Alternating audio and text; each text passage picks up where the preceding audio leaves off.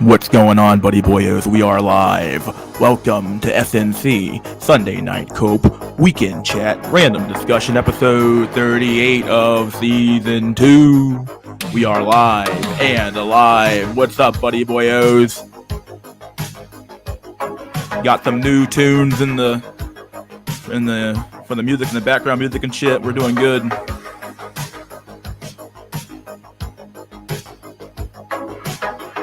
Shout out to the Cope gang for being in here, staying inside and being inactive. Shout out to the Mystery gang for being in here, solving those mysteries. What's going on, my dudes? We are live. Welcome to SNC again. We are live and alive. Mystery gonna cook. Who am I gonna cook today? I don't know.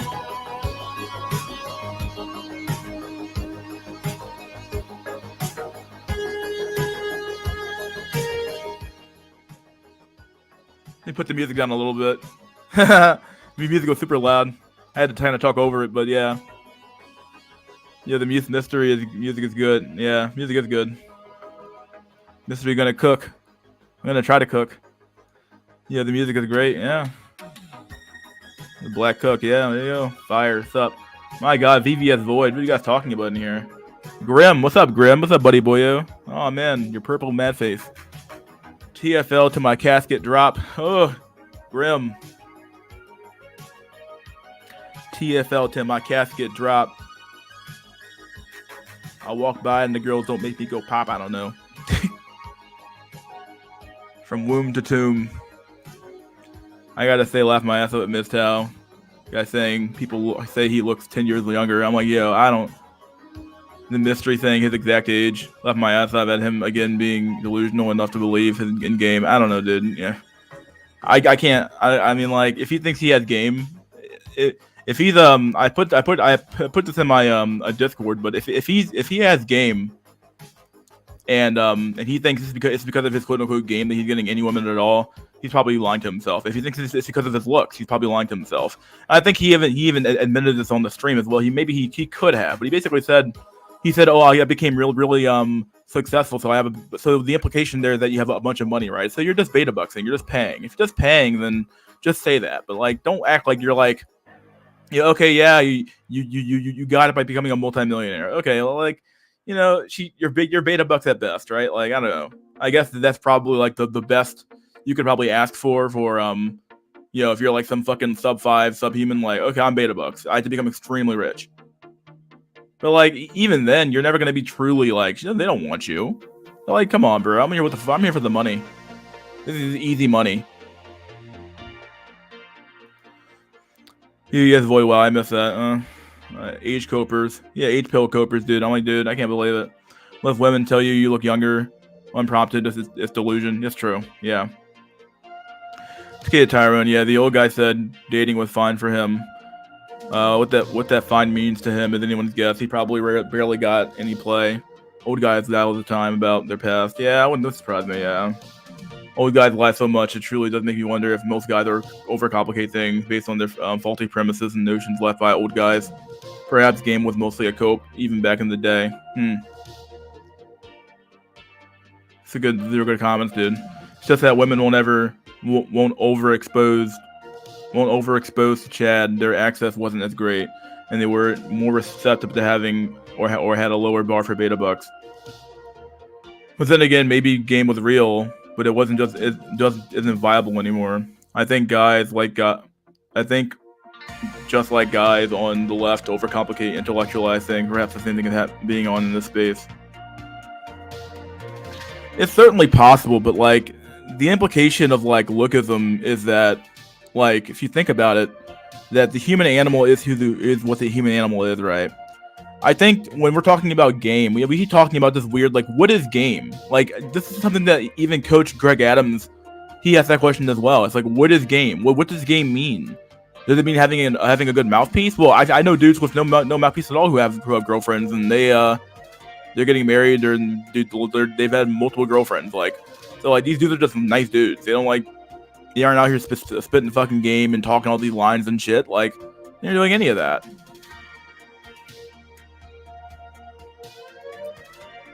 So, like, the implications of that, like, there's no way, like, just looking at the human animal, obviously you can, culture does matter to some extent, right? But like, culture is simply a, what is culture if not an expression of genes in an environment? So like, you know, like, if you set up an environment where people are restricted from doing things, you're probably going to get a certain behavior out of those people, and then that becomes the culture of the age, right? That's all really culture truly is. It's an expression of genes in a certain environment. You know, because you live on the coast, you have a fishing type culture where you fish and you have boats and stuff. Like, because you live in a desert, you're gonna develop a culture because of that, right? So like, yeah, like, I don't know, like, yeah, I don't know what we're talking now, but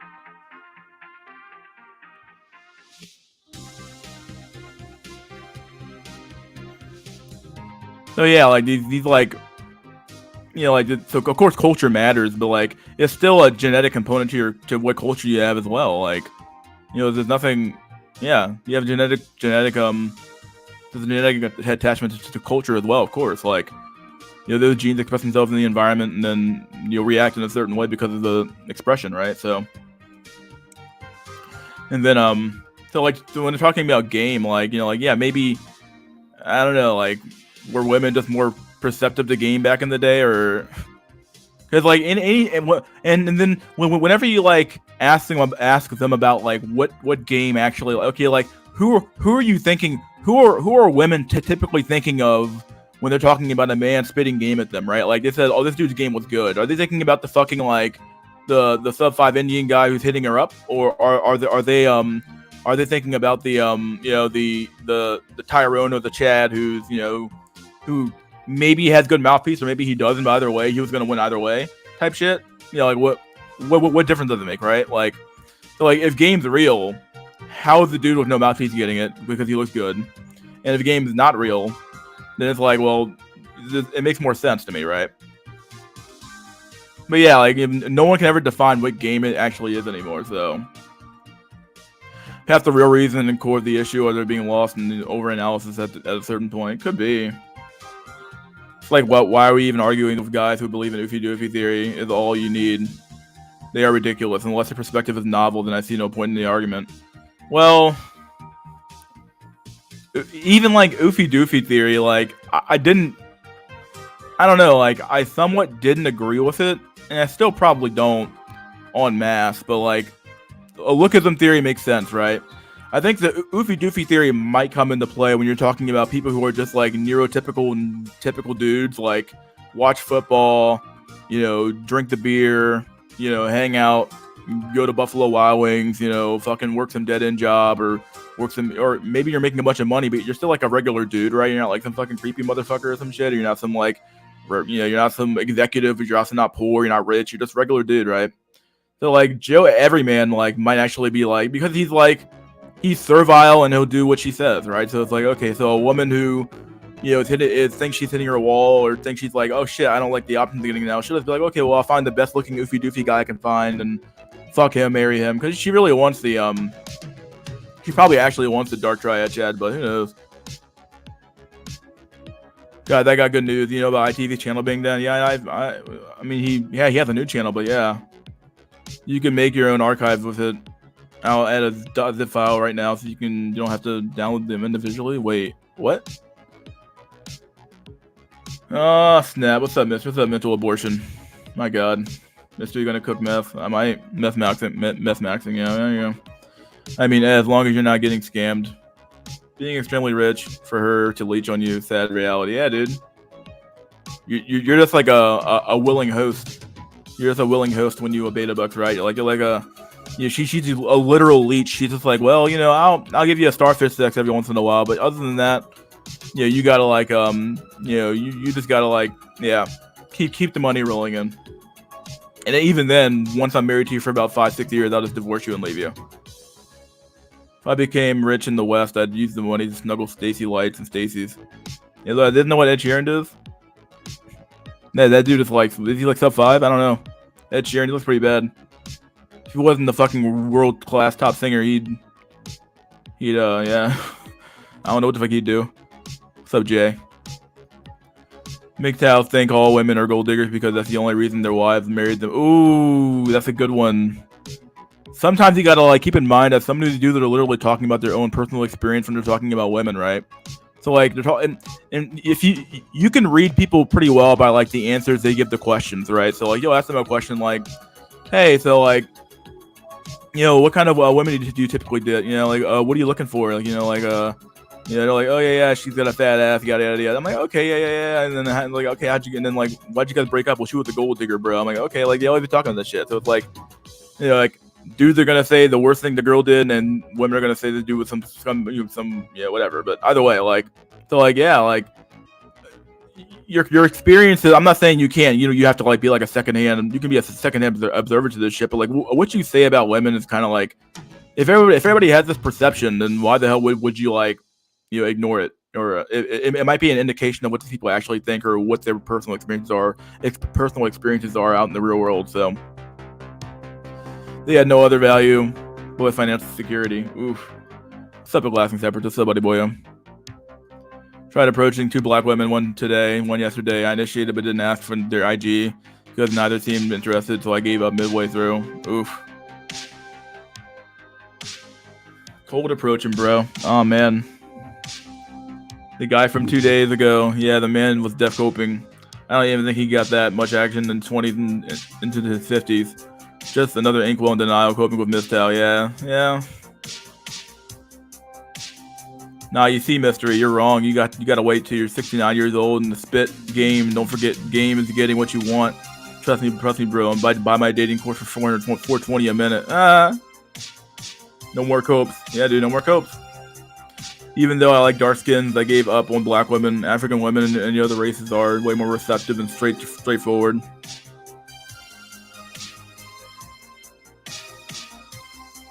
Yeah, I would agree with like African women for sure. African women are so much more better than African American women or black women in America.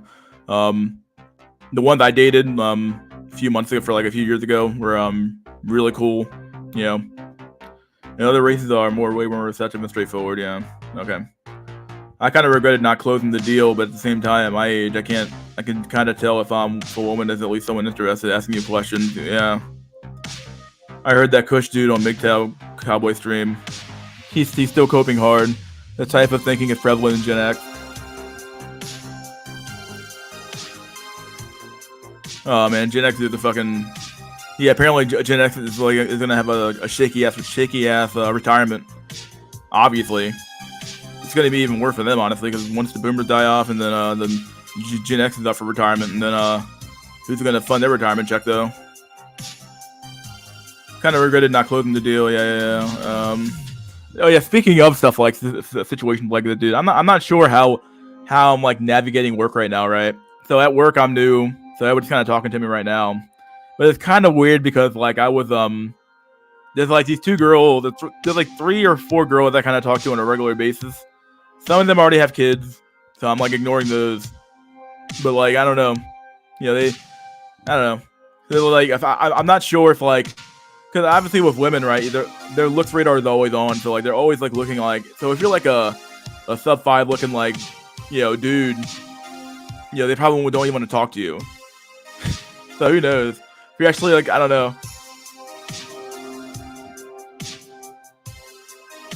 Do you think they're just being a nice coworkers, or is it really just like a matter of like, oh, they actually want to talk to me or some shit? Who knows? Heard that Kush dude on MGTOW. MGTOW Co. I read that one already. Women don't want to square life of the white. Want us to square life of white picket fence. Yeah, they don't. Just wait until you're 60s, bro. They'll start coming to you, bro.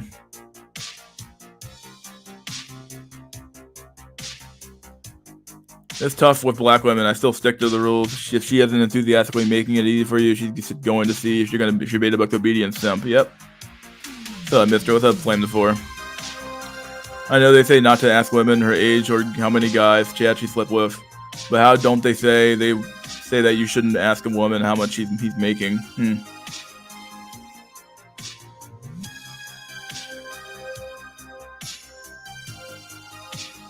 Cope, what's up? All Western women, but especially black women, enjoy giving guys a hard time, especially if you're not Pookie. Oof. They want a rule breaking, risk taking, like life deleting psycho. Ha. Being Pookie gets you automatic harem status in the projects. You're not wrong.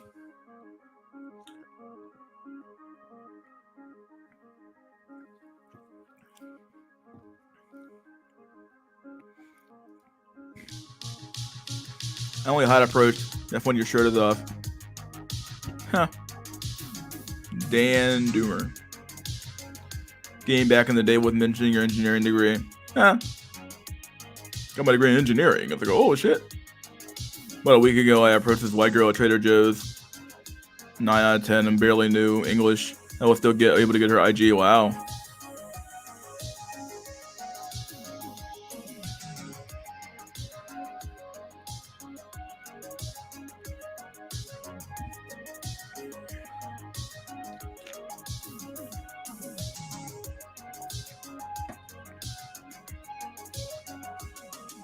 John Frusciant got into a Beta Bucks marriage, and now he's giving her a $50K a month. Probably the real reason he rejoiced the Chili Peppers.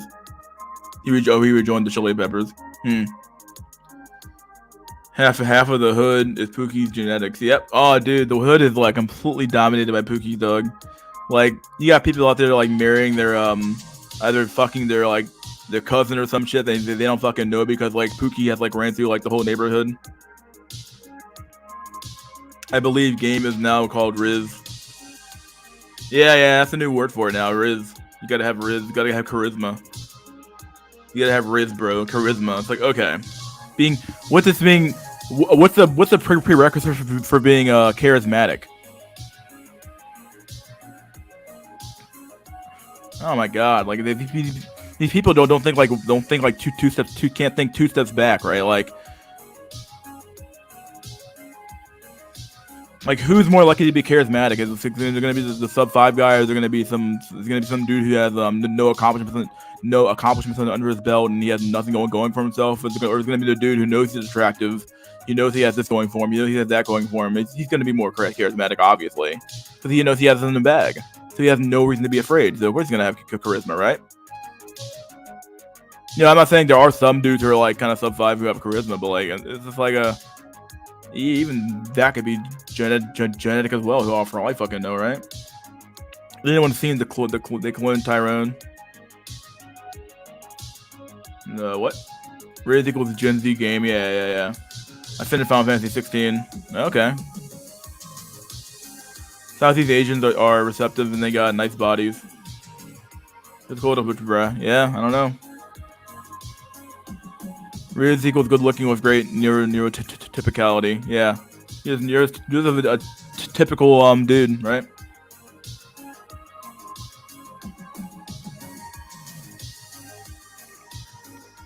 Black women in America are just so overweight, and they don't want to change for a guy unless it's a white guy. They'll at least try. Any fit black girl I see in the gym, 9 out of 10, she's with a white guy. Yeah, I've noticed that as well. I was walking through my own town, and I noticed that like any couple I see, there's a lot of like black female, white male couples in my town. There's so many. It's not like I just noticed them, right? Like I just see them, like they stick out to me like a sore thumb, and it's like, wow, there's a lot of them.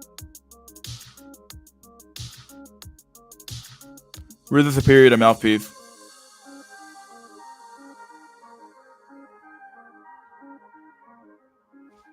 No, wouldn't having Riz encompass having a Mouthpiece or what?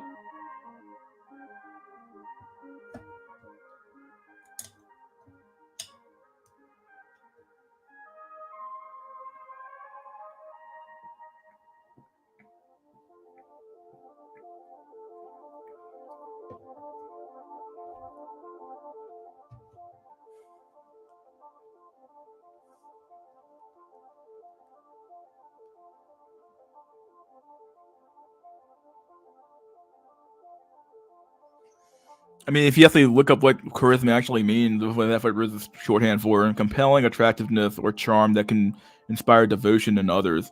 So, like, it's even in the word, compelling attractiveness. Come on, it's right in the fucking word. This stuff does not. Yeah, I'm sorry, dude. Riz.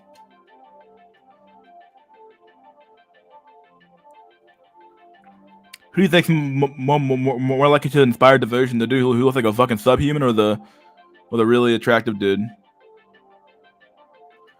Also, what's discouraging is thinking about all the damn near perfect approaches I've had in a cold approaching that didn't result in a date. So fuck. Mystery already getting chatted out of his new job. Faux sell Mystery Tyrone. Oh man. Mental abortion. It's about the Matrix. Gen Zers got it right with Riz. Just lead with looks. No formal game needed.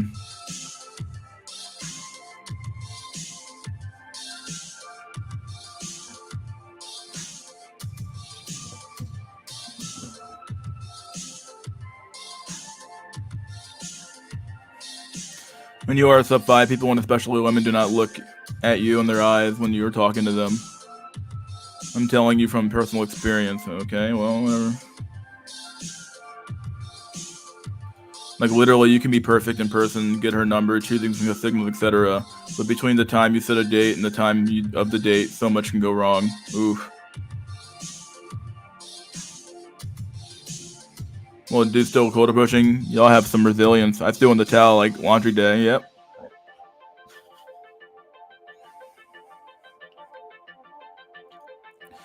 Jay, make a Tinder as a white guy and talk to black women. They make it way easier. It's true, man.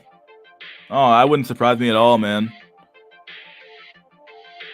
I think that there's a book that talked about how black women have a faster response rate to white men on Tinder versus versus black men. So like, yeah, they'll match with more black men, but they'll match with a few white men that they'll give far more attention to on the on the chat, right? So like, if it's like two white dudes in her chat, she'll talk to them way more than she'll talk to you.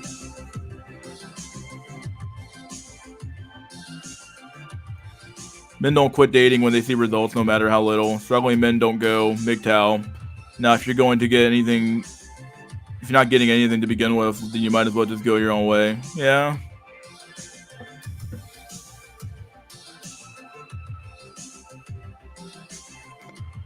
We're gonna turn into Wally soon. Struggling men don't go MGTOW. Yeah.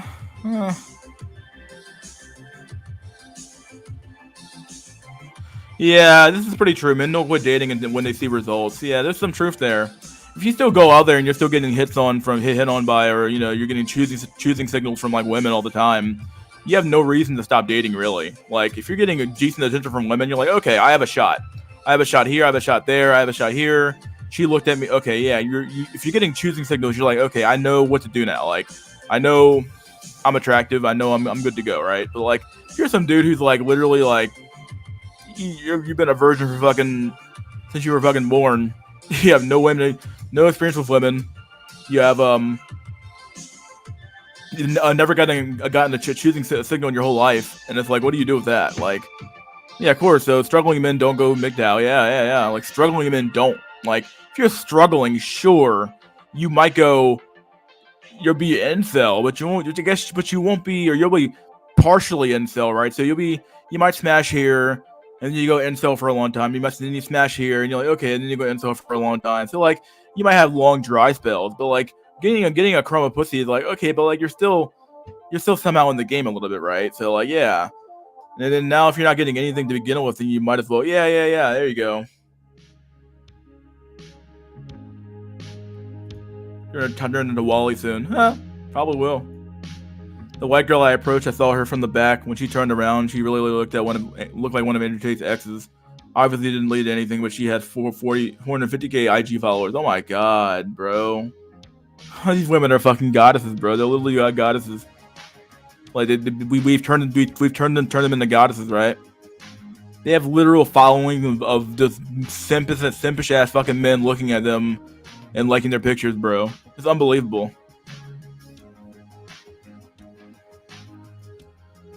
What's good, buddy boy? Yo, what's up, Drolix? It's over for sweet home Alabama Maxers. This is what men are being reduced to: neurotic, over-intellectualizing everything he does just to get something as a glass of damn water. Oof. God damn, Daniel, that was a good comment, bro. Yeah. It really is like, back in the day, pussy was just like, Was it always this valued, or like was it just seen as like, I don't know, like every man had a fucking wife, it didn't matter. Now we're just like trying to get what used to be so easy to get, now it's so hard to get now. It's like we're like, what the fuck? This used to flow like manna from heaven, now it's like it's not here anymore. Like, so weird how women get thousands of followers on. So yeah. What's up, man? Nothing much. Probably going to start looking into publishing some stuff I've written with friend. Still in the shopping around phase. How about you, dude? Oh, you're publishing shit. That's good shit, my dude. They clone Tyrone. It's about the elites and the lens they go to control the U.S. Huh. Black women will get in shape and stay in shape for an average white. Yeah, they will. In fact, I've never seen a white dude with a fat black woman, dude. They always have like the top tier, decent looking black women. Now, I mean, I'm not saying they have all of them, but they have I'm saying that like a Brad can easily tag himself a decent looking black woman, easily, very easily. And then always like any day of the week. So yeah, Pookie and Ray Ray continue. They'll probably make The Hills Have Eyes and call it The Hoods Have Eyes. Yeah, I saw a fit black chick with a nerdy looking white man yesterday night. Common occurrence. Yep. Same old 2 times 2. Just working, saving, biding my time before I get the fuck out of the West. Huh. Riz being able to give her the jizz. Huh. A woman low-key has to be an active participant in the approaching to an extent. If not, then she's just waiting for you to go away. Yeah, basically, yeah. Mouthpiece gets you on her knees. Riz gets her to swallow your jizz. Gets her on her knees, yeah. Black women hate black men. They surely do just hate black men. They are making everything hard because they resent the fact they aren't as desired as other women. They take their hate out on black guys. That's true. Yeah. Yeah, black women are so like self-hating. It's not even funny. They hate themselves. They hate themselves so much.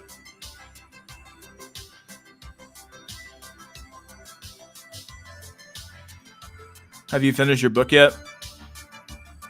Really attractive dude with a mushroom cut. Yeah, basically. Guys that use the Inkle TV archive link, I don't know. I made a Chad Fish a couple of years ago and had so many black women messaging me first. Yeah, dude. More attractive black guy with dreads. Yeah. Female sapiosexuals piss me off because I know that they're lying. Oh, yeah. Of course they're fucking lying, bro. I'm attracted to intelligence. Sure you are.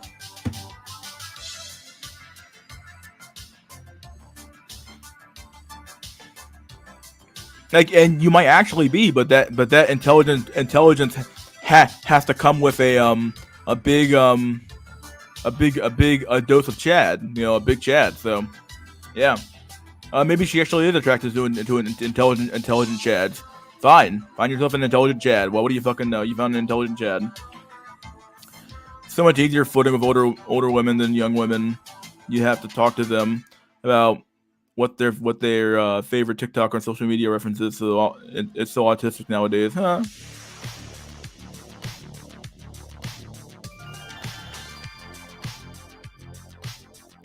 White men still empowered. They get that preferential treatment. Fetish.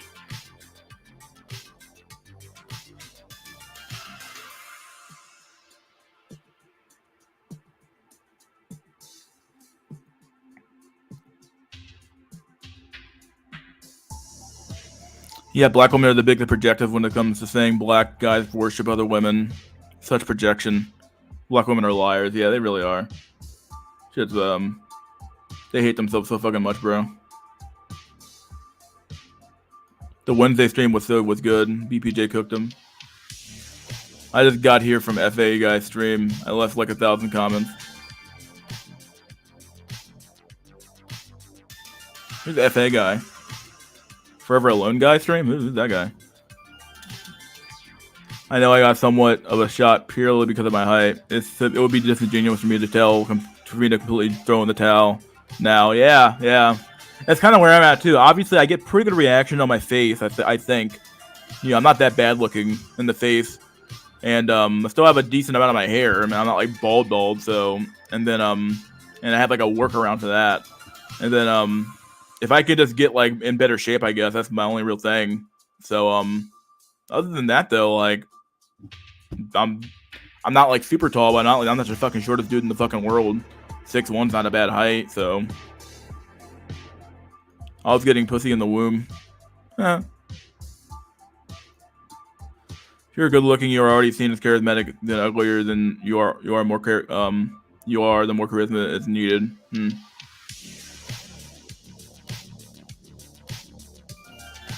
my opinion, those black women and black women, white male relationships try so hard to get black men to notice them. It's almost like being taunted for me. It's like it really doesn't care. Oh wow, there's only God, ma'am. I'm gonna wear the Mistal badge with the beta boxing outside the West. Oh, we'll be beta boxing outside the West, yeah. Average men are going to a snuggle famine. Yep. White men get the black women that the educated lame black men should objectively get. Yeah, that's probably some truth there. Probably some truth. Yeah, that's very true, actually.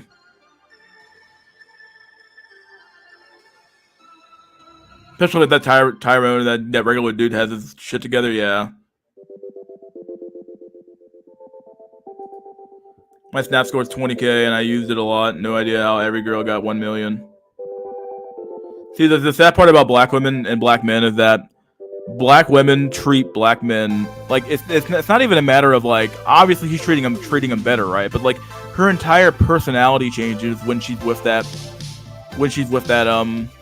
black man, that white man, or it guess it goes both ways, right? Her entire personality changes when she's with that white man, like compared to when she's with a black man. It's just a completely fucking different. It's like so she's very submissive and subservient, and because she knows that maybe she just knows she's at the bottom of the pecking order, and that she's like, well, I can't lose this white guy. I don't know, but like, all I know is that like to become like angels when she's with a when they're with a white male.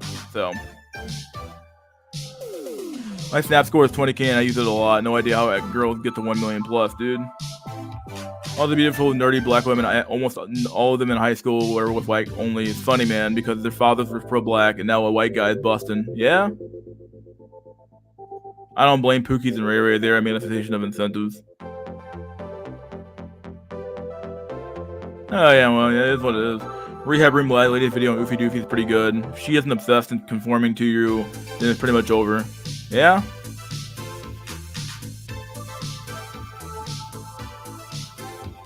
Give me a sec, buddy boyos.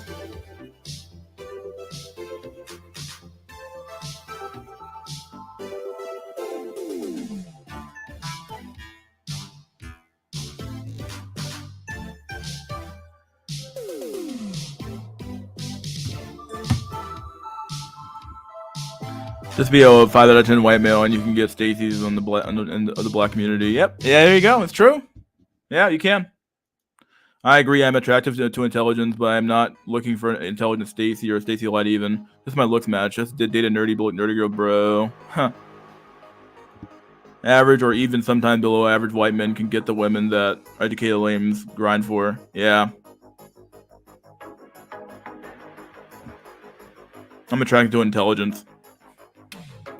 What's your favorite female feminist superhero? I don't have one. I scored 135 on Paul Kujaman's, I don't want to read this. IQ shit. Lots of Spurs, top 1 Smash TV streams. Yeah, I don't know how we had the stream so based, but I don't know what happened. Imagine you have a head filled with someone else's hair, but constantly accuse other people with self-hating. Yeah, dude. The hair, the big eyelashes, the fucking, the skin lightening cream, it's just crazy the amount of shit that black women do to look like a white woman, dude. It's unbelievable. Smash is a great streamer, needs to vet more of his guests. You guys ever just laugh when a man who is in a Chad Lighter claims he's asexual? It's kind of funny, right? I'm just asexual, bro. Okay. All right, bro. Keep coping, my dude.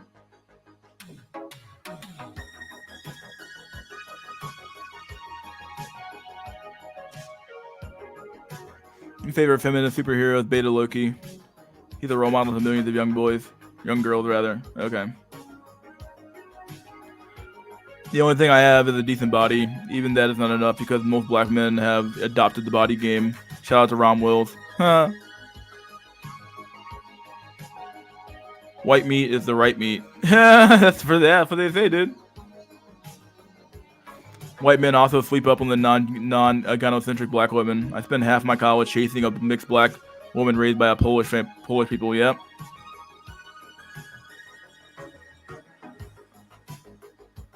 Oh, gynocratic. Yeah, that's true. Two Tate said that if women don't want you, then you need the status max and money max.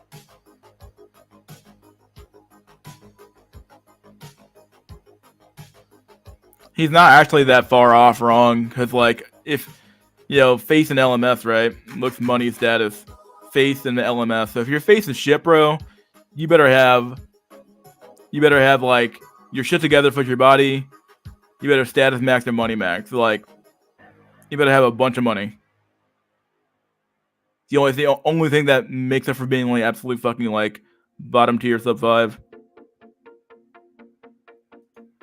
If you go on YouTube and see white male, black woman relationship channel, it has twice the views of black men, white woman relationship channel. And also, if you go to the comments of black male, black woman, white male for videos filled with dark skinned black women. Oof.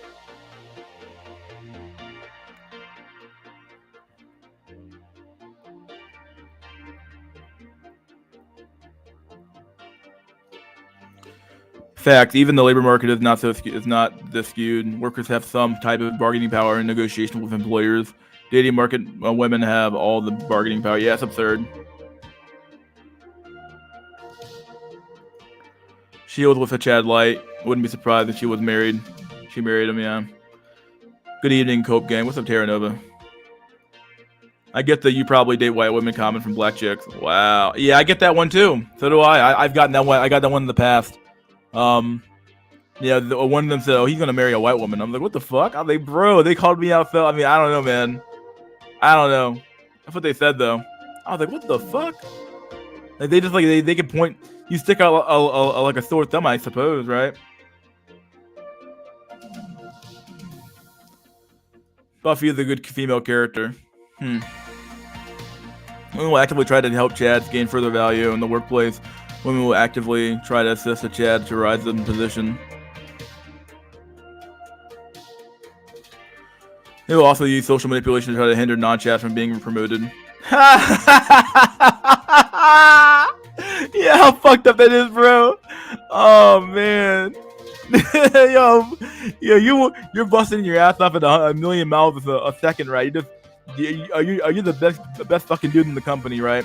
All of a sudden, it's time for you get promoted up to the next level, right? And you're like, oh shit, there's an extra 60K on the table for me, bro. I can get a higher salary now. And all of a sudden, bro, you get nothing. You show up, and then they're going to Chad.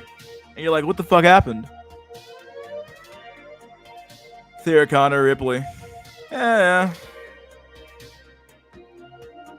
Normal tests don't have validity over 135 because of lack of hard items and time limit. But they were essentially men, let's be honest. Yeah. They already think they are a separate demographic than black men. Yeah. Yeah, they do. ABWs, yeah.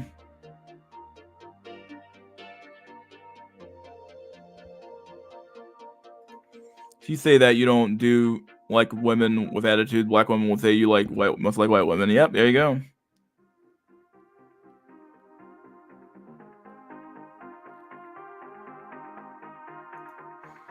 They tell you that because they think you're better than them. They subconsciously think white women are above them. Yeah, they do. Men having standards there that are reasonable and not mostly genetic. No, prenup before marriage, forget about it. Courts are gonna as fuck, yeah. Well, guys who claim to be asexual aren't lying. They are indeed a sexual failure. Asexual failure. That's a good one. The money and status don't make up for the looks. It doesn't make up for the looks, but like that's like your only way. If you just want to get snuggles, that's your only real way out of here, right? Just to get money and get the fuck out of here. It's true. That's your only option. It doesn't make up for the looks, and it never will.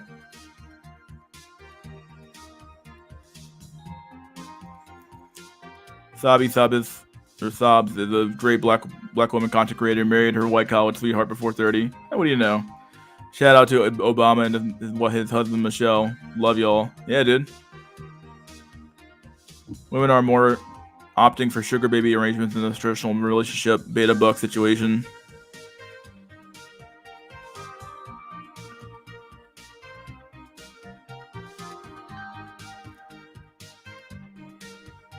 Women would rather have a sugar daddy be a part of Chad's harem on the side than be in a relationship with an average-looking man making $230K a year.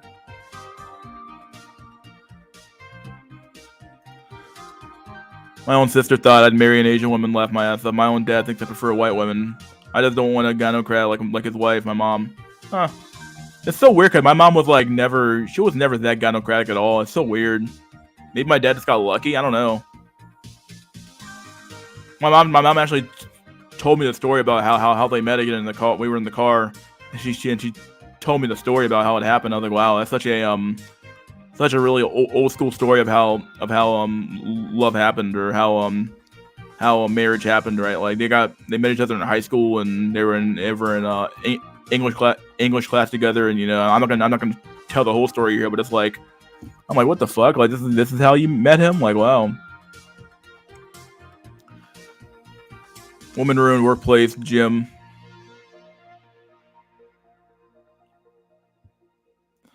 Have you seen the dating market of the country has a Gini coefficient almost as bad as South Africa? Yeah, I've heard that, yeah. I'm fine with black women making black men celibate, but I hate them for the decades of gaslighting and grouping us with pookies on mainstream media. Yeah, they don't care. Get finances right and see mapping using the GBW privilege. Until they can't anymore, and then they settle for beta bucks. I could pull dark-skinned women as a mixed guy, but seeing how they would treat white guys better, if I was ever going to have kids, I'd do it through surrogacy with a white or Spanish or Middle Eastern lady. Ripley was Patrice O'Neal's favorite female character, funny enough. Or Middle Eastern, okay. I shit you not, there are plenty of women on SA who are 40, 50, and over. Wow. We live in the age that I made sure I get ready boys, yeah.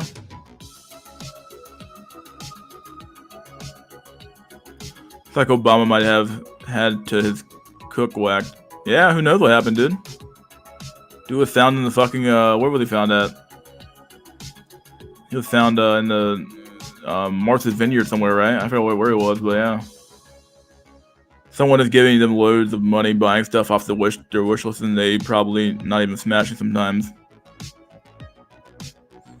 I have heard of the concept of becoming a beta bug, but then manipulating women to need and want from Channel Copeland.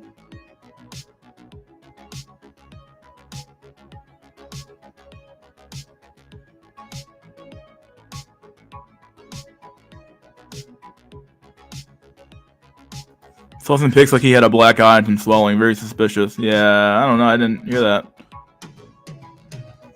Woman would rather be 27th wife of an employer than the one of the only peasants. One of the only of the. Oh, yeah, that's true. Yeah. Yeah, subpar men are getting treated like shit by subpar women. Getting rejected by one of the women that's their looks match will result with you getting rejected by 99% of women in your looks range. Yep. If it wasn't for Obama, we wouldn't have realized that boys can be girls and girls can be boys. That's true. He's a sufficient scientific pioneer. That's true. Yeah, there is some truth there. Actually, he's the one who kind of like let the shit out of the bag, really, when a social standpoint. So.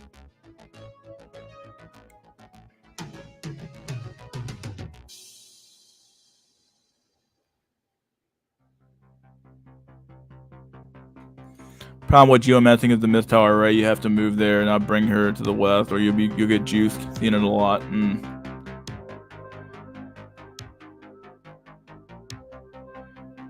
Times have changed. Gen Z's high school crush had a double-digit body count and dating a guy that already graduated high school. Women have wanted the Chadist culture and brainwashing that made women to believe in religious values, and now women are returning to their natural.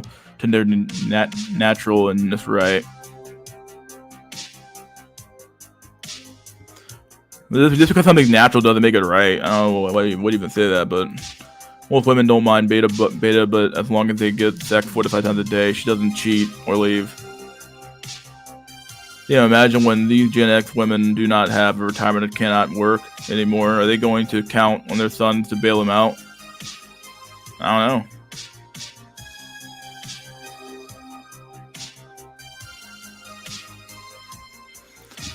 Biden was actually more pro-gay marriage than Obama. Blame Brandon. F. Joe Biden.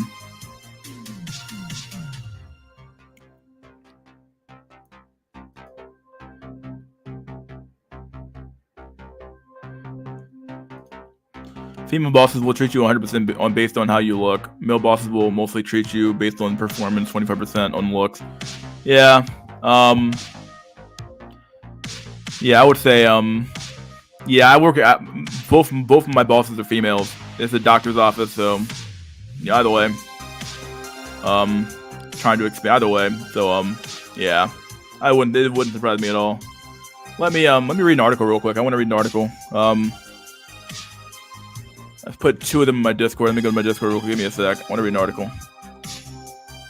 Yeah, 58 people in here. Good shit. Where did I put the article at?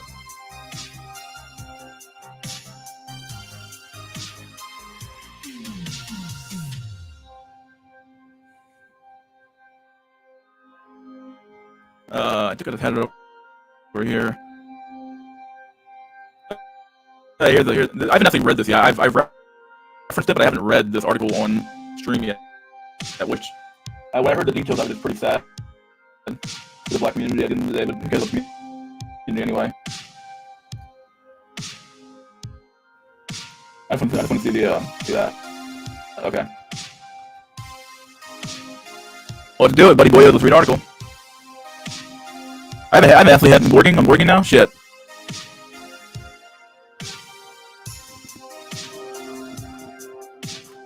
Give me 1 sec. Let me check the mic.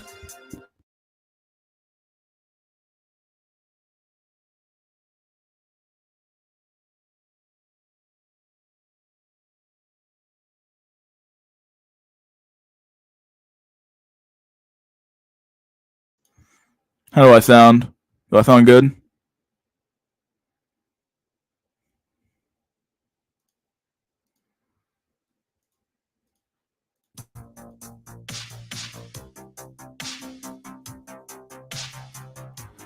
All right, well, we're gonna read this article now. Finally, this is a good article. I haven't read it yet. It's been out for like about 2 weeks. Record high number of 40-year-olds in the U.S. have never been married. Study.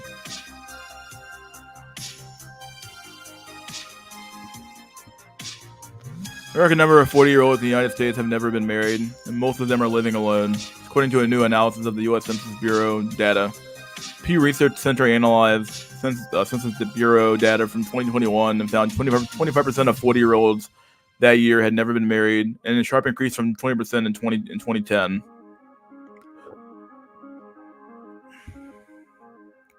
Many of the individuals lived alone, with just 22% of never married adults ages 40 to 44 reporting last year they cohabitated with a romantic partner. The 2021 data marks a new peak in what's been a decades-long trend. The share of unmarried 40-year-olds has steadily been increasing since 1980, with just 6% of them having had never been married.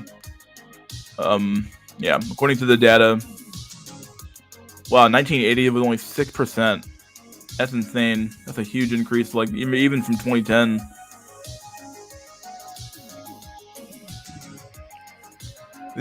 Here's the fucking the black pill for a deafness, I believe, especially black men right here. So here we go. According to the data, a higher share of men than women have never married, obviously, which makes perfect sense, right? Women have zero problems navigating the sexual market anyway, right? So it doesn't matter, right, for them. And you're saying this data it makes sense as well when you look at that data from that came out recently that talked about how a bigger portion of men are single than women. So it's just true. Like when you're looking at these numbers, like women have less trouble, dating in general. So of course they're more than going to be single than the men.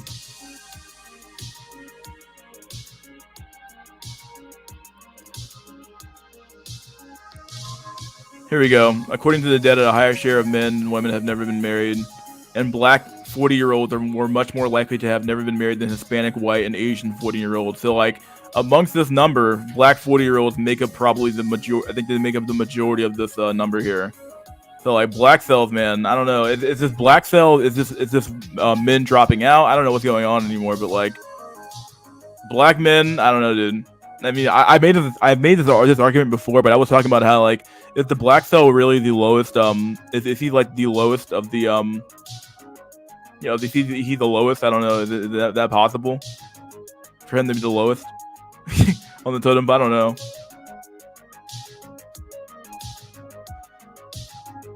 Education also seems to play an important factor, as 40-year-olds without a 4-year college degree are more likely than to never have married than those who had completed at least a bachelor's degree. The overall decrease in the share of 40-year-olds have never been married, especially notable because the share of 40-year-olds has completed at least a bachelor's degree was much higher in 2021 than in 1980, 39% versus 18%. Richard Fry, a senior researcher for Pew, wrote in the summary findings.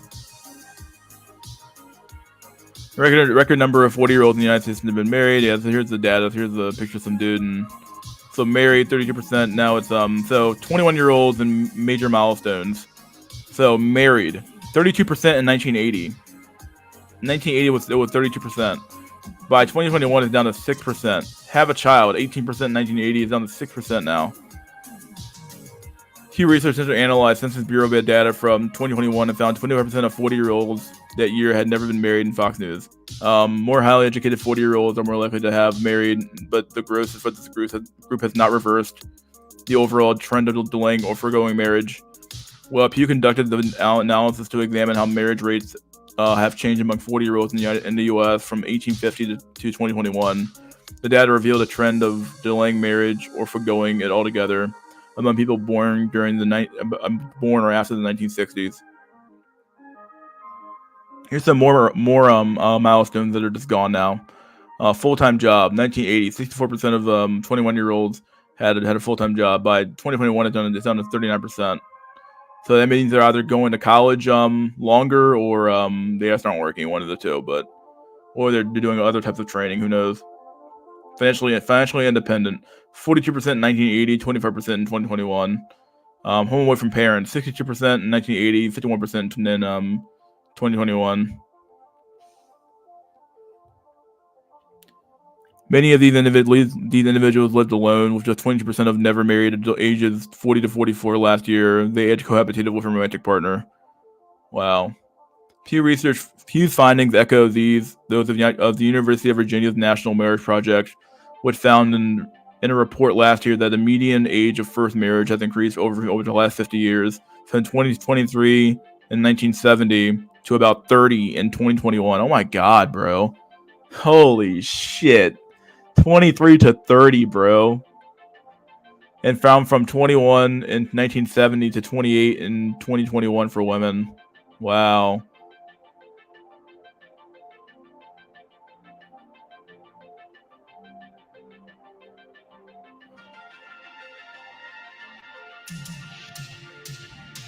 The study noted a later marriage doesn't necessarily mean a better one, reporting that 81% of husbands who married earlier said they were satisfied in their marriages, compared to just 71% of those who married later.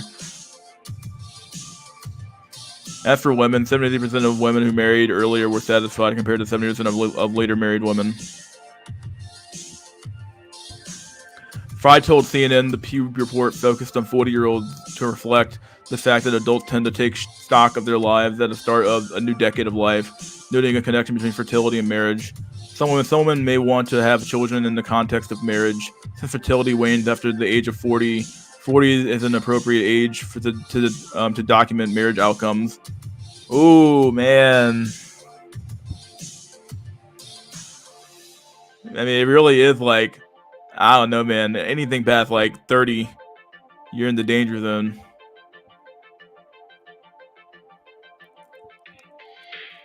According to the Census Bureau data, less than 1 to 5 adults had not tried marriage, but age 40 in all prior generations of American adults. However, Fry noted in the Pew's analysis that people do marry for first time later in life. To be sure, we can't assume that if someone has not married by age 40, they never will. He wrote. In fact, about 1 in 4 40-year-olds who had not married in 2001 had done so by age 60. If that pattern holds, a similar share of today's never married 40-year-olds will marry in the coming decades. Yeah, these dudes, like I said earlier, man, I've been saying this for a while now, dude. So, like, if you're 40 years old, right? Okay, you might marry somebody at age 50, right? And then, who knows? You might marry someone who's like 30 or 30 or 40 for all you fucking know. Who knows? But assuming your looks hold. If you're like some regular fucking dude, then good luck. But like some dude, if you're like a high tier normie or a normie, you're probably gonna end up like you're probably gonna show up at 50. Yeah, you're feeling kind of lonely because you've been alone most of your life. Yeah, you might have had a few flings every once in a while, but you're kind of lonely. So you're gonna beta bucks up some old woman and make her into your wife because you're fucking lonely. And then you're gonna be her retirement plan. So yeah, that's the a Beta Bucks Deluxe retirement plan for females. In a separate report from last month, Pew noted that young adults are reaching key lifestyle milestones later than early generations, such as achieving a full-time job, financial independence, and independent living and parenthood. The report comes amid a decline in U.S. birth and marriage rates that's been underway for decades. Earlier this month, the Centers for Disease Control and Prevention reported that just under 3.7 million babies were born in the U.S. last year and 3,000 fewer than in 2021. The CDC also found that birth rates for teens and young women hit record lows since peaking in 1991. Specifically, that the U.S. teen birth rate fell by 3% from 2021 to an all-time low last year. Yeah, that's the end of the article, but yeah.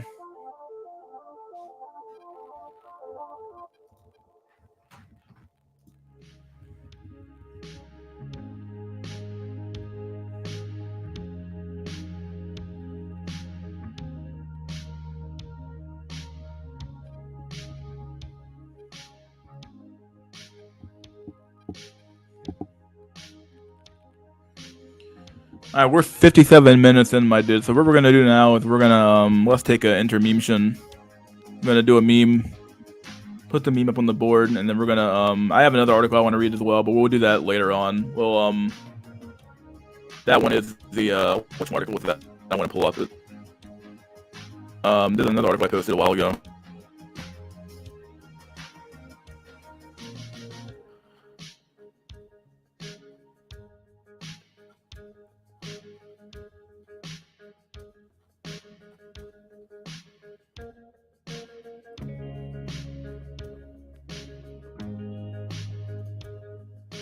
Yeah, I'll skip the other article for now. I can't find it, but I can find it later on, I guess. Let me see if I can find it or not.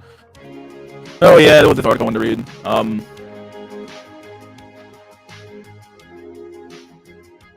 let me find it. See if I can find this article actually.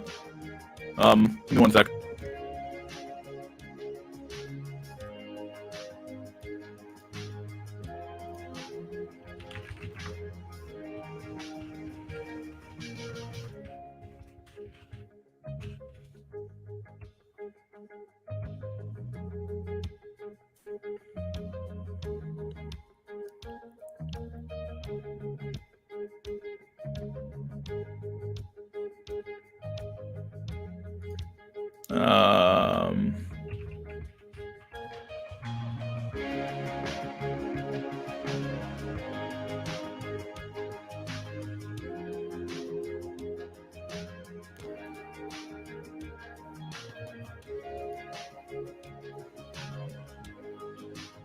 I can't find the article though. What the fuck?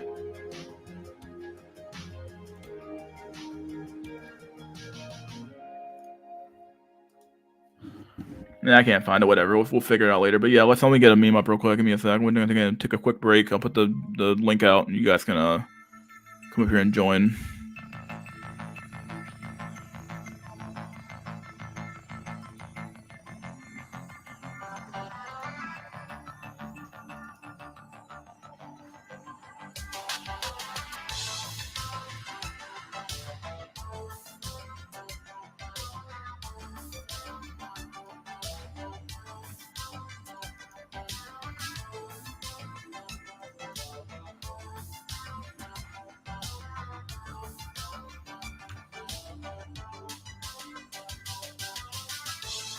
All right, I put the meme up. Give me 1 sec. Let me get the link out there. Copy the link. Here's the link. In the message. Here's your link. There's the meme, and I'll be back. Go ahead and join when you're ready.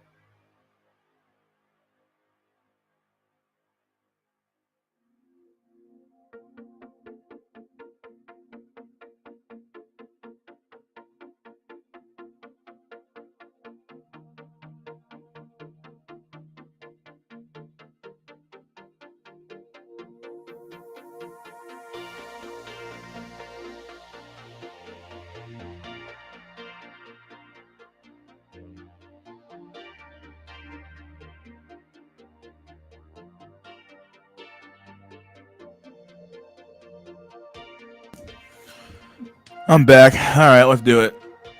We have nobody in the back right now, but whatever. They can get in here as they see fit.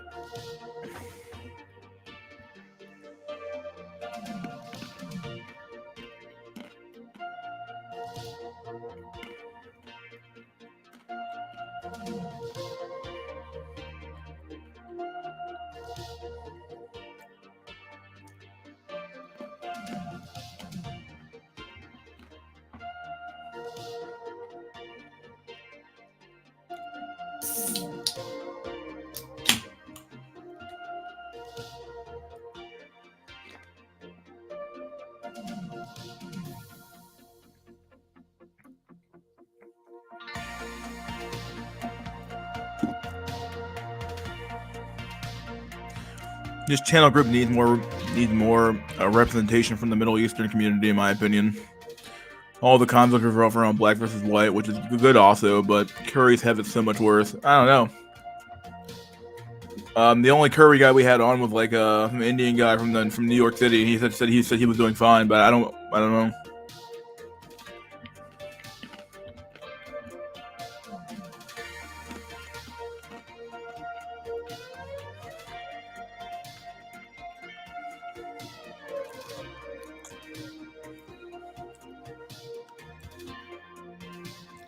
Here we go. You heard of the gut feeling? Women majorly use the cooter feeling in all human interactions. Juicy equals good treatment, lenience, friendliness. Dry equals disgust, anger, reluctance. Young to old, all the same.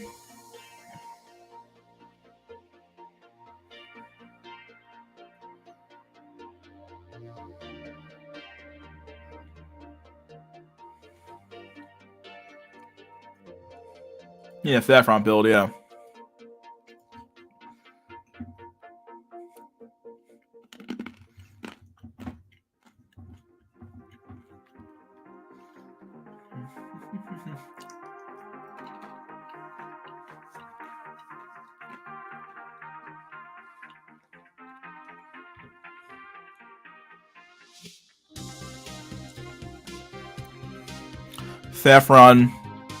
Saffron said he was smashing New York City white Stacy's. Well, I think Indians are doing fine. Yeah, if you believe him, I suppose. Yeah.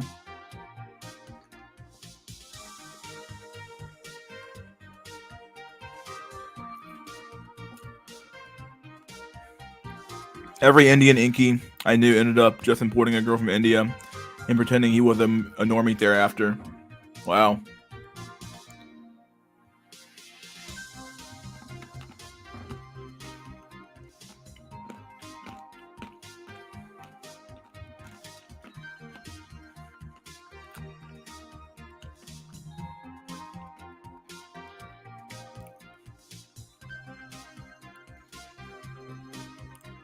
Saffron build is based. Curry's doing good in New York. I doubt that, unless he's a millionaire. By importing, I mean his family arranged all of it.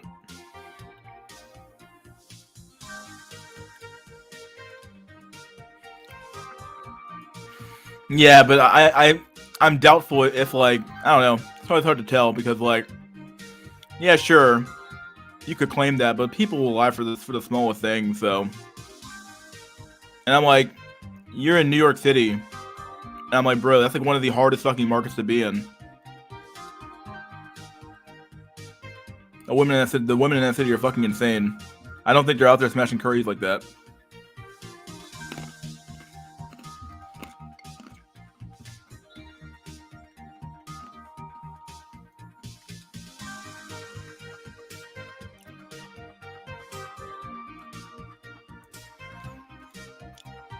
Gotta be making 400K at NYC to live in a good area. Yeah, I don't know. Yeah, the reason the Indian janitor meme exists. Import maxing, yeah.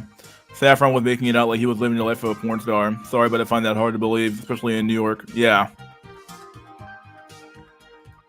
Someone at NYC correct me because I'm exaggerating, yeah. Sexual self-consciousness is a real thing, man. Shout out to VVS. Yeah, dude. VVS was great. Yes, NYC is very hard. Yeah. Big cities yet to have money and status on top of looks.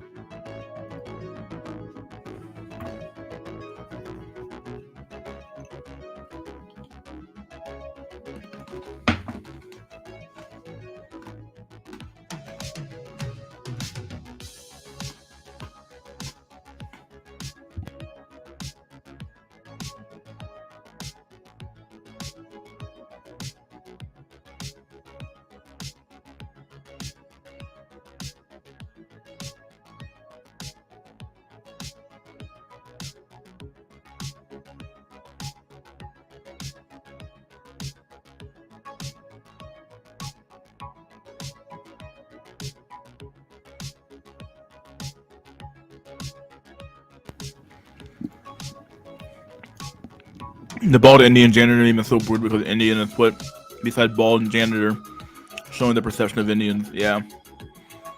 I used to live in NYC. It's easier than a U.S. small town. U.S. towns, in my opinion. I was able to get a few one-night stands here and there, but it was like 5 years ago. Okay.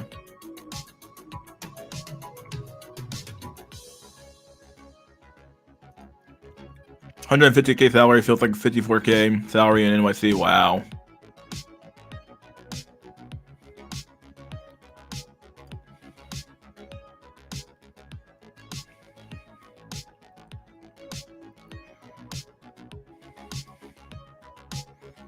C-maxing is the solution. Yeah, I heard you went back. Yeah, heard you just went over there and smash, right?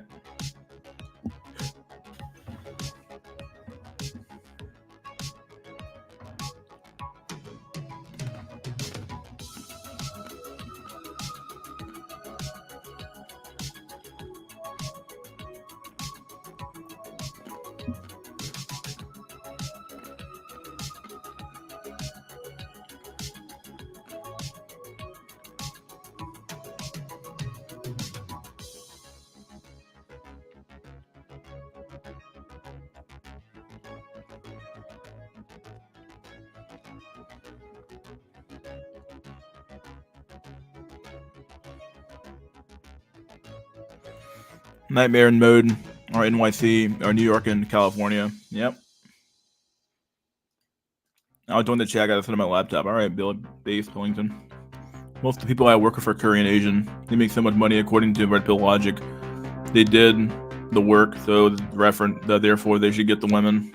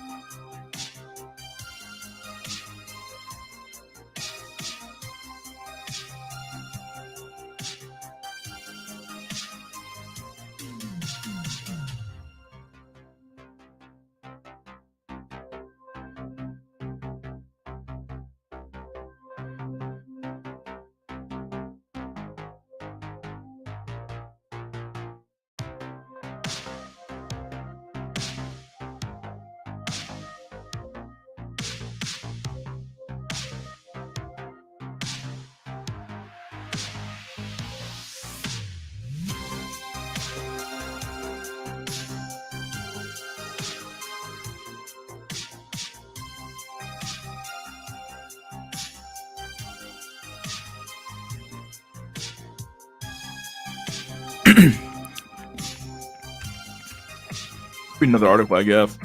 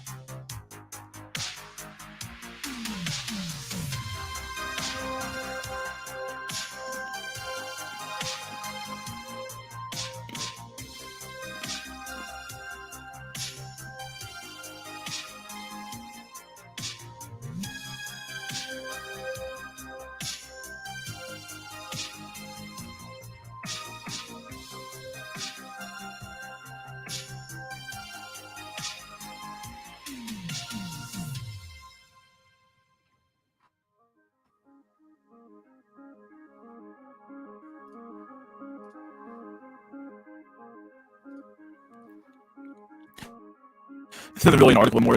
It's just a meme. But I posted this in my Discord as well. Here's the here's the new sturdy. New sturdy. This has to be fake, right?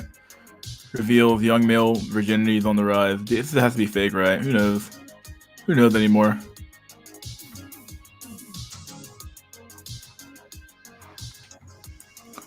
What's up, buddy? Hey, what up? I just finished Final Fantasy 16 last night. Man, such a great game. Where are you in it?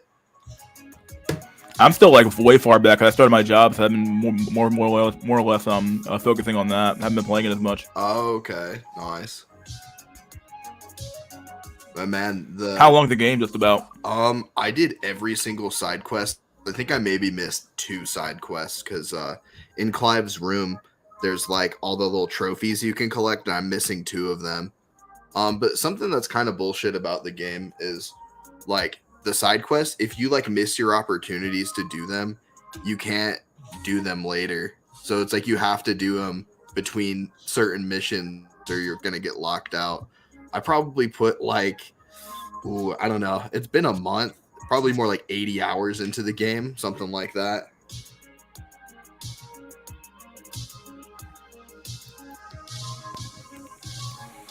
Yeah, I forgot how many hours I'm into that game, but yeah, it's a good game. I won't do too many spoilers, but there are boss fights that take place in space, and those are just so beautiful. Like, especially the final boss, like that shit was just so great. Like, I was like stopping every like 30 seconds to take screenshots on my PS5. Like, that shit was just so colorful, and it was great. Wow, that's kind of cool.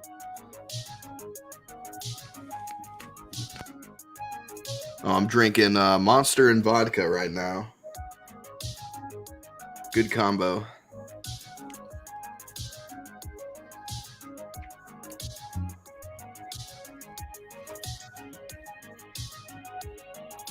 Well, I'm probably eating some fucking almonds right now. Nice.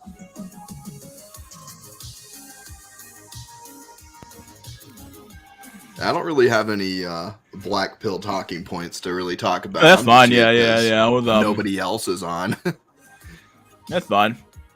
But the new rehab room on Oofy Doofies, that was like a really great video. Oh yeah. There was some videos people wanted me to watch anyway from Discord. I think you posted one as well from I didn't finish the video, but it's from Martin Goldberg. Yeah, Goldberg. Yeah, Goldberg. Yeah, that one was really good. That one was also kind of also about Oofy Doofies and pretty much happy wife, happy life shit. You know, we were talking about in the Discord a couple days ago, and you said something that I thought was pretty profound, but I don't remember. About what? What was the topic again? About Oofy Doofies. Oh, in Discord? Yeah. When we were on the live chat, yeah, it was something about Oofy Doofies. I don't remember.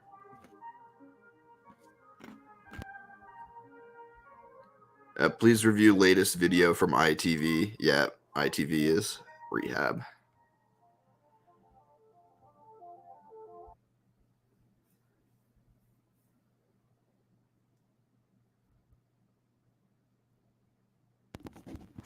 Let's do it. Got the first video up. This is the Martin Goldberg video. Am I boring at all or no? No, you sound good. Good shit. All right. Here we go. Let me go put the volume up real quick. Give me 1 sec. Volume.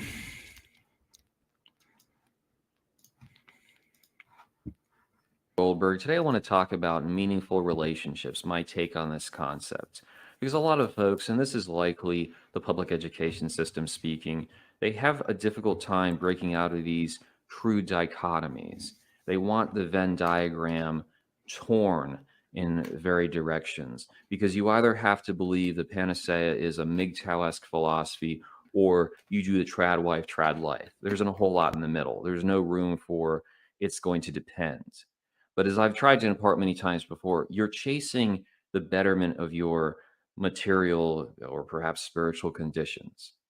You're looking for something that's tolerable. You will not find nirvana or perfection anytime soon. Nevertheless, these types, they get quite irate and they'll go, "What are you going to do with all that freedom? You're just going to enjoy your life, do what you want without a trad wife and kids." Oh, who knows? But speaking as someone that has some experience with semi to long term relationships, girls of varied backgrounds, religions, I feel that I can talk to some degree of what it entails. And obviously, it's going to be different depending on who you are. But even there, a lot of what we see with female behavior cuts across the bounds of cultures and faiths and whatnot. Truthfully, at least the beginning of relationships are typically fantastic, especially if the girl has not been ravaged previously by their dudes. It is kind of mystery. You're getting to know them. You're having laughs. You're building good memories. It's a heartwarming. The honeymoon period. There you go. There it is. He's just describing that. I remember what you said. So you said something about female-led relationships, how females want to lead. So is it for oofy doofies, because you're not Chad, the only way I'll be with you is because you'll let me lead? So is it they want to lead with Chad, but they are willing to not just to get Chad? No, it's simply a matter of fact that these men, it's not so much that the women do want to lead somewhat, but like, they've been convinced by the media really they want to lead, and then that's what they're trying to act out in reality, right? So if that's your mindset, I feel like the ideal man for a woman would be a beta bucks Chad. The beta bucks, not beta bucks Chad really, because he wouldn't be beta bucking per se, but like a rich Chad who's like servile, who would listen to her, listen to all her demands. But typically though, Chads aren't going to be like that because their lived experiences are going to be much more different than the life of a high tier normie or normie type dude, right? Just some Joe everyman type guy, type shit. So because those two guys have two different lived experiences, the more beta bucks guy is more likely to be like a normie to maybe a high tier normie, right? And because of the fact of like they just don't have the same amount of leverage, it's simply a matter of like power dynamics in this case, right? Like they don't have the leverage to challenge the woman in any real way. She, as we say, I mean, I think that the as much as I rag on about the that little saying that like men are the gatekeepers to relationships and women are the gatekeepers to sex, or however that goes. Like I rag on that a lot, but to some extent, like it's true at the apex, right? Where it's like if you're Chad, you really do dictate. You have access to these women, right? They. Obviously they're still picking you because you're Chad, but at the same time, like you get to deny some women as well if you don't fit your standard at all. Because Chad, he's allowed to have standards and all that shit.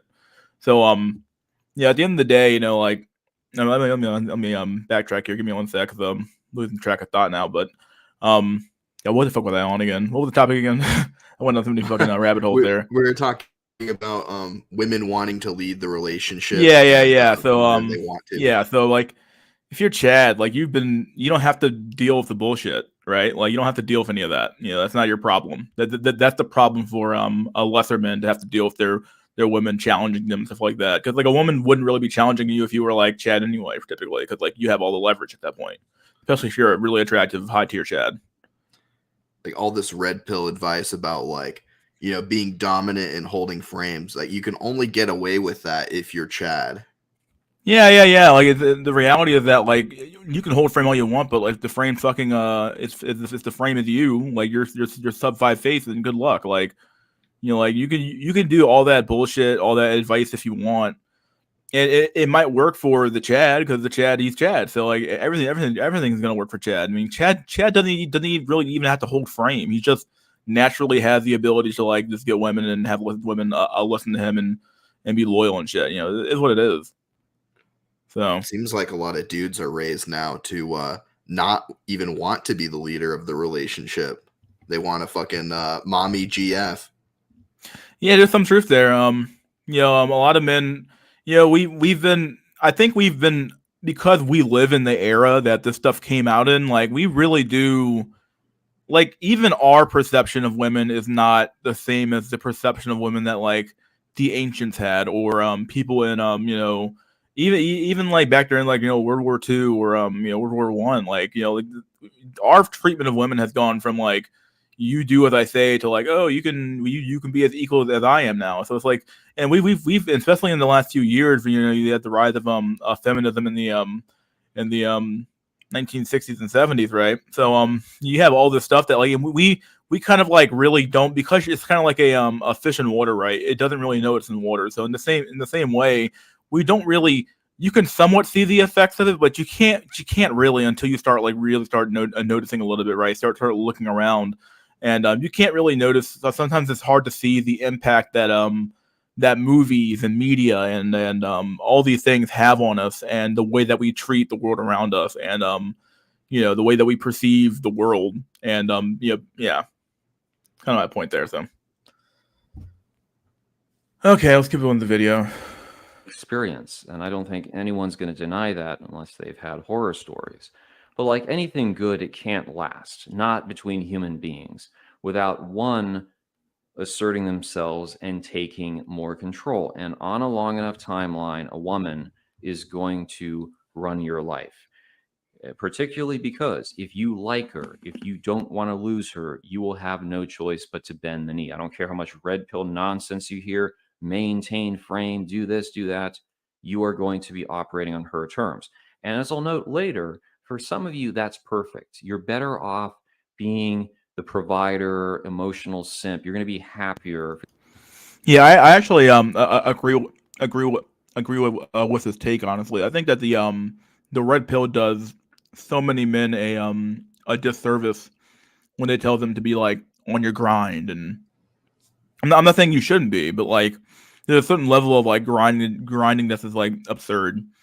And it tells men to be constantly on your grind, to constantly be doing this, and gym maxing, and you're doing all these things and avoiding women altogether. And it's like, you probably would be a much happier individual if you were just some, like, goofy ass motherfucker who never found the a red pill, and if you just, like, fell into a relationship. But then again, it goes to show you that, like, if you somehow find the red pill anyway, you're probably having some sort of issues in dating to begin with. Honestly, though. Yeah, I mean, I wouldn't want to, end up being a happy wife, happy life guy. But a lot of people that are red pill, like Martin was saying, would be better off. Because either way, they're gonna be unhappy. If you're gonna be happy wife, happy life, your girl controls your life, you're gonna be a little bit unhappy. But if you just have no girl in general, then maybe you'll be, like, hella unhappy. So. For me, it's the opposite. I'd rather have no girl than be bossed around. Yeah, I think that, but there's somebody wanted to join and he left. Yeah, I just think that a lot of men would, I think some men even, like, they want it so bad they'll do anything to have that type of lifestyle. Should be told nowadays, because of just how alone some men are. They'll do anything to get something at all. They'll even raise another man's kid. Yeah, do crazy shit like that. Yeah, true.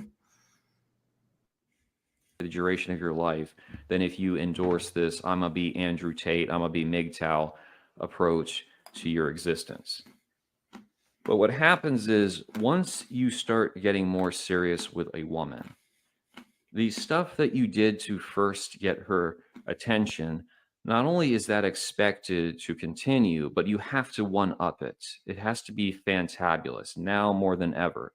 You have to be the guy that you wake up in the morning and your wife hasn't taken a shower yet. She's lying in bed and you say, I don't care. I love you so much. And you go down on her and you leave her. It's not her birthday. It's not Christmas, Valentine's Day, but you leave her flowers and a card and a fresh butt plug to express your adoration for the only land whale in the world, as Rihanna might say.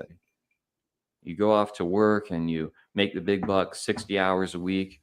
And you say, don't worry, hon. I wrote a check to the contractor, 10 grand. He's going to get started on the bathroom remodel on Monday, and you'll be the marvelous picture that you've all wanted for such a long time. You tuck the kids in at night, and you book her a trip all inclusive to the Sandals Resort multiple times a year, and she's in such a good mood that that night you go into the bedroom and she's stripped off all her clothes, she gets on her knees and she gives you amazing head, and you're like, oh, I love being married. That's perfectly fine, but it has to continue. This is called preventative maintenance simping. Scotty McCurry. Ha, good word. Good, that's a good one. Preventative, maintenance simping. Oh man, that's such a good term. Cause yeah, that's all you're really doing. You trying to keep her fucking happy and keep all the keep her in check, right? Or trying to keep not even really keeping her in check. You're just like, okay, if I as long as I don't stop simping and I keep stop imagine being an eternal simp, but like as long as I don't you're just doing tricks and shit, you keep tricking and shit, I'll be she'll fucking she'll give me pussy. Like, I mean, goddamn, what a miserable what a miserable existence, right? Like, yeah. My God. Has a very annoying song which goes, it matters to her, it stays on her mind, because those things you did, those gestures, they will last for a few hours, for a few days, but then it's going to be, why aren't you doing it again? You're supposed to be continuously giving validation. There's no sense, for most women at least, until I would say maybe their SMV truly nosedives and they just want companionship. There's not much appreciation for that stuff over a long timeline. It becomes, this is inadequate, do more. And so you can't just perform this stuff once a month. It's going to have to be more frequent, or she's going to start critiquing. Well, this was nice, but you didn't include that particular factor, because they're on Instagram, they're on TikTok, they're talking to their friends, and they're always saying, well, why am I not receiving the same thing? Am I not worth as much? And that will become the basis of your triumph or demise, depending on how you want to look at it. So it's not enough to get the ring, get married, have the honeymoon. As the Christian cuck relationship experts say, never stop romancing your wife. You've got to persuade her that nothing else in the world matters except her and this holy grail between her legs.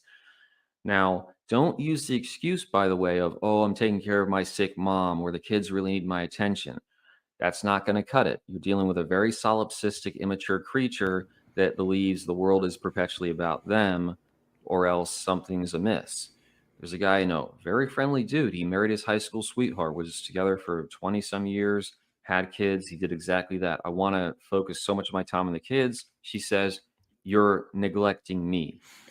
Man, imagine that. Imagine being so like mean spirited and just like devoid of like any like real personality or any like sense of like, the fact that other people need time as well, that you would just literally say like, I'm gonna just destroy our marriage because you're taking care of our fucking kids. Like, like, what the fuck, bro? The fuck?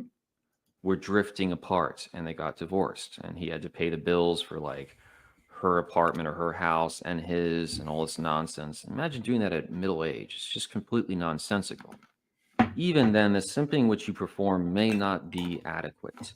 So for whatever reason, a lot of brothers will spill the beans to me about their relationships and marriages. I have no idea why, but it just happens. So this one particular dude, he busts his ass 70 hours a week. And he's one of those guys, oh, back in the day, I was pumping dumb, I was smashing, I just tune them out. Yeah, and they get irritated.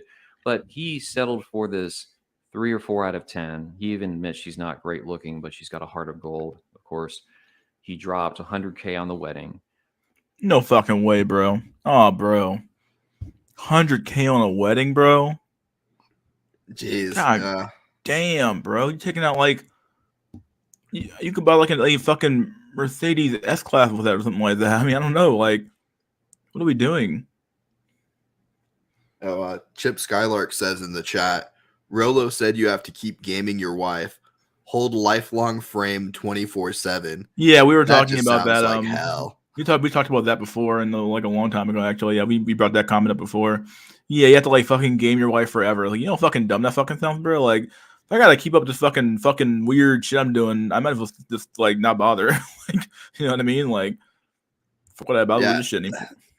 the less they know about you, the better. Like my only good relationship that ended on my terms was this chick. I only saw her for about 2 hours once a week. Like the less they know about you, the better. Once you live with them, they know how your shit stinks. Like it's over. Yeah. He is constantly grinding to provide her with a good life, not in the ghetto, a nice neighborhood, send the kids to good schools, have the proper vehicles.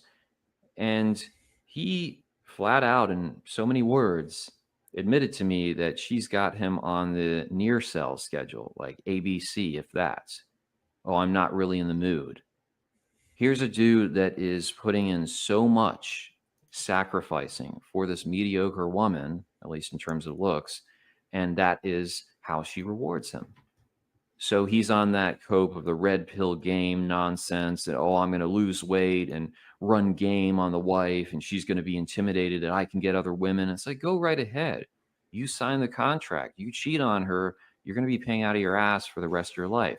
That's another thing, man. I was thinking, I watched this part of this video in the car while I was driving back, and I was thinking like, damn, like they really do have they got you by the fucking balls, right? Really, at the end of the day, like if she does, like she can literally cheat on you. I mean, we said this before, but they can cheat on you, take half your shit, garnish your wages for like a certain amount of time. It's unbelievable shit. Like it's like literally they got you by the balls. Like so, like if you want to leave, you have to pay. You have to have a payout. If she wants to leave, she can literally destroy your whole life and then leave. Like, it's crazy. Yeah, unless she makes more than you, which she wouldn't even be with you in the first place if she made more. Exactly. Sorry to tell you. By the way, and this is a very sad truth about how black-pilled women are. Even if you find a girl who's a foreigner, but you bring her to the United States or you meet her here, they will very quickly catch on to the fact that you value them, because that's the problem. The longer you stay with a woman because you're investing in her, you say maybe there's potential for a family, she doesn't take it as, oh, it's so wonderful, this dude cares about me so much. She goes, well, why aren't you dating that girl? Am I the best you can get? And if she determines that she isn't the best you can get, she's going to demand more and more while giving less and less. This is a tactic which is very common of girls that have BPD, and I've heard that BPD is something like 50% of the female population, although I can't find this specific study. I think they said the DSM changed definitions to accommodate it because it was no longer considered a disorder. But whose video is this, by the way? This is Martin Goldberg. Oh yeah, okay, that sounds familiar. You know what I think? I mean, there's a couple things. The first thing I was gonna say is if you have to run game on your wife, she's actually running game on you. If you have to run game on your wife, yeah, that's true. I would agree. Yeah, she's running game on you. Yeah, like because I mean, and also too. But here's the thing about it, right? It's like you would think that game, for the most part, is front end, right? Seemingly, if it like this notion that you have to constantly game your wife. I mean, think about it. You do you think in the 50s your average? Do you think like Wally Cleaver or like the fucking Leave It to Beaver's dad? Is Leave It to Beaver's dad gaming his wife in the 50s? Oh fuck no, yeah, no. Not I mean, close. but there is like basic crap. You still gotta tease and like bust. I think that's what they mean by gaming. Like you still gotta tease. That's not what they mean. Playful. Okay. That's not what they mean. They're not like when Rolo's talking about gaming your wife or whatever, they're not talking about constantly like teasing and keeping the spark alive. They basically mean like it's like all of those kind of push and pull kind of like, I mean, not to get all into it, but it's not just that. And also, dang, what that was another point I want to say. Fuck. Anyways, I lost it. But yeah, I mean, I mean, if you're having to do the push pull, I mean, if a girl really has genuine desire for you, she's not really doing the push pull. Like the best relationship I had, my girl, she was very introverted, but she did all the chasing of me. I just had to close the goddamn deal. I didn't have to do any push pull or anything. If she has genuine desire for you, you don't got to do that. But if you do that, she's lukewarm about you, and even if you get her, like anything could unattract her from you. So I remember what I was going to say. So the whole BPD, here's my theory as to why there's such a rise in BPD women. Because I don't think that, again, I think that women who are BPD, I don't think that it was nearly as it was again in the 50s, 60s, 70s, etc. Why are so many women BPD? I think that the main reason as to why most women are have this is because BPD is a result of having a high body count. I think that if you've been, Chad, what's it called, alpha widowed enough times, I think that if you had enough dick in you, I think that you start to get pushed into mental illness. And I think that that when it comes to BPD, depression, etc., microchimerism and such. Yeah. So I think that's the main reason why, because let's be honest, you don't need to quote unquote game up your wife if your wife was a virgin. It will just be, not saying that it's impossible, not saying that you don't have to continue being a man of value, right? Because that's what it should be. And I'll land with this. It should be that you should, as long as you continuing being a man of value, as long as you continue to stay on top of your finances, stay on top of your fitness, continue to be a masculine man, continue to make decisions, protect, provide, be a good role model, fuck your wife, keep your testosterone up. As long as you do those things objectively, all this other stuff is more or less BS. This is some shit that, again, like, women they're just putting you up on the circus, as MD likes to say. I think that's an excellent theory, and I want to add to it. I think a lot of women have problems for the same reason they say that our men are like losers or are slow on the uptake. I think the women of our generation, I say millennial and Zs, are equally as neurodivergent as we are, but I think it shows up in these excessive games and the BPD and all that. But just like there's a high rate of men who are autistic or have ADD, I think there's an equal clip of women, but it just looks different because male and female biology is different. But I agree otherwise. I got an alternative theory for Jays. So I think, what if BPD they were always BPD, but just there was more consequences for them acting out in the past, so they would try to behave themselves a little bit more.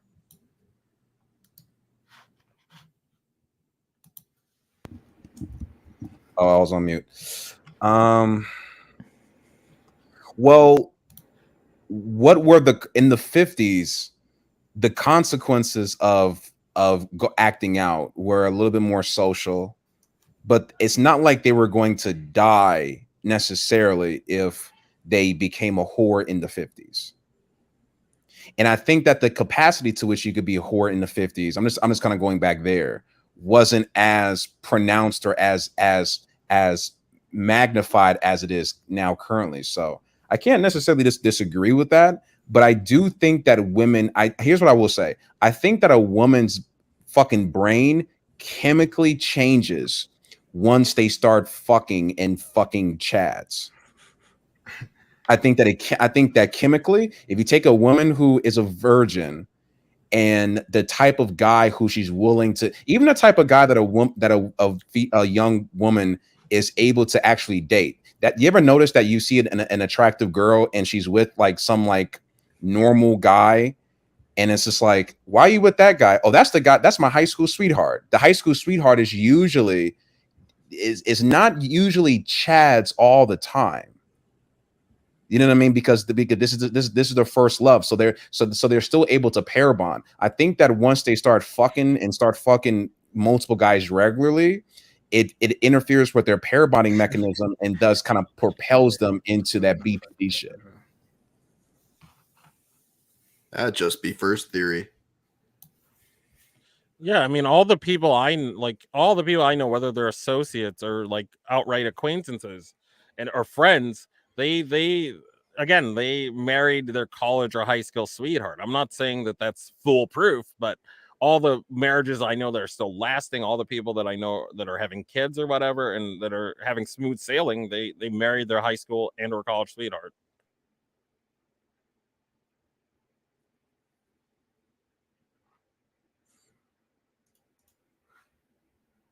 Don't quote me on that. I'm just doing it off the cuff. Nevertheless, it's called the walking on eggshells tactic. This is where, out of the blue, she'll become very unpredictable, her reactions to you. So you tell a joke that a year before she thought was hilarious and she ignites. Or you just text her, hey, how's it going? And she blows up.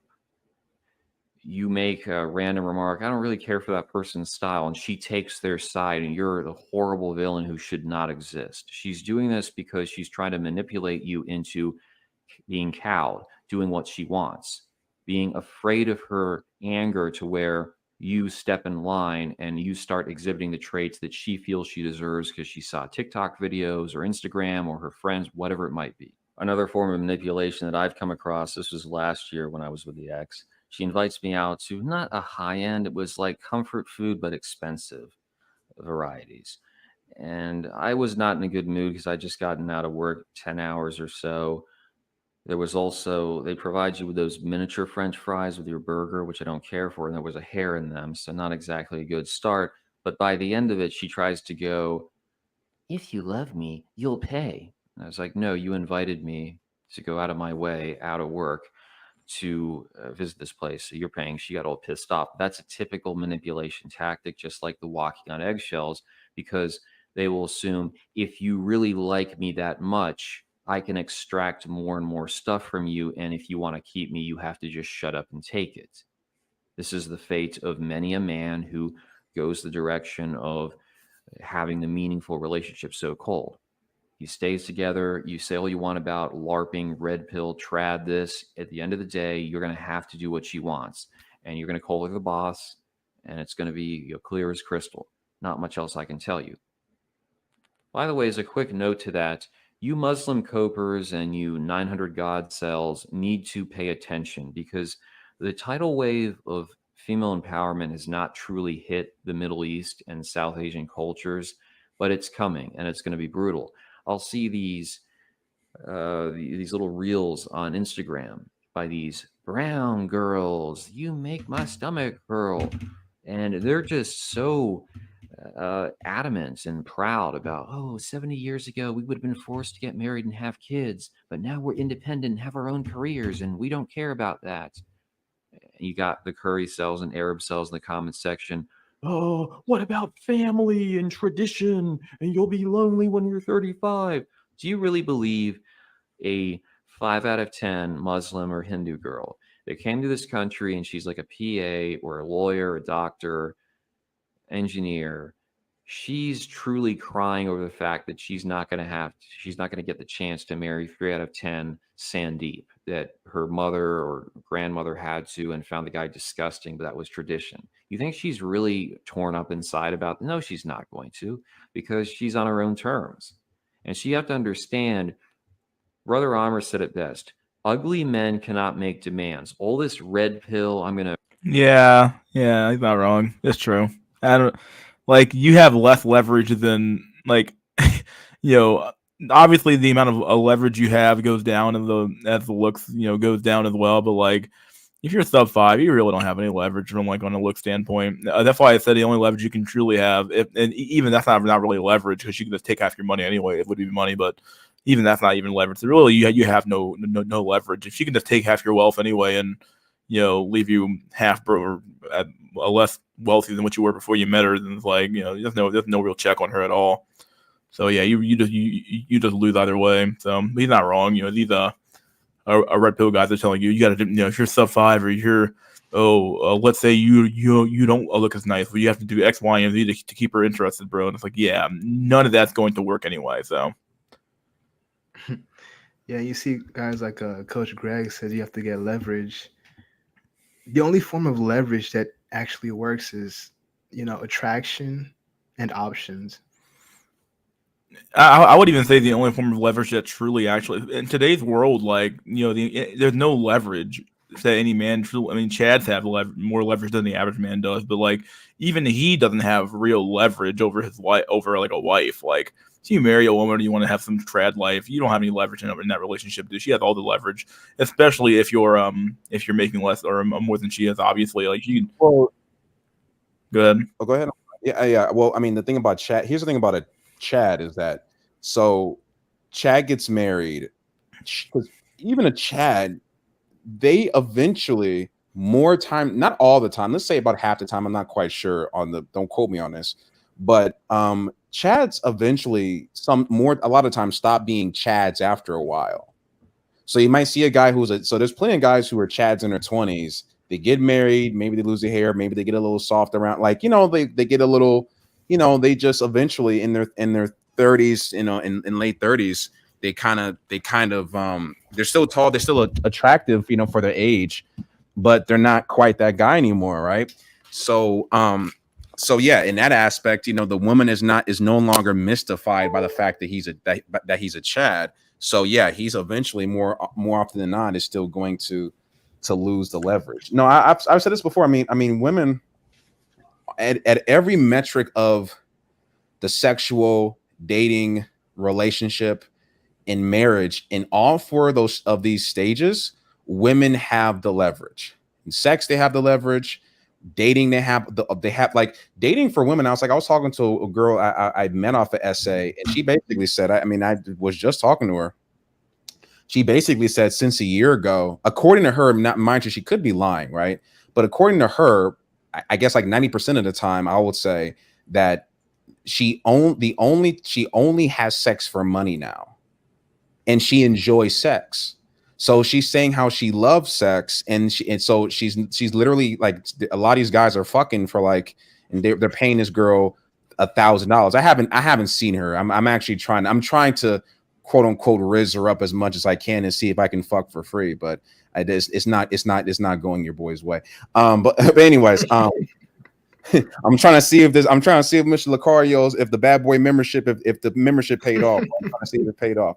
But a lot of these women, they're literally, a good chunk of them are only having sex for money now, and we're going to start seeing that expanded.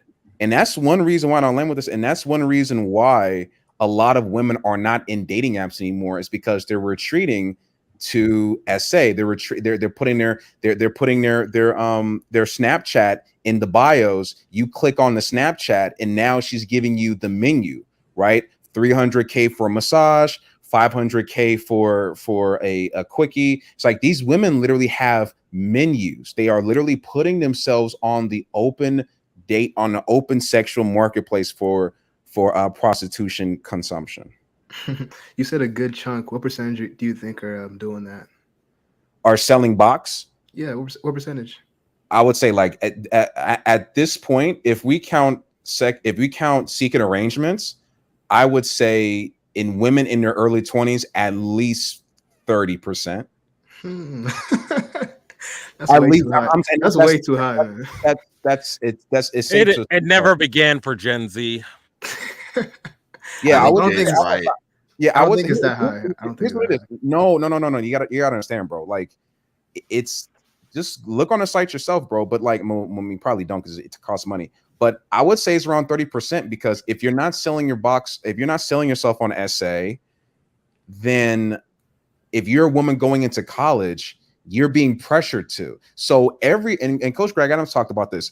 Every single woman that you meet has a girlfriend who's used SA, or a girlfriend who has a sugar daddy. And you know what they say? Birds of a feather flock together. So your girl or your female friend, her having a sugar daddy, best believe the girl who is in question has at least thought about it or made themselves an account themselves.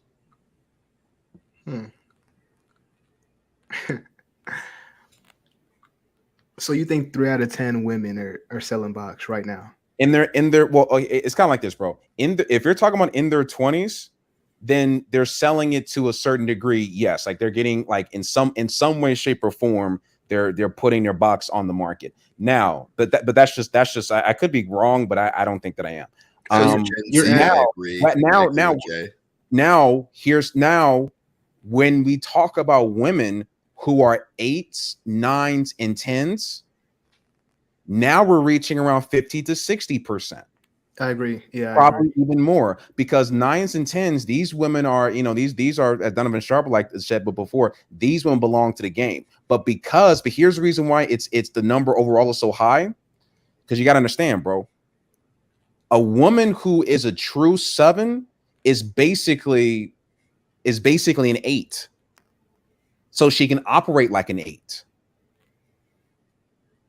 You know what I mean? Because a woman who's a 7, so take a woman who might be cute, but maybe she's a little overweight, but she got some hips, or she got big titties. Like, if you're a woman nowadays, bro, if you're a woman who's pretty in the face but got big titties, 9, it's a good percentage that you either have an OnlyFans or you're selling box.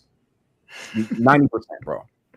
You cannot find me a woman on social media who has big titties and a cute face who isn't in some way, shape, or form selling her sexuality. No, I agree. My bad, Mystery. No, you're good, man. This is good shit.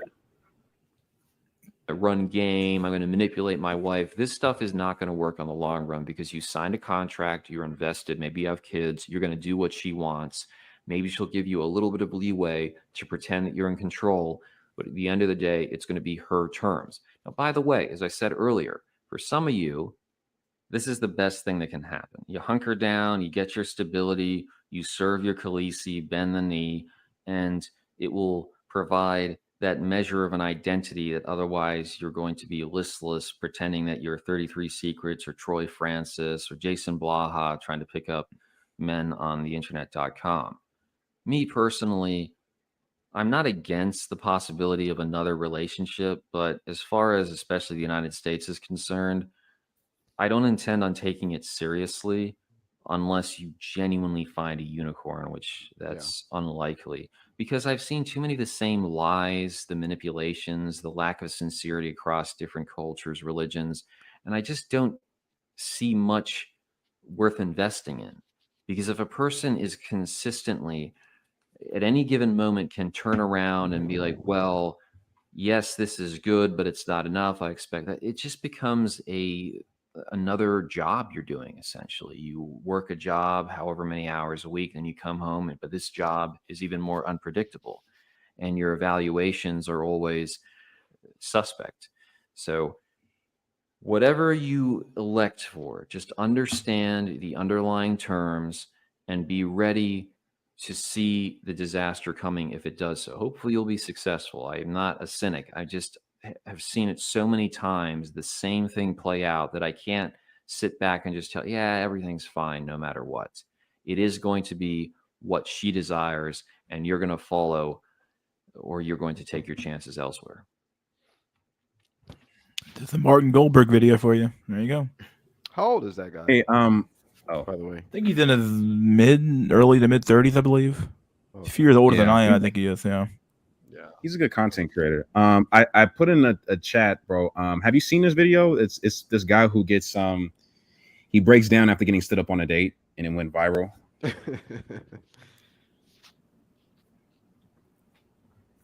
What's that? I'm sorry. This guy. So I left it in the chat. It's on World Star, and it's this black guy who gets stood up on a date, and I think he has autism. I'll be honest with you. But he seems like he's on the spectrum, if I'm being fair. But yeah, it went viral. Like I ended up, my friend shared it to me. Then I ended up seeing it on World Star later on. Who is breaking down crying on stream right now? What the fuck? It's a dark cell. What the fuck's going on, bro? Oh man, this can't be real. Oh no. I hope he's okay. They're just not good people, it seems, man. Oh, I see him right here. Is he crying? I'll talk about it. I don't know what he's talking about. Oh, let's eavesdrop real quick. What is going on? You said you're losing your shit because what again? Someone came home? No, I came home from work. Uh-huh. And I realized I don't want to go outside anymore. Oh, that's sad, bro. I don't want to I'm go not out in seeing fucking anything. public. Holy shit. Yeah, and I don't want to. I guess I could Oh. put stream on stream, but here you Oh, go. oh, This is the audio. Yeah, Oh, I okay. don't even know who I am anymore. Like, fuck, man. What the fuck's the point of any of this shit, man? It's not even just about women. It's like It's fucking bad, dude. Yeah. I feel you, man. Yeah, he's not wrong. Yeah, I can kind of relate to his sentiment a little bit. Yeah, and he's right. It goes farther than the women, because I've had friends who, they've got women, but they've killed themselves out of like, a lack of direction. And you see it a lot with younger guys, like in the early 20s and stuff. And Yeah. it goes pretty deep.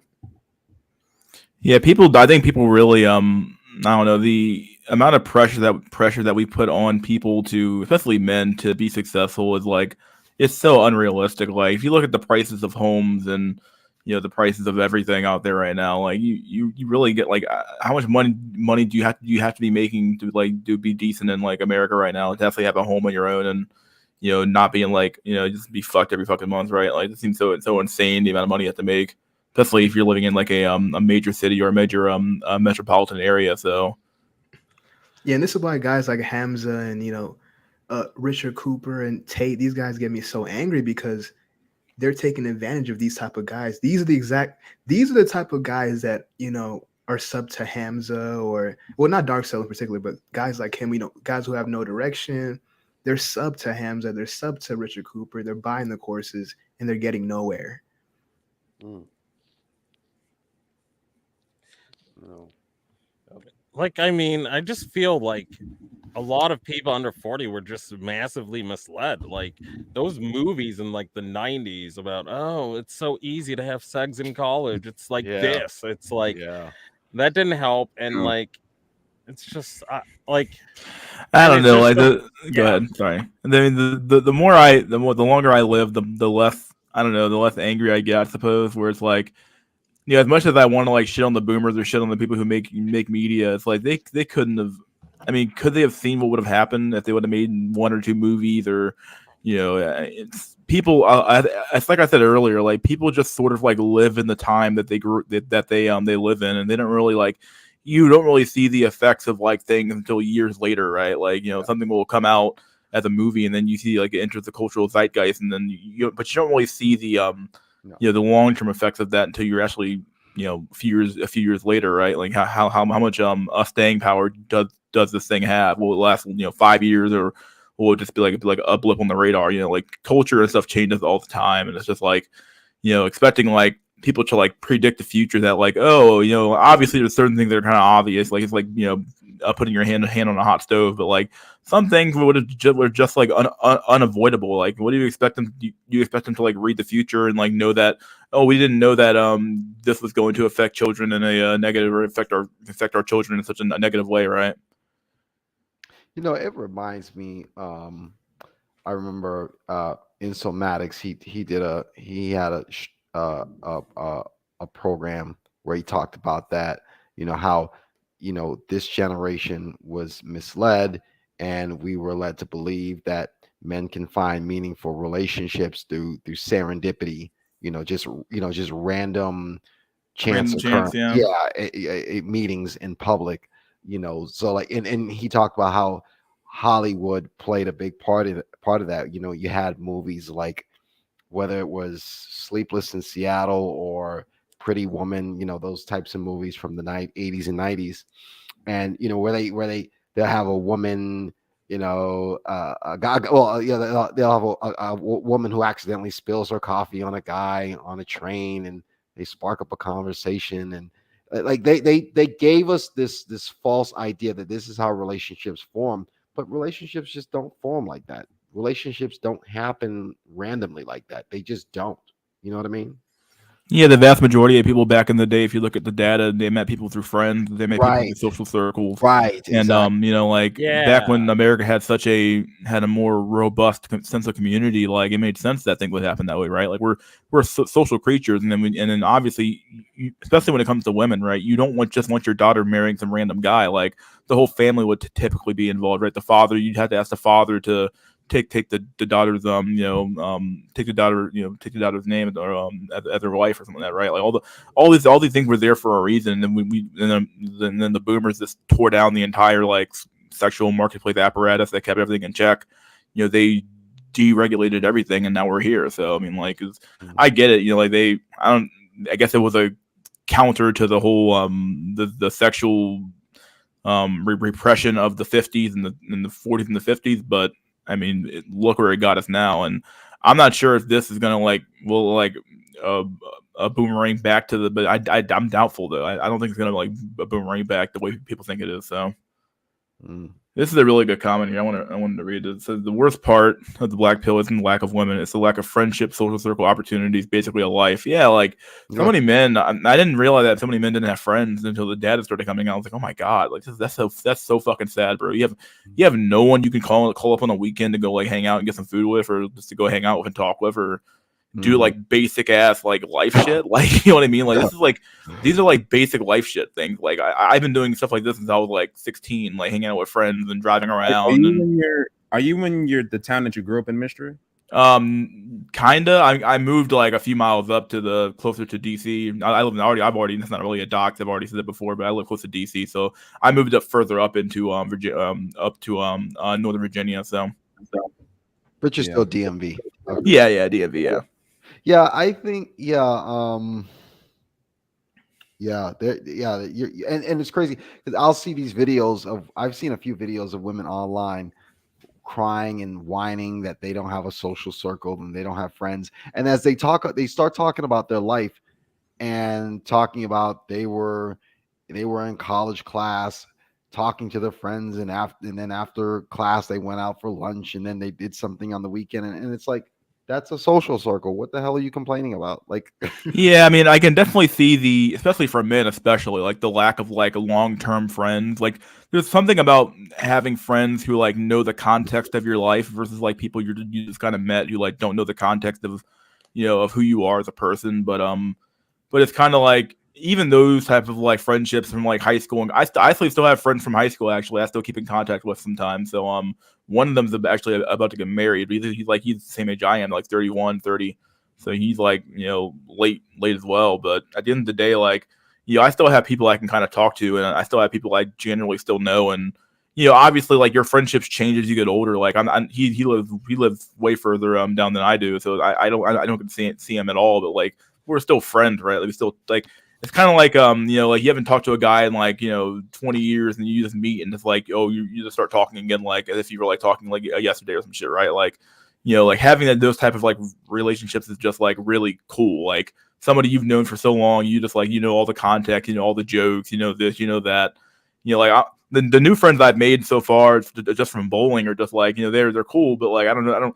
They were already friends before I met them, and it's like, well, I don't know the context of it, a lot of things, so it's like it's a whole different story when you start adding a third wheel, right? So, yeah, and so many people are talking about in the chat how girls have a robust group of. Stefan said this, but yeah, I mean, the thing about being a man is that ultimately, right here, girls have a robust support system of girls, whether they truly like each other, and that's true. Yeah.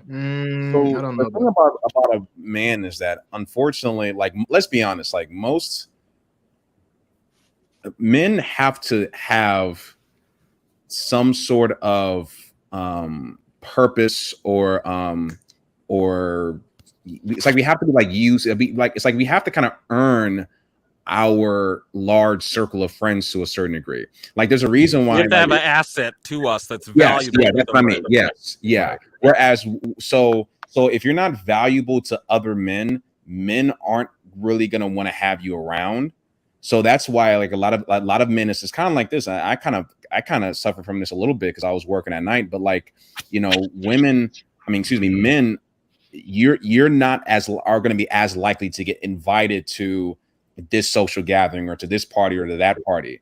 You know what I mean? Like it's like you have to have a use, whereas women find themselves overly like they have an overabundance of places where they can go and get invited to, what have you, because there's no barrier of entry to be to go to these places necessarily. It's like a woman can literally work at Target and still find themselves at the yacht or at the it's like they can come the fuck out. It's like you can be talking to a girl who works in retail and she's right there next to you stocking the shelves of mayonnaise, and she asks you, how was your weekend? Even though she doesn't really give a shit. How was your weekend? You said, you know, mind you, you're probably just, you know, watching one of these streams and jerking off and playing video games, right? But you don't say any of that shit. And then you ask her, you know, how was your weekend? Oh, I was at James Harden's after party. Oh, I went to the fucking game and I went on a fucking adventure and I hung out with the Avengers. It's like women are able to, and she's right there stocking the shelves with your dumbass.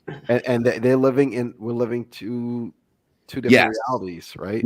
Yeah. I mean, it's like I really agree with that, BPJ. Like even talking to my sister who I mentioned is the Stacy.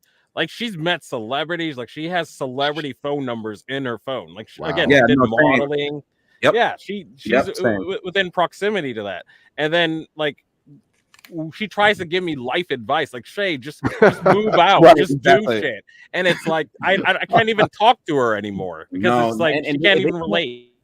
No, they can't, because they literally don't. So most women, I need you guys to understand this, right? In the chat, most women have never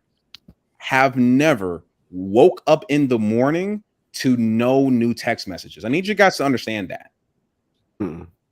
They've never woke up in the morning and like checked their text message. You know how like you wake up. I mean, a lot of you guys, you know, let's be honest. Dude, she have a whole phone full of fucking good morning, my dude. Right.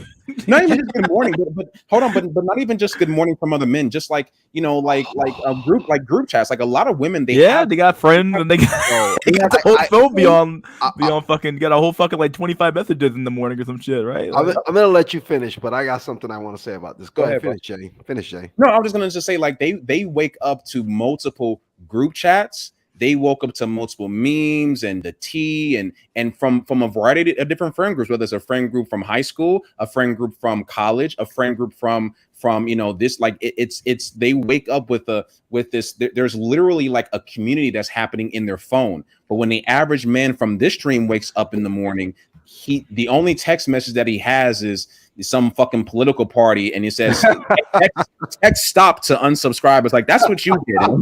That's what we get. Right. Yeah.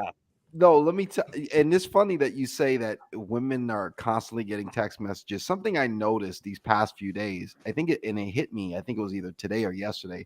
I was on POF. I use that dating app. That's one of the dating apps I use. Bro, I used POF recently too. That is plenty of whales, my dude. Oh my god. That was the first one I used, is the fucking POF is just like, I mean, like, who's POF for? Like, why? How is POF still around? I think it's for older people. Like, yeah, it seems like to me, POF seems like hell on earth, bro.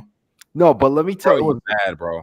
It's one, not the only one I use, but one of the only ones I use, and I guess I still use it because it was one of the first dating apps I ever used, so I just kind of got used to it. But one thing I noticed, and this hit me either today or yesterday, how many women I will see on POF who have their messaging messaging disabled, where you cannot even message them, which means I saw this I've noticed these past few days. I've noticed this with so many women, like they disable the messaging because they're getting so many messages from guys to the point they turn it off where you cannot message them.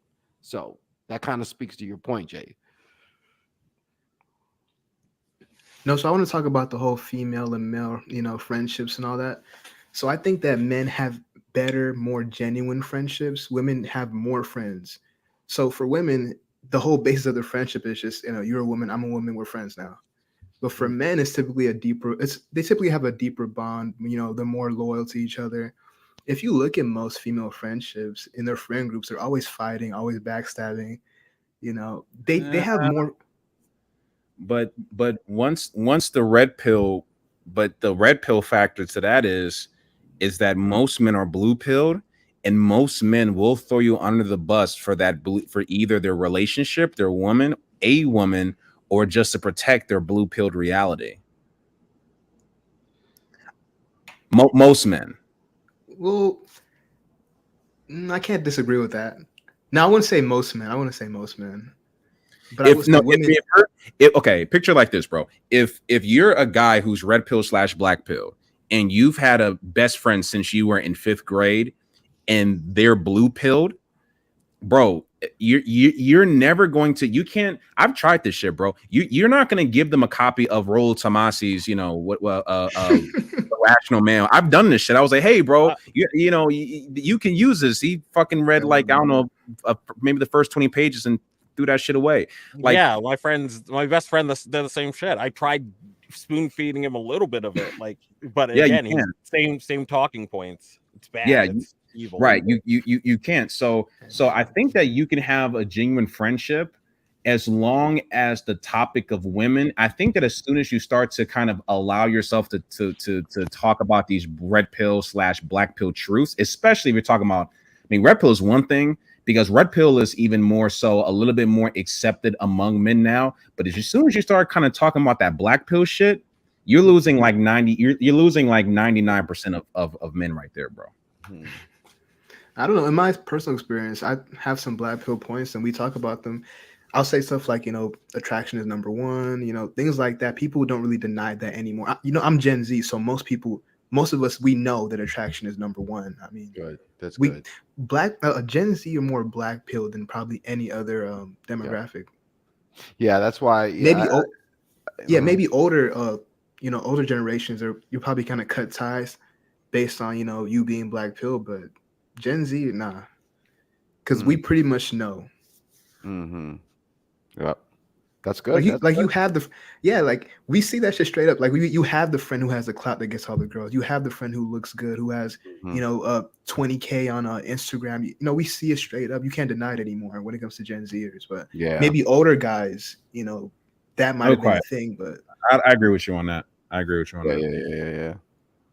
I don't know. It just feels like my cohort, like I'm gonna be 34 in like November. It just feels like we were like the last of the last, like with like the dating. It just felt like a switch flipped like 2009, 2010. Like it just felt like there was a point of no return around that era. But I'm not saying people normally say perfect. People normally say 2012 actually, but yeah, it's a weird date.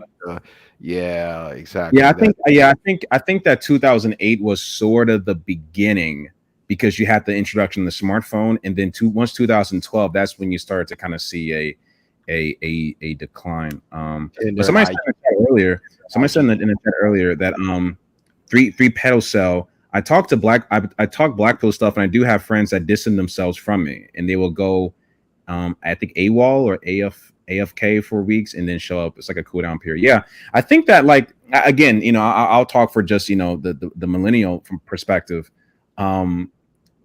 You start talking about this, or when men hear you start talking about this, they will, more times than not, they will begin to distance themselves from you, and they'll do it kind of gradually. You will stop hearing, and I think that's why, to be honest with you guys, and it's fucked up, man. It's like the price of the truth, right? It's like, would you rather not be black pill or not even be red pill, still be tied into the matrix, but having a more abundant social life, but you're living a lie, or take the black pill, know the truth, but as a result of it, the price you pay is to be more often to be more likely to be isolated from these social circles. You know what I mean? Like, it's kind of like this weird thing, because it's like, yeah, it's like when you know these things about men and women, and they become so obvious to you, you are gonna at some point in time leak some black pills and say some red pill stuff, or you know what I'm saying, and it's going to leak out of you, at some point. And if this guy is your best friend, you're gonna want to kind of express yourself and say, yeah, man, Chad, Tyre, you're gonna want to talk these things openly. And as a result, a lot of these men who are still plugged in, they're gonna go about their programming and ice you out. So 3 pedal cell, he said he's black. So okay, that explains it. So black people, especially black men, Yeah. you can talk. So they're a red pill at a base, right? Black men Yeah. are red pill. You just can't like discount game. That's the only thing you can't do. Yeah, you can't. They love. Yeah, they're upset. Yeah. I think, like, listen, game is a black man's religion. Game and pussy too is the number one religion of black men, bro. Yeah, I will say for me personally, I would rather be black pilled, unplugged from the matrix because, and it's like Face Element said once.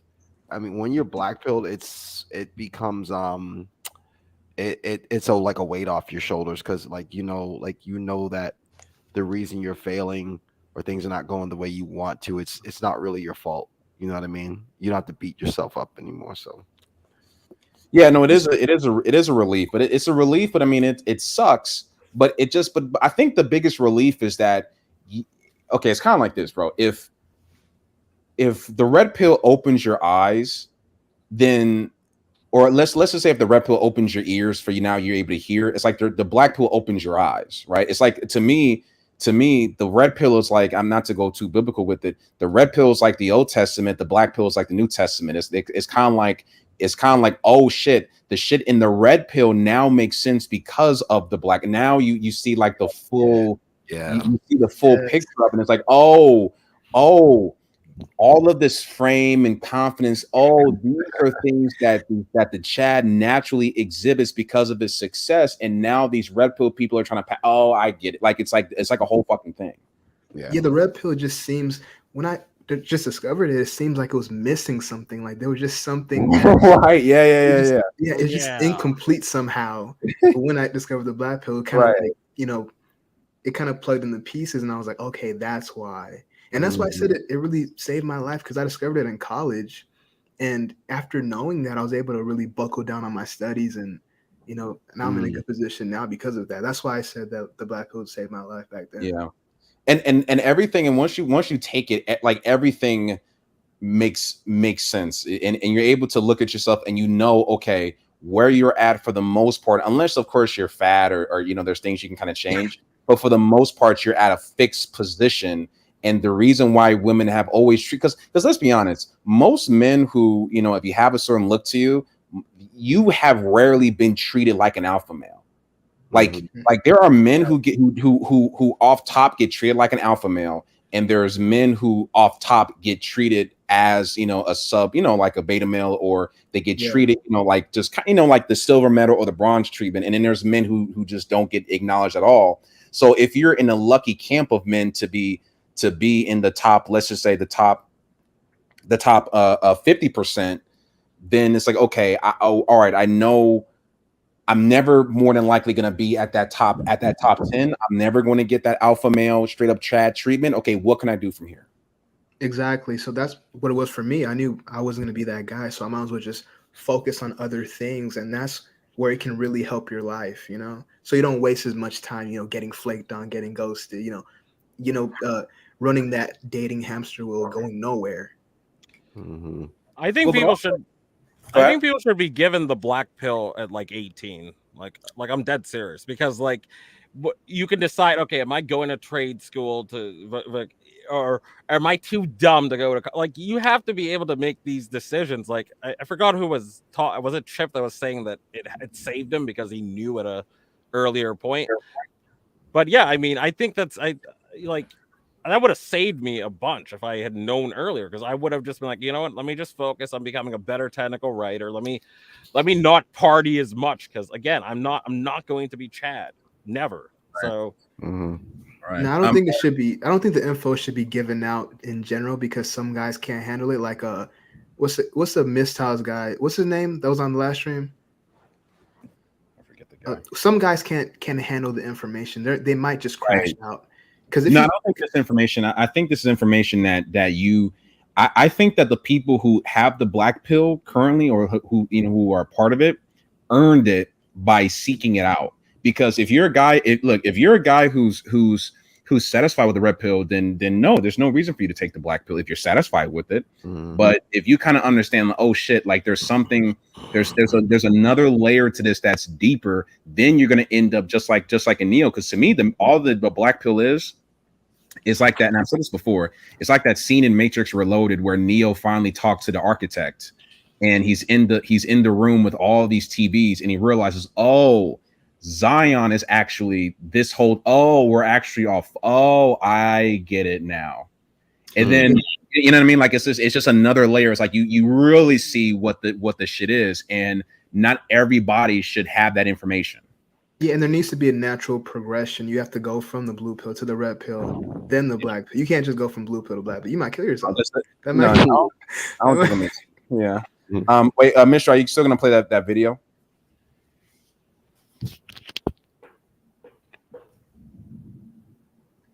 I don't know. He's not there. Oh, yeah. Yeah, I don't think he's there. Base Pillington said, "Black pill is when you realize the red pill doesn't work." Yeah, man. That shit does not work. When I was learning the red pill, I was thinking, how does this shit translate to real life? Like, what is game? Like, how do you tangibly, implement that into your real? Like, what is that? Like, what? Well, I think here's where it gets. Once you kind of see and dabble, because it's like once you start to learn, okay, what actually makes a Chad, right? The facial feet, and then once you start pairing it up, like, oh, and even simple shit like this, bro. Even the simple shit like when, and I forgot who broke this shit down, when certain content creators use certain models and actors for their thumbnails, so they'll put up a picture. So they'll put up a fucking picture of Chris Pine with his eyes and his jawline and shit, right? Full head of hair, and it's like, learn to be more confident with women. Exactly. Using this trick, so they'll keep using like him or fucking Chris Hemsworth. It's like subconsciously, it's like, wow, okay, you start to really understand it. Yeah, you see this with the channel Charisma on Demand. I don't know. There you go. Yeah, I think that's the one. Yeah. He only uses celebrities and Chads, even in his clips for examples on how to be charismatic. He even used celebrities. He used guys like who's the Superman guy? Henry Cavill. Yes, as an example. It's like no. He's just good looking. And I think another thing that like messed a lot of young people up is like, I think especially when people like Mystery and BPJ's age were coming up in our age, like the actors themselves that were playing these teenagers and college students in these shows, they were like in their 30s, and we were comparing ourselves to such an unrealistic standard. Exactly. They all had 6-packs, and they were all, it's crazy. They even do that. They still do that now to a point. A lot of these actors that play high schoolers are in their mid-20s to early 30s. I think it's also for like liability reasons, because like if someone is like 21 and they're filming a show, there's like less legal shit to worry about. Maybe, I don't know, but it's still fucked up the young people, I think. True persuasion says charisma from birth, and that's facts. You're pretty much born with it. Oh, this one here, yeah, that's facts. Charisma on Command. Oh, I remember that guy. I remember his channel from years ago. That channel is fucking trash. And there's a lot of. No, go ahead. I think there's like critical periods too. Like you gotta gain a certain social skills by a certain point. I think even talking to women, like you have to have a certain baseline, and if you don't develop it by, I don't know, let's say 20, 25, I don't think you ever will. I agree with that. Pandemic said wheat waffles and Hamza are incel in denial. Oh yeah, a lot of these red pill content creators, they're incels in denial.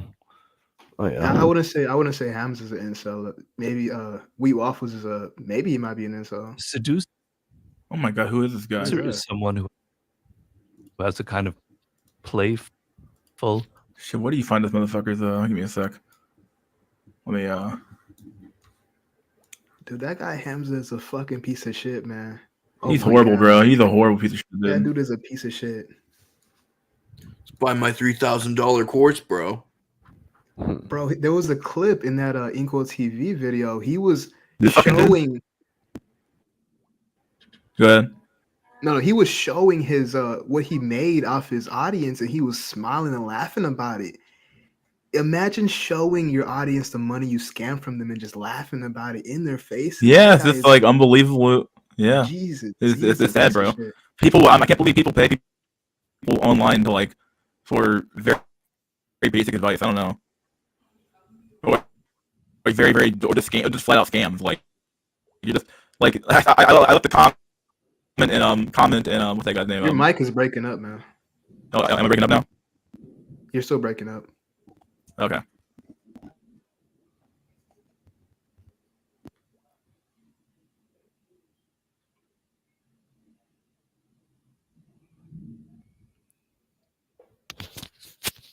Yeah, I've noticed when you put up a video or an article, you start breaking up.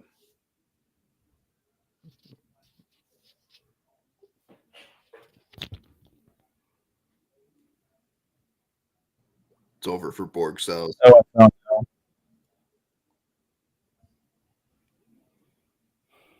I good? You're good now. Okay. Good shit. Yeah, I don't know. I'm not sure. That's got to be a StreamYard issue. I have really good internet, and haven't been having any blips or anything like that. So I don't know what's going on. Because like this has never happened before. Yeah, you were talking about how people, charge for basic information and basic advice. Yeah, basic advice, or they charge for like what's that? Like I said, Hamza's is basically a scam. Like it's like it's basically just like a multi-level marketing campaign, effectively, right? Like okay, like you sell my ad to somebody else, and they buy your ad, and then they like it's ads like it's like a pyramid scheme.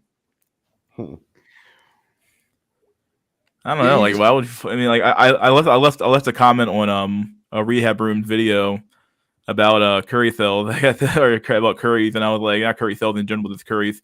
Indian people. I was like, yeah, dude. Like, you can't take the scammer DNA out of the curry cell. Like, I was like, oh shit.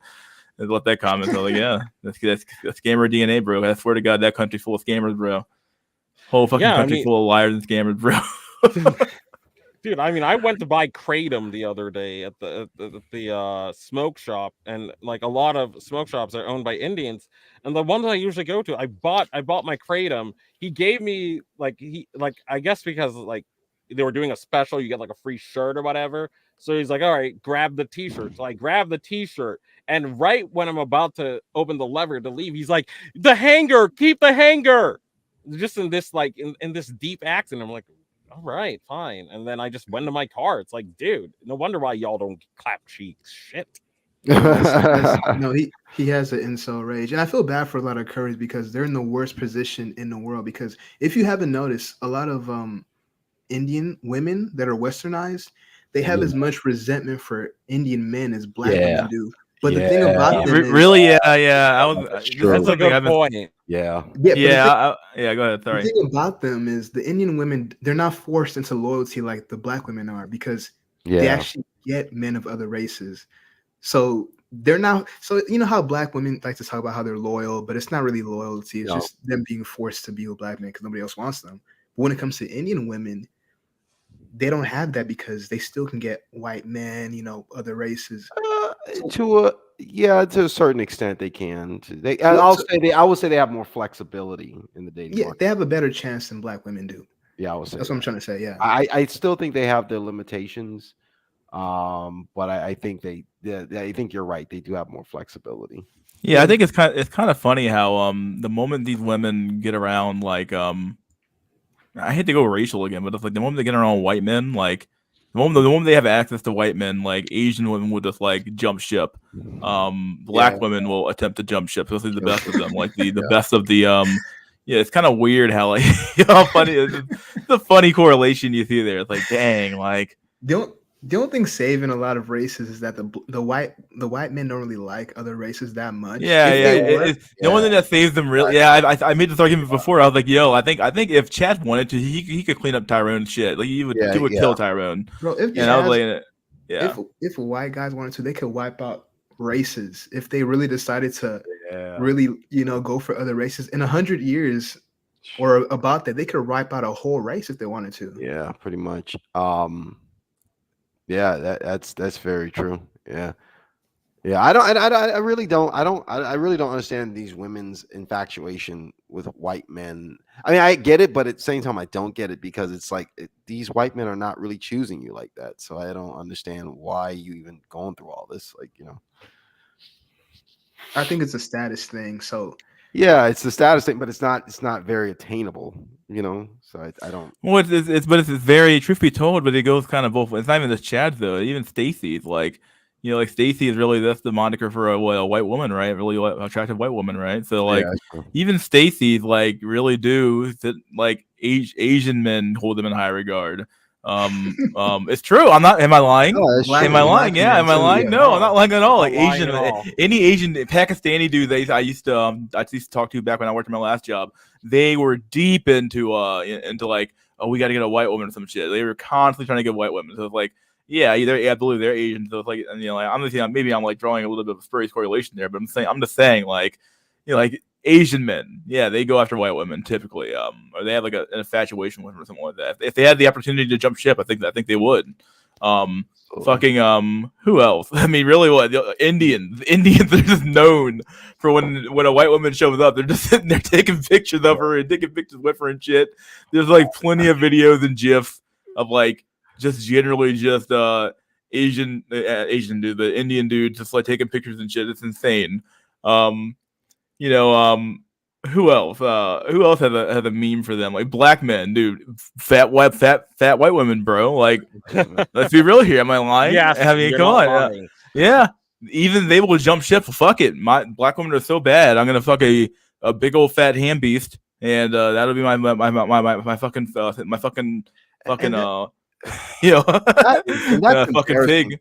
That's Fucking embarrassing. slam pig I have here, so slam pig. That's embarrassing for black men's image, honestly. Yeah, it really is. It's like, Dating you a think, fat white it's man, bad. well, that's bad for black men's image. It's not a good Yeah. So like Dating there's that meme. So like you have that meme going on in your head. And then you have like the I don't know, like who else had the so yeah, I think I held the races, right? I got all the typical memes, Asian curry, yeah, black. Yeah, I don't know, I got all of them there. Yeah. So like y'all have a meme about like going for white women, whether it's like, so it just goes both ways, where it's like these like white people with white skin appears to like give you such a massive advantage. Yeah. Let's go. Wonder what this dude has to say. The seducer is someone who has a kind of playful, open attitude. They're not someone who. Is this dude here giving us advice on how to seduce women? Is this real? Just be playful. Mr. 48 Laws of Power. Oh, is this the guy who wrote Well, whatever. Laws of Power? Yes, it is. Wow. Okay, I'm well. actually I'm reading that book now, which, by the way, I think it's a great book. And if I had a son and if I could only leave him one thing on this planet, would be that book. But that's a great book. But I've never actually seen the guy who wrote it. That's interesting. Yeah, I think I'm boring right now, but I'm gonna play the video anyway. I'm gonna see what happens later.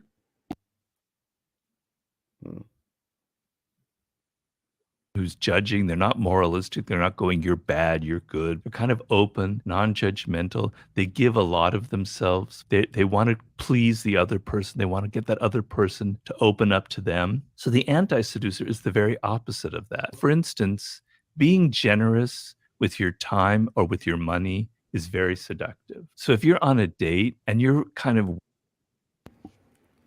being generous with your time and your money. Okay.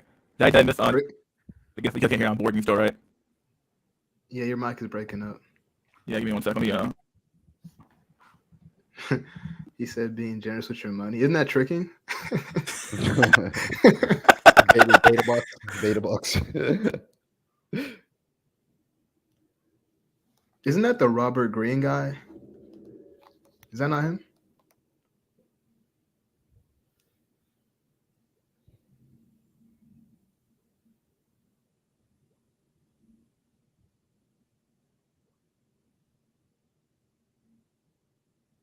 Oh, that is him. Okay. No wonder. See, no wonder he spent his whole life trying to figure out how to seduce women. This guy, bro, this guy's a fucking incel, man. you hear me now? Yeah, we hear you. Okay, good. Yeah, I was about to say. I was like, man, like, I don't know. Well, I want to hear. What he had to say here, though.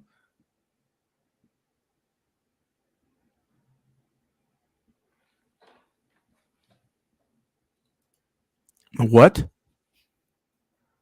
Oh man. Like, what does seduction have to do with like who's paying the bill? I mean, like most chads don't have to do any of that shit, bro. You don't have to worry about any of that crap. It doesn't matter for them. I didn't hear any sound. He could pay the bill. What's that?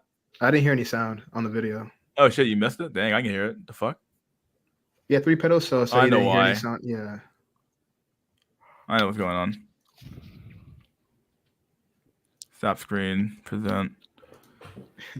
Wonder how I can. I guess I can hear it because it's on my computer. I guess. Let me start it back to see. Yeah, I was just saying. No wonder he had to learn all these tactics and all this shit. Because you can tell this guy was, when he was younger, he was a fucking incel, man.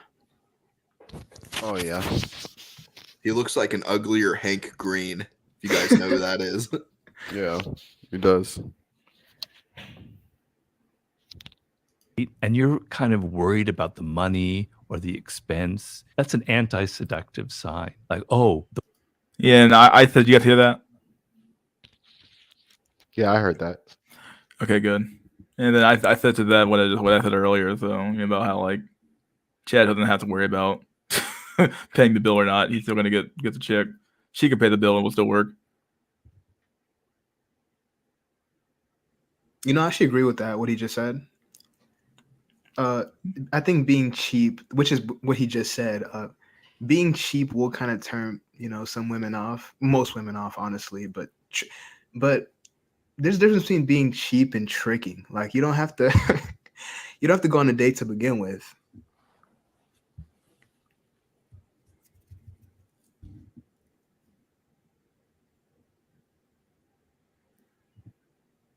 The woman or whoever, I'm not worth that money. I'm not worth going to a nice restaurant. I'm not worth the expense or the effort. Tightness is anti-seductive. Openness, open heart, open spirit is seductive. So any kind of tightness or rigidity or closeness is very, very anti-seductive. Oh. Bullshit. Yeah, I'm calling BS on that.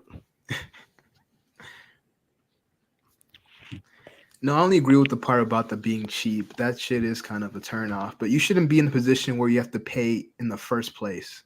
That's a lose-lose nowadays. Oh yeah. Then what do you do then at that point? What do you think you do? Like to go on a date? Yeah.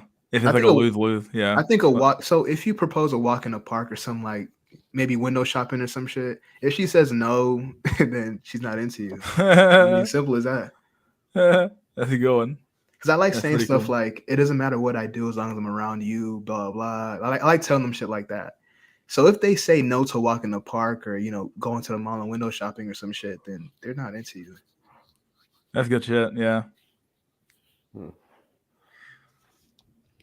If she's unwilling to go to Applebee's, then she's not the one.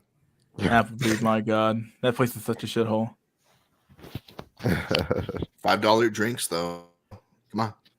Man, $5 drinks. That's the only reason to go there. I haven't been there since I was like a fucking kid. Like that place is the shit. I stopped by there like a few months ago, bro. I was like, what the fuck is this? Of course you don't buy any of the food. Yeah, the food was nasty, bro. And I haven't been to Applebee's, I think, in about 4 years. So. I've been to Applebee's like a long time since that last time I went there. You get her 2 drinks for her. You have 4 drinks yourself. All right, you're all good to go.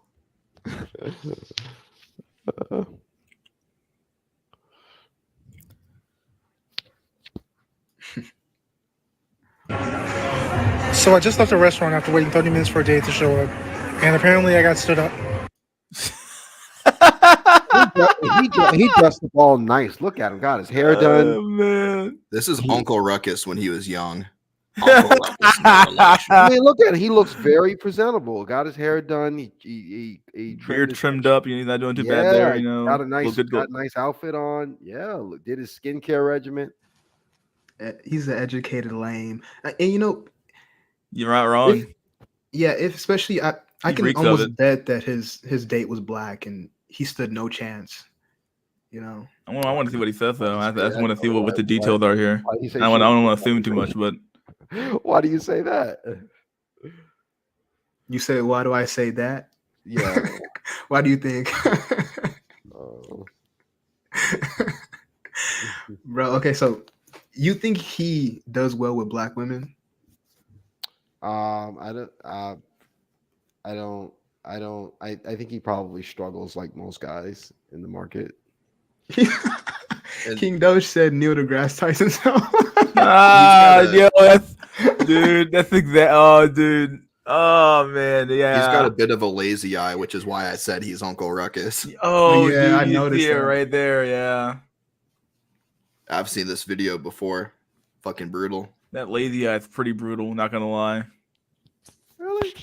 And when you hear a lot of women say that I want a guy who makes six figures, especially black women, most of the guys who make six figures look like him, you know? Yeah, that's true. So that's a disconnect. That's true. Right. Yeah, he's pretty heavy too. Mhm. Yeah. I want to play the vid. I don't know what to say. Like, I'm trying to do everything right to be a gentleman. I brought flowers. Oh no! This girl for 2 weeks. No. Trying to get to know what she likes. He brought flowers. Oh, come on, man. Really? Damn, bro.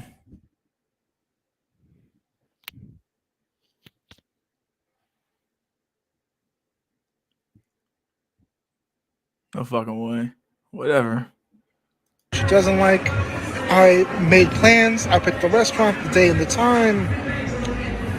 You know, I've done everything to be just the kind of guy that would value somebody's time. Like, Is this real? I heard somebody say that he's actually a comedian. I don't know if it's true or not, but I hope this is real. I hope this is like seems- fake as fuck. It seems like it's some type of satire or some shit. Because I don't see anybody recording themselves and putting that on the internet. Yeah, I hope not, but I think TikTok it's real. is just that place, bro. I think it's real too. Well, he lives. I believe in it's LA, real. is what he He's said. comedian. I believe it's real. He's comedian though. Okay, so he said he thinks it's real even though he's a comedian. I'll be back in 1 sec. Give me 1 sec. But yeah, I don't know. You have to talk much yourself. Give me 1 sec. He says he lives in LA, so of course, somebody that lives in LA is trying to be like a actor, comedian, musician, one of those things. Okay. So it might be real, even though he is a comedian. This might be a genuine, video. I mean, this video's not fucking funny, so I don't really see Yeah. what he stands to gain from this if this I is don't- fake. Yeah, I don't get it. I thought it was funny at first. I thought it was satire at first, for real. Like, oh, the nice guy that you know. Any male complaint is not gonna elevate his comedy career. If anything, this will hurt his comedy career. No, but that was a form of comedy back in the day, like the self-deprecating comedy. You know what I'm talking about? That's what I thought it was for a moment. Yeah, but this is just kind of like, I don't know, just kind of sad, Pandemic said he was like a South Park character. He's a Boondocks character, Uncle Ruckus, no relation. Yeah, I mean, he's not. aside from like the slight lazy eye, which is I don't think it looks too bad on him.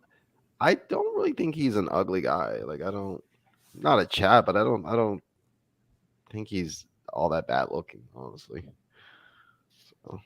I mean, like I said, especially if he's dating black women, it's pretty much over. Like black women, for them, it's the voice. You got to have the hair. You got to have the swag.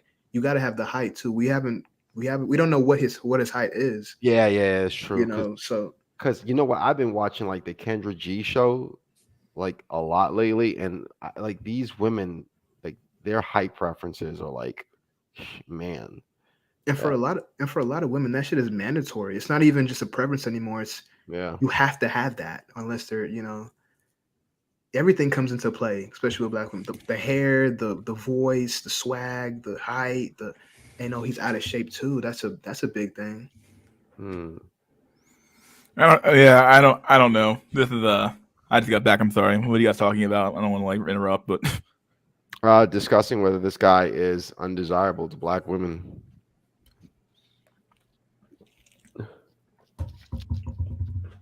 Oh, this guy here? Oh, absolutely. he doesn't fit the profile of like a you know, what you would call a non like, I don't know, like the stereotype. Like he doesn't fit the stereotype. He's just the off-brand white man, I suppose. You know, I don't know. Oreo.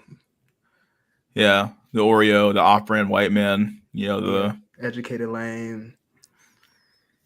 Yeah, he has really no place in the hierarchy. He's just kind of like I don't know how he became so soft, but I guess he like black men are kind of known for being like, I don't know, hard is what to put it. I don't even know what to say, hyper masculine. Yeah, hyper masculine. So like, when you don't have that demeanor, or you don't have like a deep voice, or you don't have like a any like real bass in your voice or something like that. You know what I mean? Like he doesn't even have that. He's like just like I was like, what the fuck? I'm like, bro, are you real? Maybe it's by white people. This is why I can't believe this is real, because like I know I was like, this you look like a meme, like this guy just this like guy the meme. This guy would be a perfect candidate to be a passport bro. This is like but he does have hope in 20 years he can become a Boyce Watkins cell and marry some roasty single mom. He kind of resembles Boyce Watkins a little bit. Boyce Watkins with hair. Yeah. But that's why I thought it was satire. Like he was acting too much like a stereotypical like beta. Like it just seems like it's a character, Mm-hmm.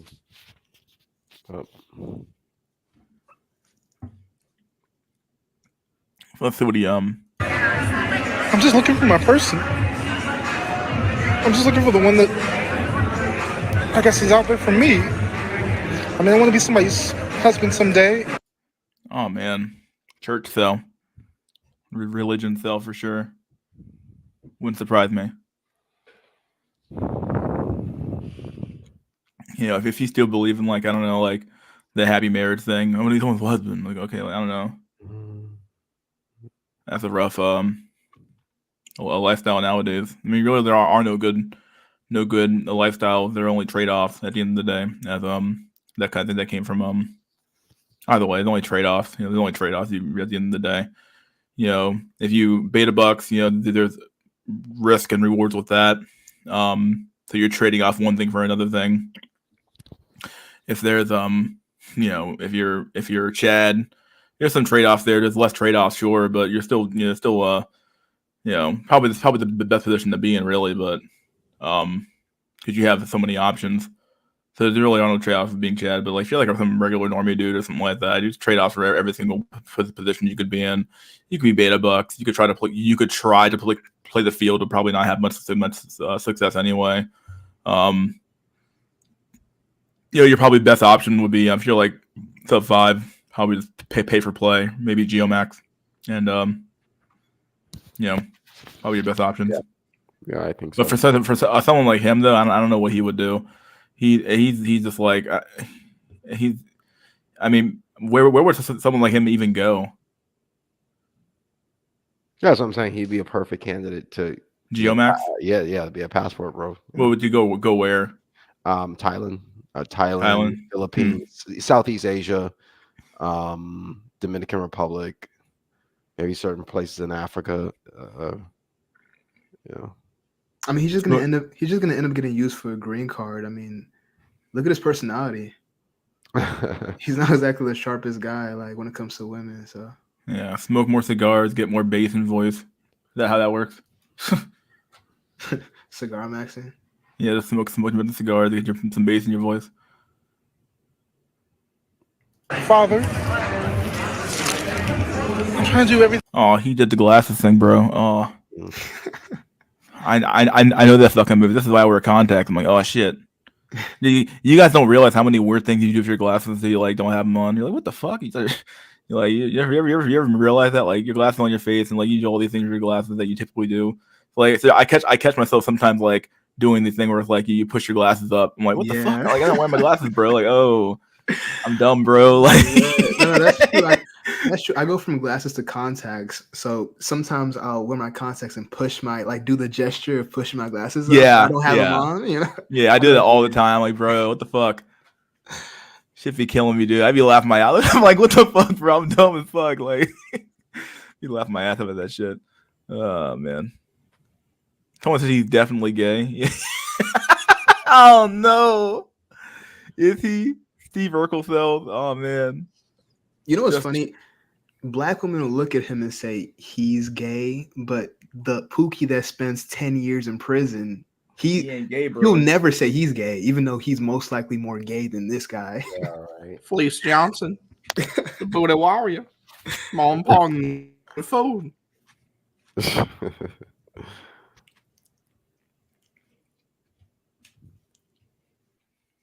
You know, I would just be curious to know when black women say where are good guys at, what would they say about this guy, right? I mean, you say you want the good guys, you want to be treated like a woman. Well, here it is. He brought you flowers and y'all stood up. You know, I would love for black women in general, and especially black women, to come in here and explain this. You say this is the type of guy you're looking for, right? I mean, it's easy. Good is not a personality trait they're looking for. Now, when they say good, they're not meaning personality. They're meaning the whole package: looks, money, height. That's what makes you good. It's not being a good person. It's having good qualities. So they're speaking with a forked tongue, basically. Yeah, pretty much. Or double speak. Okay. Yeah, pretty much. Because they don't picture him when they say good guy. They're thinking about the Tyrone or Pook. They're thinking about the Tyrone or Chad that that treats them well. The Tyrone that treats them well. The Tyrone that got the money. It's not about your personality.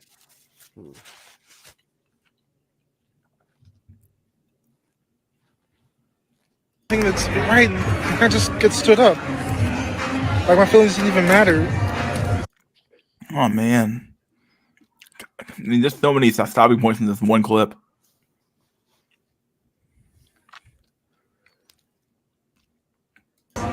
Sitting there eating a meal by myself. Oh, bro, you stayed? I ain't staying that motherfucker. I'm going home. Fuck that shit. I mean, maybe he was hungry. If I get stood up that bad, bro, I'm going home. I'm like, fuck this shit. I'm not staying here. This is why I don't know.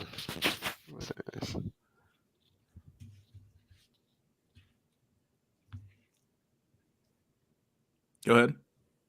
No, you can play the video. Okay. And realizing that nobody even cares about people anymore. Like alien dating shouldn't even be this hard. It shouldn't be this hard to find somebody. It shouldn't be this difficult. Dude, this dude is like have no bass in his voice. This is why I bro. advocate. This is why when I see stuff like this, I sometimes wonder if we need to have the dating market regulated.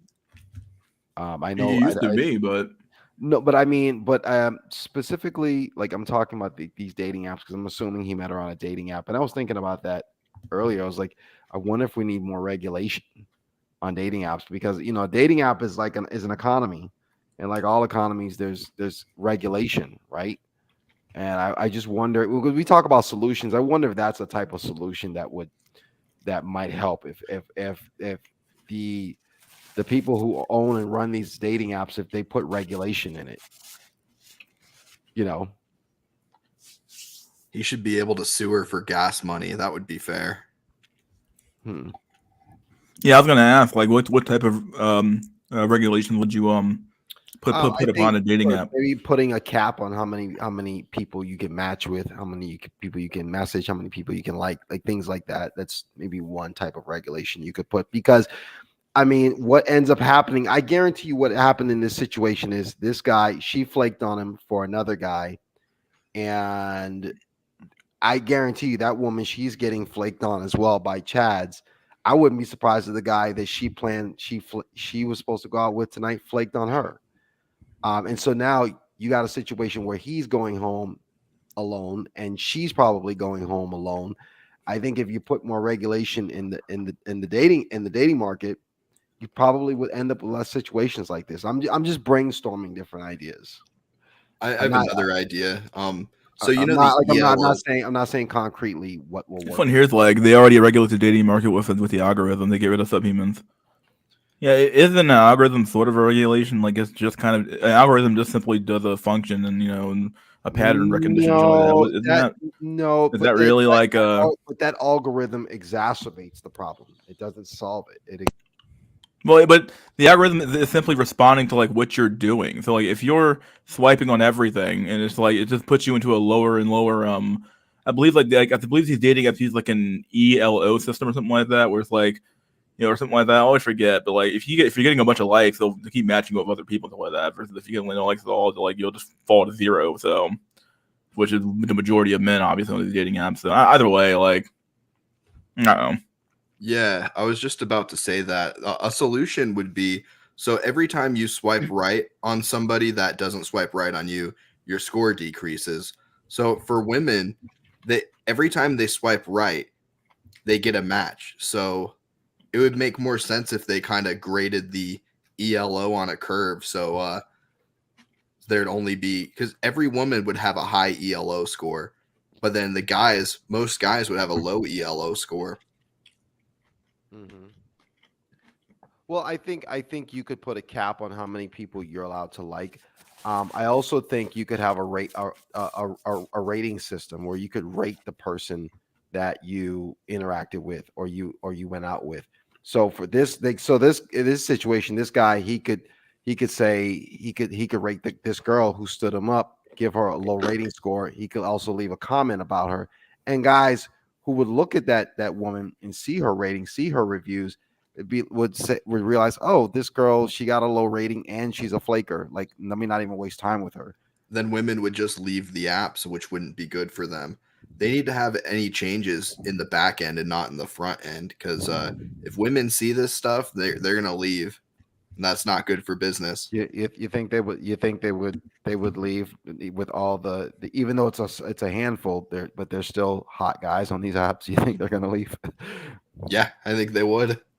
And then what would they do? I mean, where would they go? Because even women themselves say that they find it very hard to meet guys. They just go to a different app. Yeah, but that's what I'm saying. I mean, what if you had this? What if this became universal? This became if this became like regulation. Yeah, okay, exactly. Regulation. Every app was forced to do it. Okay, then yeah, that'd be a pretty good solution then. Yeah.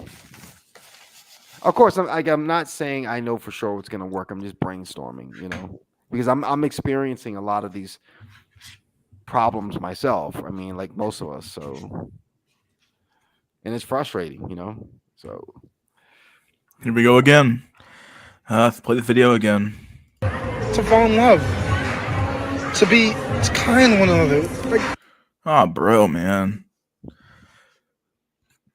This dude is just like, he has like no bass in his voice. I'm sorry. What? Ladies, tell me, what did I do wrong? Oh, we've all been there. Oh, man. Yeah, we've all been there before, but it's still like it's sad that people post shit like that on the internet. Cause like, bro, I don't know. I want to see the comments of that video. I know he's going to get gaslighted to hell. Yeah, he was. I read the comments on Instagram. He was gaslighted to hell. Yeah, you have to remember that. I think Jay's right here. The apps will simply cater to the women as much as possible. The apps need to cater to women as much as possible. Yeah, there's a reason for that, because like it's kind of like a club, right? If the women just flat out don't want to use the app, or don't want to go to your club, there is no club, right? The dudes won't show up and pay the entry fee to keep your club alive. Women always go in free, obviously, because they're the main attraction. Obviously, that's the reason why you're letting them in for free. Whereas the dudes, of course, they have to pay the fucking pay for all the drinks, pay for everything. It's exactly the way like dating apps work, right? The women are the attraction there, and the men are the ones there shopping around trying to be like, okay, well, trying to show off and shit.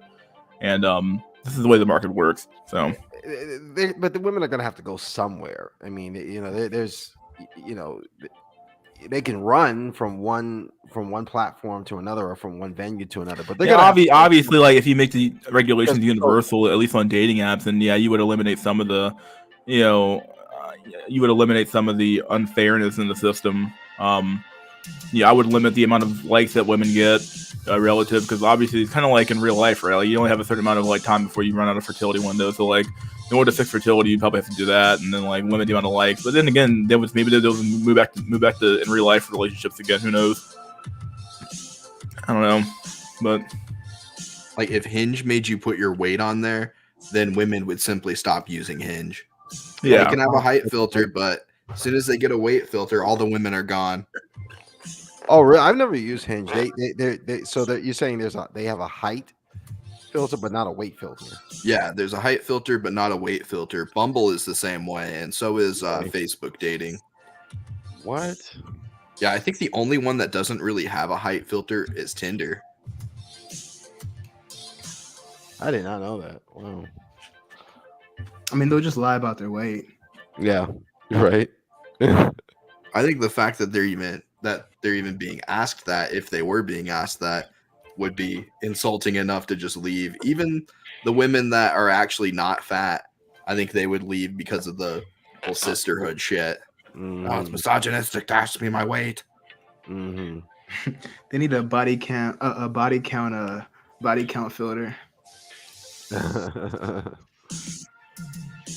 count filter.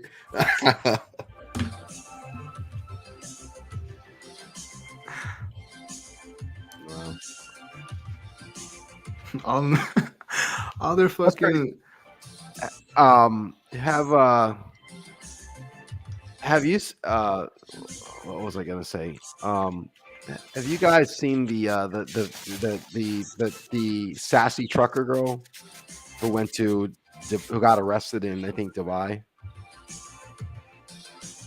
Yeah, the black woman that was screaming in Dubai.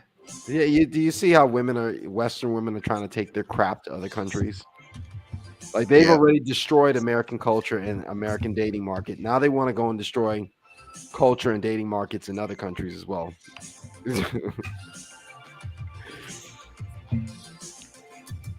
Do we have any more videos to watch?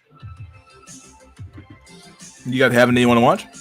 I think Lithium posted some videos earlier, but I stepped out for a minute, so maybe you guys did that while I was gone. I have that video yet. I have something. I can get something too. Give me 1 sec. I can pull that video up. I think I already have it up, actually. I'm gonna play it next. Yeah, it was the nice guys video. What the fuck is this thing? Oh my god, bro. But mine is actually short. I don't know if this one's long or short. Mine is like probably like maybe less than a minute. We'll do this one first. I just want to get through it. He posted it a while ago. Me lady, I kind of hated that. Sorry. Oh my god. Alrighty, well, hello, sinners. I'd smash. If you see my channel before. You smash? Hell yeah. Would you smash Chip? Oh. You wouldn't do it, Chip? Is that a guy? Yeah, I don't know, bro. Hell nah. What about you, Ryder? Would you smash? Nah, no thanks. And I really find like women who wear like those bull ring whatever piercings. I find that to be such a turn off. It's so unattractive. That's one of my. This is a big nope from me, buddy boy. It's a big nope. Yeah, y'all are just fucking better than me, okay? Yes, we are. No, just joking. Oh, no, 7-Eleven has the big gulp. I have the big nope. The bull ring. That's one of my icks. By the way. The bull ring, and she's got the weird grandma face going on here. I can't do it. Grandma, she kind of got a grandma face. She does. Yeah, I got that grandma face going on. Like she's got to be what? How old is this woman? Probably. White women age like garbage, bro. They age like shit. Just true, bro. Yeah, she looks about early to mid 20s. Honestly. Ah, bro, that is brutal for being like. I can see why white women fucking need baby fucking foreskin to keep their fucking youth. Jeez. You got to know that for the baby forcing goes into for pharmaceuticals from women's faces. Oh man, it's sad. Anyway, keep going. For you know that I've poked. Video is quiet as fuck. What the fuck? Give me a sec. What is going on? Did she record this with like an ant? Thing's so quiet. Whatever. We'll have to make it through it, I guess. Can you guys hear it? Okay. I guess not. Okay, I don't know. All right. Yeah, I mean, I could hear it earlier. In my past videos. This includes guys on TikTok, guys in movies, guys on cringy dating shows, religious guys. I mean, the list goes on and on. But one type of man that I've never really discussed before is the nice guy. This is a pretty common phrase to describe certain men across social media, but for those who are unfamiliar, a nice guy is, according to Urban Dictionary, a nice guy is either one of two types. The first being a guy who is genuinely kind and caring. He is polite to everyone regardless of sex, age, or race. He has no ulterior motive, i.e., he is not nice to get a reward. He behaves as such because it's human decency. I don't know. I have a hard time with like this doesn't even fucking exist. No ulterior motive, like this weird sense of like altruism that's never been proven to be true. Very few people are truly altruistic, where they actually like have like a no sense of like reward from what they do for something, right? So I don't know. I don't find that to be very true in most people. So now I've definitely met some people who are nice with no ulterior motives, but it's very rare. Yeah, I've never met one. Like just because you don't know the motive doesn't mean that there isn't a motive. That's a good point. That's a great point, actually. I'll give Rollo Tomasi credit. He said this. He said, "Not everyone is out to get you, but everyone is out for themselves." Yeah, I mean, like you always have to. Don't forget that when you're dealing with people, they're the same as you to some extent, right? You're both human beings. Like we have a sense that we think we're all we can all become a little bit like solipsistic, where we're like, okay, well, only I think. No, everybody else thinking the exact same thing you are, dude. When shit hits the fan, I gotta get the fuck out of here or find a fight or flight, right? Like it's the same. It's a function in all of us. So like, yeah, all these things are true. You know, if it's true of you, it's probably true of somebody else as well. You know, you might have some special sauce, but at the end of the day, you're still a human being. Well, I had this one. So I have a story. So there's this one Muslim chick I work with. Like she's a full blown Muslim. Like wears a job and all that. She used to buy me food and do all this nice shit for me. I mean, there's no ulterior motive because she can never be with me because her religion. So there are some people out there who are just nice without any motives. But like you said, just because you don't know the motive doesn't mean there isn't one. But in that scenario with the Muslim chick, I feel like she was just being nice. Yeah, we feel a lot of things, but I don't know like what's actually true. I don't know. That's the problem. You know, we always we can assume that everybody thinks the same way we do, which is not really true. But we all have like similar like the human animal is the human animal, and I feel like at least I was talking my own experience here. I've met very few people who don't have a a motivation for what they do. Very it's not even the motivation or the reward doesn't necessarily have to be something like I'm getting money from you or I'm getting affection or something like that, right? Even affection is a little bit more abstract as well, right? But but like it could be something as simple as like I get a good feeling from doing this, like I get just the feeling of doing something good feels good. And that's probably maybe the purest form, but it's still you're still getting something out of it. Okay, It feels good to do good, and that person just knows naturally good. That's probably the best you can get to it, right? Yeah, that makes sense. The second kind of nice guy is the one who has ulterior motives. He believes that because he behaves in a certain way, the world owes him for his actions. He doesn't make it clear what he desires from the beginning and becomes angry when he doesn't get what he wants. Look, my main problem with even the term nice guy is that like what do they? Obviously, when you're picturing the nice guy, they're not picturing Chad. You can have nice Chads, right? Like not nice Chads are generally good people. I've met a lot of like good guys who are just Chads. They're just like really decent dudes. Some of the most like upright people I've ever met my whole life. And then you have like, I don't know, like I don't know, just like I don't know, like this is, I don't fucking know. I'm done. No, that makes sense. Yeah. When they say nice guy, they're thinking about the normie Yeah. or the below average. But the Yeah, funny part yeah. about that is, like you said, most Chads I've met are nice. Like there are more nice Chads than there are normies, and because they live this, Chads live such a good life. Like everybody's nice to them. They have no reason to be mean. Yeah, But- exactly. So it's like when they're talking about nice guys, like obviously you're picturing like it's almost like this dude here. I don't know. Like I don't know what they expect from like what is a normal person normal dude allowed to do nowadays? Like normal to sub 5 dude allowed to do? Like what do you? Okay, so you're not allowed to be kind because then at that point you're being fake kind, and then you're not allowed to be nice because you're being fake nice now, and then you're also not allowed to you're not allowed to pay for play, so you can't do that because that's illegal and that discriminates. That not discriminates, but and traps women and shit. It's like, okay, so like what are you supposed to do? Like everything you do is like considered to be like subpar or bad.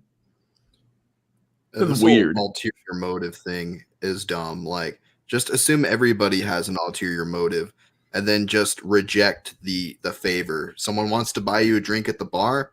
If you don't want to smash them, just say no. Yeah, it's true. I mean, I don't know what world people live in where like they think that I'm doing things and people aren't. I'm doing things for somebody else, and it's not like it could just be a matter of like, hey, we're both friends, and I want to maintain the friendship. Like it could be something as simple as that, and it's like okay, like, but there's always an ulterior motive, like buying drink from somebody else or buying drinks for a group of friends, and you just like okay, I'll pay this time, and you'll pay the next time. It's just things you do. I don't know, but. Yeah, everything has an ulterior motive, but this even the notion of a nice guy to me is straight up bullshit. Like, why is the the nice guy is like I don't even know what nice guy even means anymore. Like when you describe a nice guy once again, like you're describing a dude who's like I didn't like him and therefore he was fake nice. He wasn't the real nice guy. He was fake nice. Or it's like nice guy implies this dude has like no personality. He's simply just a nice guy. That's dumb. That's fucking retarded. Like, no, like most people generally do have personality, and the moment he starts to like expand on who he really is as a person, you start thinking, well, you're not being the same person you were before. But it's like this is part of who I am as well. Like, if I get angry every once in a while, it's like that's normal. But yeah, I don't know. But they just expect you to be this weird, like somehow you're just like this automaton who has like almost this a nice guy. It's like, fuck. So the moment he breaks that nice character, or the moment he shows any other emotion but niceness, he was being fake nice all along. Yep.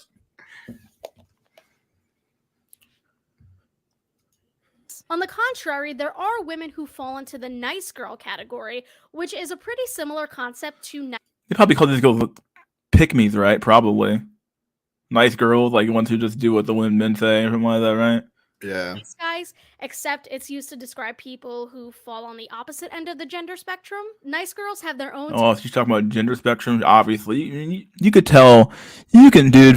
What's that shit called? Phrenology or what do they call that shit? Physiogeny or something like that, or physiogeny, physiognomy or something like that. Where like you look at people's like facial shape and you can just tell who the fuck they are, bro. Like this chick had like that shit written all over her face, bro. I fucking called it. I was like, yeah, she's gonna say fucking gender spectrum, and she's gonna say you can tell she's liberal. You can tell, like, it's just obvious. Like people just have like you can tell with who people are looking at their fucking faces, bro. It's true. Well, at least she doesn't have physiognomy. green Yeah, hair. I said that first time. Good. At least she doesn't have green hair. Yeah, she probably had it at one point though. She has an anime shirt or some sort of anime shirt on, obviously. She Is has that like. even is that a girl? Like is that a dude? Or, dude, like you seriously? fucking tell me, bro. I don't know anymore. The white race has fallen many. I mean, like they'd be the main ones in those fucking having those babies at those fucking weird parties. So probably have like some fucked up things I've seen my whole life. But I don't know what the fuck this thing is. toxic behaviors and characteristics, and I do think that's an important conversation to be had, but it is a whole other topic separated from this, so I will be covering that at a later date. But today we'll strictly... Oh, BPJ's back. What's up, dude? Hey man, yeah, I just got my workout in. Real quick about the whole nice guys thing. There's a few kind of things going on. So women, I would argue that men have deeper character on average than women. And men were basically taught to do what's right for society, to be a good man, and women are basically taught for the most part to do only for themselves. So men, it's like, hey, like do what's best for society. Women, do what's best for yourself. So women, I would argue more than men, tend to be nice to get something. So when a man is nice, they project that, oh, this man is probably only nice because he got some ulterior motives X, Y, and Z. And the reason why women, because somebody said it earlier about how women, once a nice guy gets upset, oh, you haven't been nice this whole time, because I think that women see these nice guys or see these beta orbiters as one-dimensional. You know, it's kind of like you're basically, if you're a beta orbiter, you're basically another NPC to a woman. Yeah, you're an NPC in her world, dude. Yeah, you might think you have a personality, but you really don't. You're just an NPC to her. Right. So you're only meant to fit in the beta emotional tampon, give her advice, give her emotional support. But as soon as you start exhibiting sexual attraction, especially sexual attraction towards her, you're now deviating from your quote unquote programming. You know what I mean? So, because wait a minute, you're not supposed to, it's like the NPC. Wait a minute, the NPC that you're not supposed to have autonomy. You're not, you know what I'm saying? So most women view these nice guys as, you know, as dickless, as like Ken dolls, right? Yeah. You know, and on top of that, anybody who's been in a woman's friend zone, tell me if I'm wrong. A woman can freely discuss her sexual life to you, but as soon as you start talking about sex, she's the conversation kind of like it gets weird, because she doesn't want to be able to see you as a sexual entity. Spot on. But she could talk about, yeah, man, like I was getting Doug, I was getting fucked by Chad so hard, like I'm so sore, you know what I'm saying? Like, oh my, like they can, How you call him fucking Doug, like you found the perfect incel name, like, oh, Doug. Fucking Doug, dude, don't never forget, buddy, but there's even incel names. Like, you could have an incel name. Yeah, no, absolutely. Like Eugene. Fucking who the fuck wants to be Eugene? Right, bro. Jack, John. Like I literally in the same, and like this girl she's kind of like a sort of a friend of mine.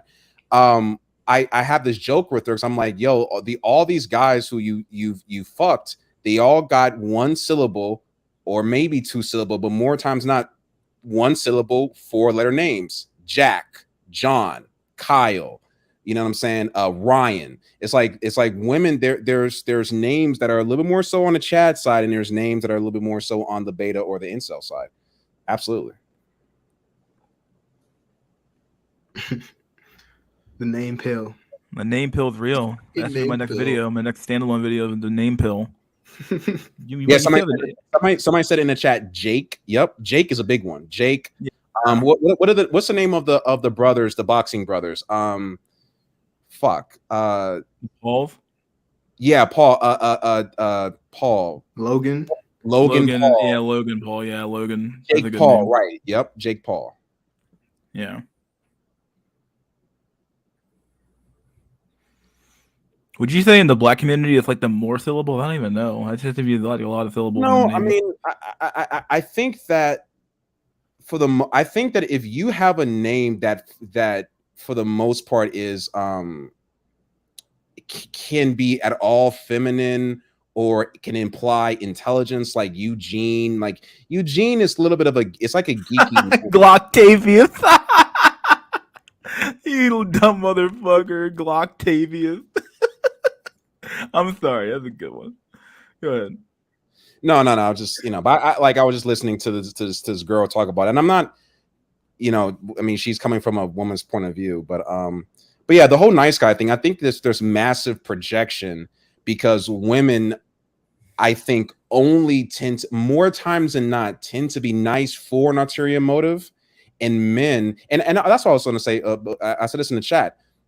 It's kind of like the insulting part of it is that society actually taught men that if you were a nice, kind man, that women will like you if you're a kind person. Like that's what society taught men or taught boys at a young age. We didn't get that from nowhere.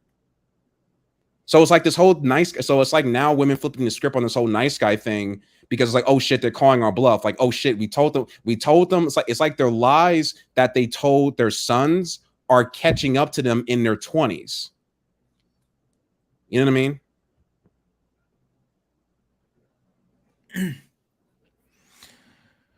Yeah, hold on. I'm trying to look at my phone for a second.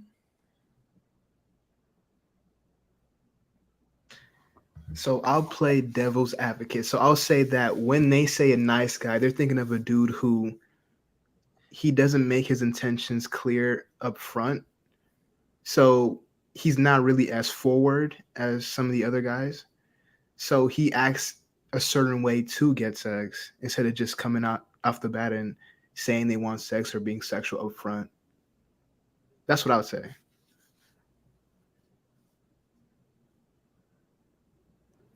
It's just they act so surprised when the fucking so-called nice guy, the friend that just does favors for them for no reason, wants something out of it. It's like, how dare you have needs? It's like it's like he's a chef, and you're like, what? The chef has to eat too? What? Well, but again, it's just it's the problem with is that the men are just reacting to the information that was given or promised by women. So women will actually outright say, I want this, women want this. The man respond. This obviously, like, once you understand the black pill or the red pill and the black pill concurrently, it all obviously makes sense. But I think what it's insulting to me is that all the shit that these quote unquote nice guys are getting, when the women should just simply simply look at themselves and the advice that was given to the sons. That's a great point, because that same girl, so a lot of guys will go to women for advice, and that same girl will tell you, oh, just be nice to her. The same girl that was getting on a dude for being fake nice, quote unquote, is the same girl that goes to her male friend and says, oh, in order to get girls, just be nice to them. So even their advice is coming back to kind of bite him in the butt. If that makes sense. I hope you guys understood what I was saying. Yeah, that makes perfect sense. Be focusing on nice guys. You might have seen this kind of guy in different TV shows and movies, since the nice guy trope is used pretty often. A few popular shows that feature a nice guy character are Friends, 500 Days of Summer, The Big Bang Theory, How I Met Your Mother, and most recently, You. The nice guy trope actually originated in the 1930s with the films Top Hat and The Gay Divorce. According to StudyBreaks.com, Urban Dictionary defines a nice guy as not to be confused with a nice guy, that is, a male that is nice. The term nice guy oh man, this is such a weird concept, because like, not to be confused with a nice guy, a male that is nice. So like what? So like what? So like the term nice guy refers, I'm going to read it myself, it refers to people, men or women, who believe social expectations are currency for sex. Every man believes that. every man, whether they think it's true or not, believes that. Every man. You're always exchanging something for sex. Yeah, that's what we were told as well. Society tells us that. Yeah, so this is like society's expectation for men as well. Like, on a base level, you will perform for women. You will do all these actions to get sex. Like, obviously for certain men it's easier, so some men it's harder. But if you have the looks, then you get an easier walk through sex. If you're somebody else, you get a harder walk. But at the end of the day, there's still a trade off. So I don't even know. Like, this is why this term's so retarded. Because like this is everything is a transaction, whether you like it or not. Everything, every credit must have a debit somewhere in the system. At the end of the day, right? To talk in in my world of accounting, but refers to people, men or women, who believe basic social expectations are currency for sex.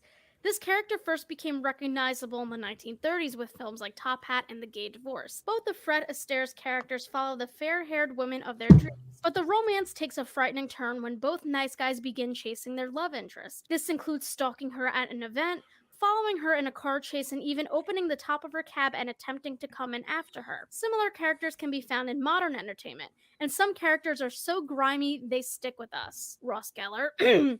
Anyway, even though the nice guy usually possesses very toxic and creepy traits, we, the viewers, are encouraged to believe that the nice guy should still get what he wants. Audiences are led to believe that the nice guy must end up with the woman he loves. Anything else would be a loss. To convince the woman to be with him, the nice guy is shown wearing her down, bullying her, manipulating her, or even lying to her. Love stories featuring the nice guy reward toxic behavior. The idea that a man must simply wear a woman down after being rejected adds to culture. No becomes convince me.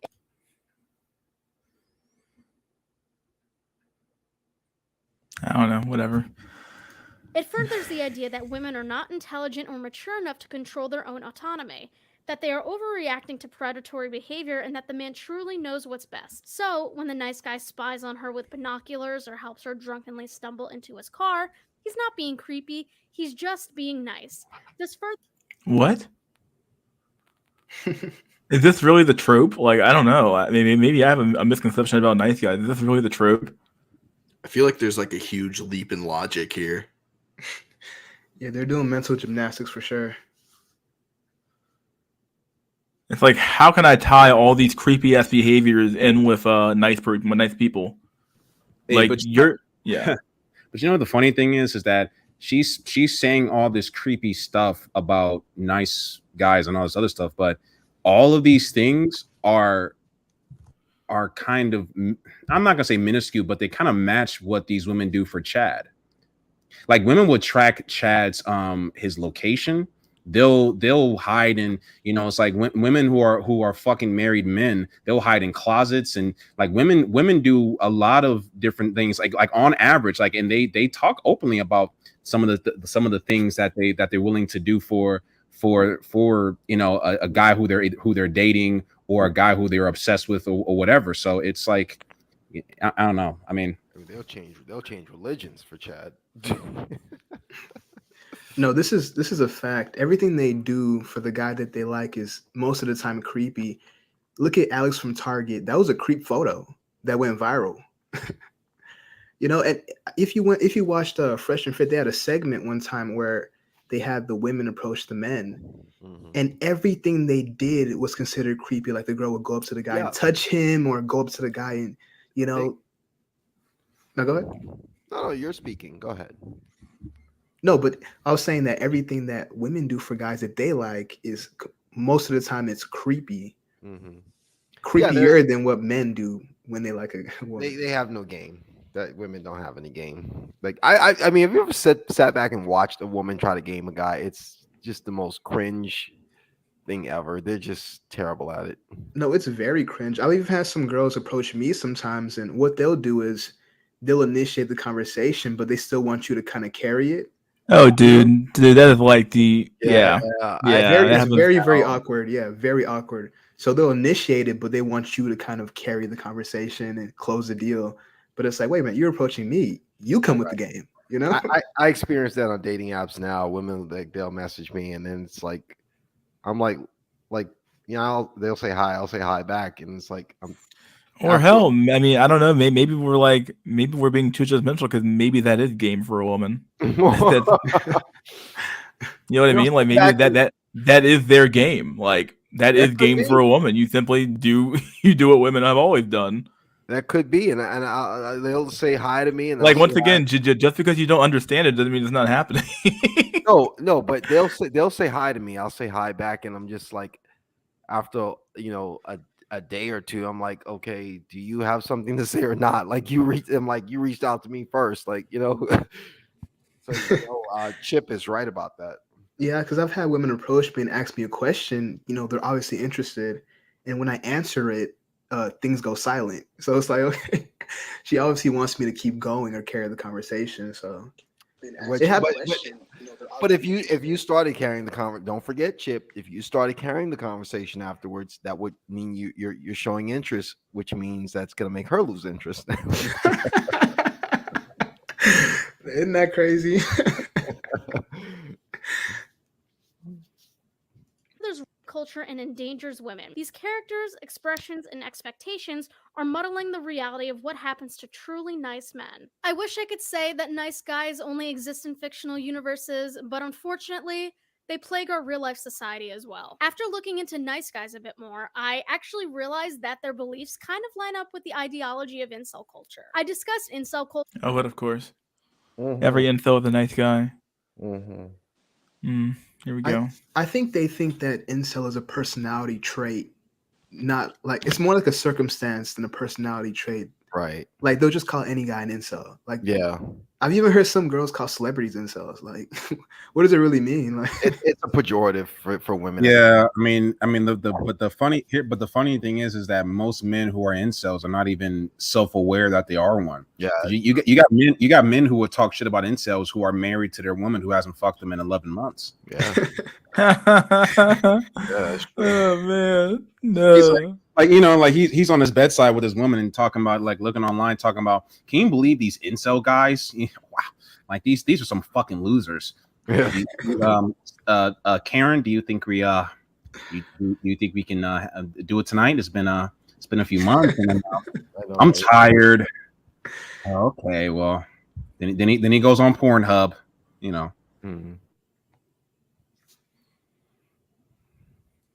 Culture a while back when I reacted to a Jubilee video of people interviewing a self-proclaimed incel. So if you're interested in that, I'll leave a card somewhere on the screen. But from what I've learned, the nice guy complex has led to the development of incel culture where people, mainly men, feel so entitled to sex or affection that they'll use manipulation or even violence to get what they want. What does this have to do with nice guys? And what does this have to do with the majority of incels anyway? I don't understand. I don't understand how like we tie in like what we tie in. We have what 4 or 5 incidents, and that's like the entire. Oh my god, this is real. I don't know. This is dumb. While not all nice guys fall into incel culture, it seems like all incels possess the nice guy complex. What? You know what's just ridiculous? If these incels, as women know it, and also too, I mean, if you look at this woman, if she woke up with the Y and the X chromosome, she would be right here in the stream with us, right? But that's neither here nor there. But what's crazy is that, like, if this whole quote unquote incel culture was so violent, if it's as violent as they are saying, we would have incidents every fucking week. Facts. Like there's too many guys who fall into that, like, you know what I mean? Like, okay, you know how you know how in Chicago, like every other weekend in Chicago, there's like a death toll of like, okay, yeah, like 10 people got shot this weekend. Yeah. Fucking 15 people got shot this weekend. Oh, this was a good weekend. Only 3 people got shot. You know, it's like that's that level of every week you have a death. That's how the West would be if these quote unquote incel guys were truly as violent as these women say that they are.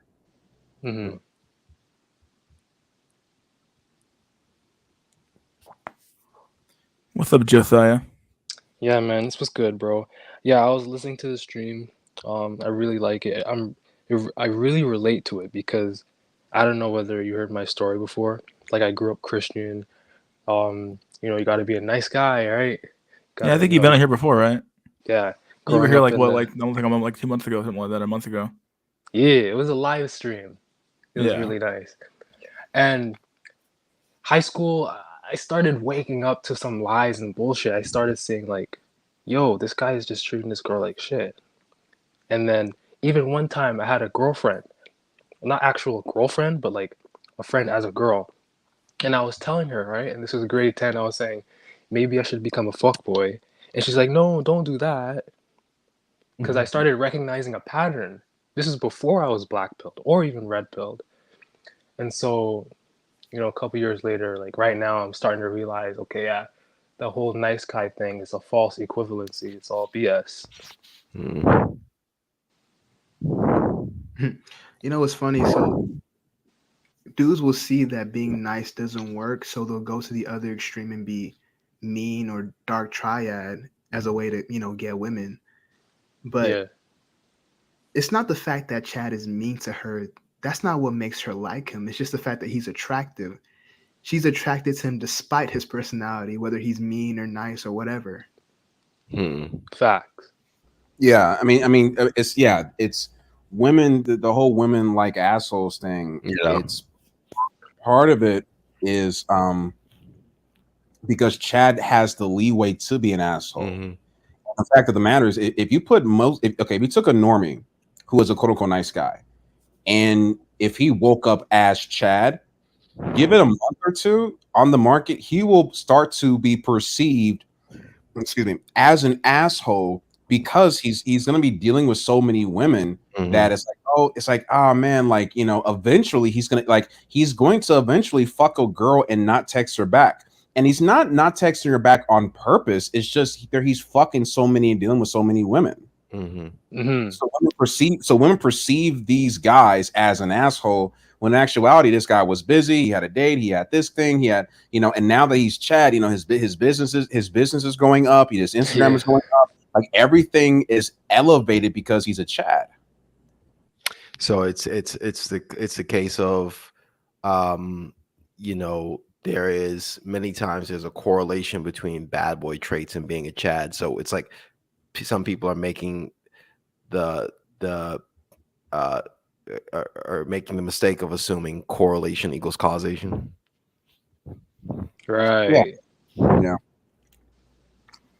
Now, what always, and I know this is a thing that people kind of say, but if these women hate incels so much, then how come they just don't not make them incels? Then I will always, to me, this is the most simple solution.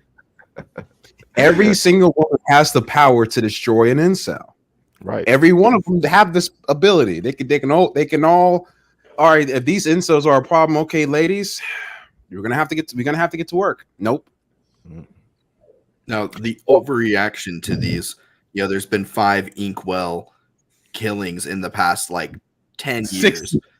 Yeah, it's something like that. And why there's such an overreaction to it is, think about it like this. In fiction, most villains are ugly. So people want to post hoc justify their hatred for ugly people and be like, well, you're a fucking mass murderer if you're ugly. Yeah, they make Go No, ahead. I was gonna say they make a big deal about the violent incel, but what about the violent Pookie who's down there? He's a domestic terrorist, but he's still sleeping with all the multiple baby mamas. Yeah, I don't understand. Like, women are literally, women are more afraid of an incel than a dark triad gang member. Like a gang member who just had a shootout last weekend and at the 4th of July Freaknik party. He's okay. I feel safe with him. He got the Glock in the glove compartment. The incel guy over here who just got off the bus stop, the guy who looked like the black dude with the soft voice, who got stood up, that guy right there, we need to worry about that guy. That guy's dangerous. But King Von, King Von's okay. Von is fine. Yeah, King Von is fine. Right? Some of these Pookies that they sleep with are serial killers. They are murderers. They're psychos. But they they feel safer with them than with any other guy. I don't know. It doesn't really make any sense to me. But I've actually asked a girl this in high school. I said, "Why do you guys find, you know, thugs so attractive?" And she said, "It's because of the safety." I was like, "How? You being with him, your life is at risk. How is that safe?" Exactly. Pookie only sees her as a means to an end. Pookie is thinking, okay, if I get caught by the cops, she's gonna take the lick for me. Pookie don't give a fuck. My the clip I'm hoping we can show after this, that actually kind of segues into that. It's like a Pookie taking advantage of a woman who went to prison. He went to prison. He took advantage of a woman. but also, sorry, I drink my protein. Also, what you got to understand about these women is these women, a lot of these women like killers because they are killers themselves. Mm. There are more women. I need you guys to understand. There are more women on the planet who got a body count, and not a sexual body count. I'm talking about a life body count. There are more women walking around with a body count than men walking around with a body count. Right. Right. Oh yeah. I agree. And a lot of them catch these bodies young too. They be catching them real young. Yeah, they be. Yeah, they're 16, 17. Already got two. You're not wrong. Yeah. That's so fucked up, bro. It twists your whole reality. It's like shit. Like, they don't even think of the life, so who gives a shit? But I care, but I don't. Man, I know they don't care. That's the sad part about it. They literally They know, but here's the thing, though. They know what they deep down. They know it's a life, and they actually do know, and they really don't care. It's like they can't even like really justify it anymore. But I don't want to go down that path. Yeah, I mean, I've had the pro-life, pro-choice debate for a long time, so. It's always really weird to me because you see some homicides where a dude will delete a pregnant woman and get hit with 2 counts of murder, but for some reason, now it doesn't matter when she decides she wants to delete it herself. I don't know. Oh, and another part is when she wants to like commit suicide and she brings a child with her, it's justified. Yeah, I don't get that. Postpartum, whatever. Yeah, whatever they call that's it. crazy. When I was doing research for this video, I actually found an article written by someone named Mariah, and she discussed her past dating experiences. Mariah included a really great chart depicting the similarities between nice guys and incels, and in my opinion, it makes a lot of sense. And again, I need to reiterate that women can also fall into the nice guy or nice girl category, and women can also be incels. Although the population of Oh, bro. Man, she's so wrong. Oh, brother, this guy stinks. Oh my god, I hate these people. women in the incel community is small, it does still exist. Women It doesn't.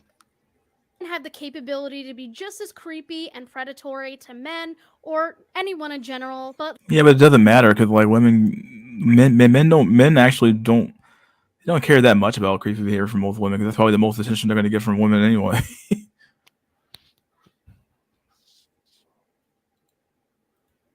like I said earlier, that is a different topic that I'll cover at a later date. With that being said, today we'll be looking at the subreddit called r/niceguys. This forum is compiled of men across the internet acting like stereotypical nice guys, and I'll be sharing my thoughts on a couple posts that caught my eye, and you'll get a view firsthand at how cringy, entitled, and desperate these nice guys can be. So this first post is a screenshot from TikTok, my favorite app. I don't have the original TikTok to give But of course, that's Core Zoomer.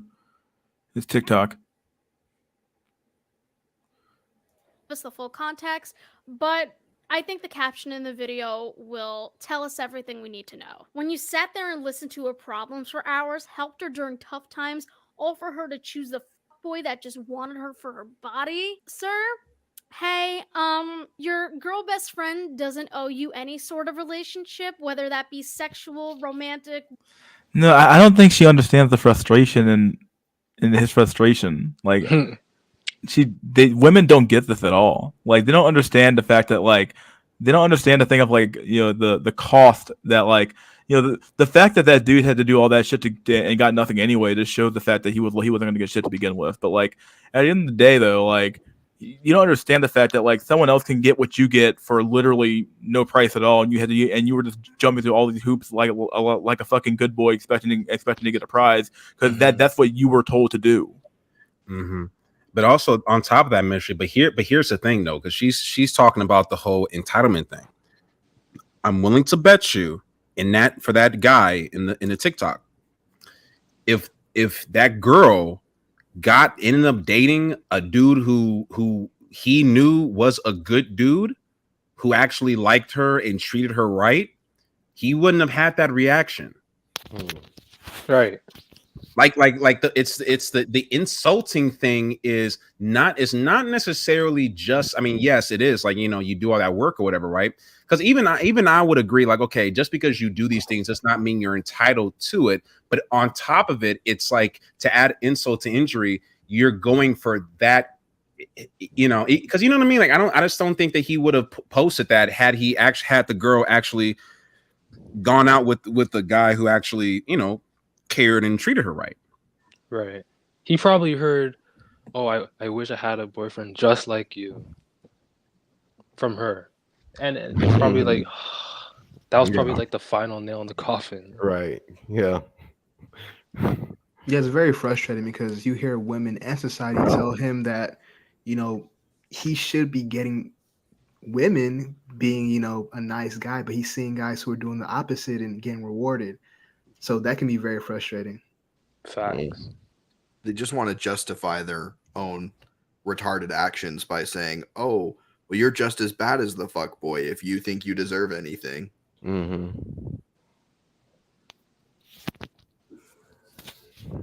Whatever, just because you acted like a good friend. I mean, that's what friends are for, to stick. Oh man, these people understand nothing.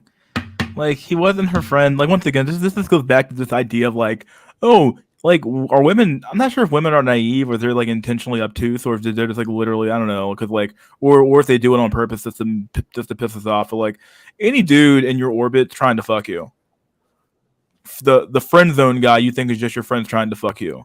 Other than your fucking gay friend, and even he's suspect, right? At the end of the day, like, all these fucking things, or all these fucking dudes in your orbit that you think are just your friends, your emotional tampon, your food guy, the guy you hang out with on weekends, and then the Chad you're fucking. Other than the Chad are fucking, who's definitely winning in that situation. Well, everyone else in that situation is losing, and they're also just there to fuck you. There are no friends. There are no male and female friends. That's just the way life works. It could actually work if the guy finds her repulsive or extremely ugly. So I've had some female friends who I found, unattractive, and women can make really good friends because they can give you some game based on their actions and how they treat men. They can kind of give you, kind of a framework of how things really work. But I do believe men and women could be friends, but the guy has to be totally turned off. Right. Yeah, that's the problem though. Most men have a pretty low threshold about like what they would or wouldn't bang. I've talked to some dudes. I remember I used to work at this last job, and this chick was like, I don't know, she was extreme. She was young, but she was like really fucking like, I was like, I wouldn't do it. Everyone else in the office like me, I smashed it. I'm like, what the fuck? I'm like, bro.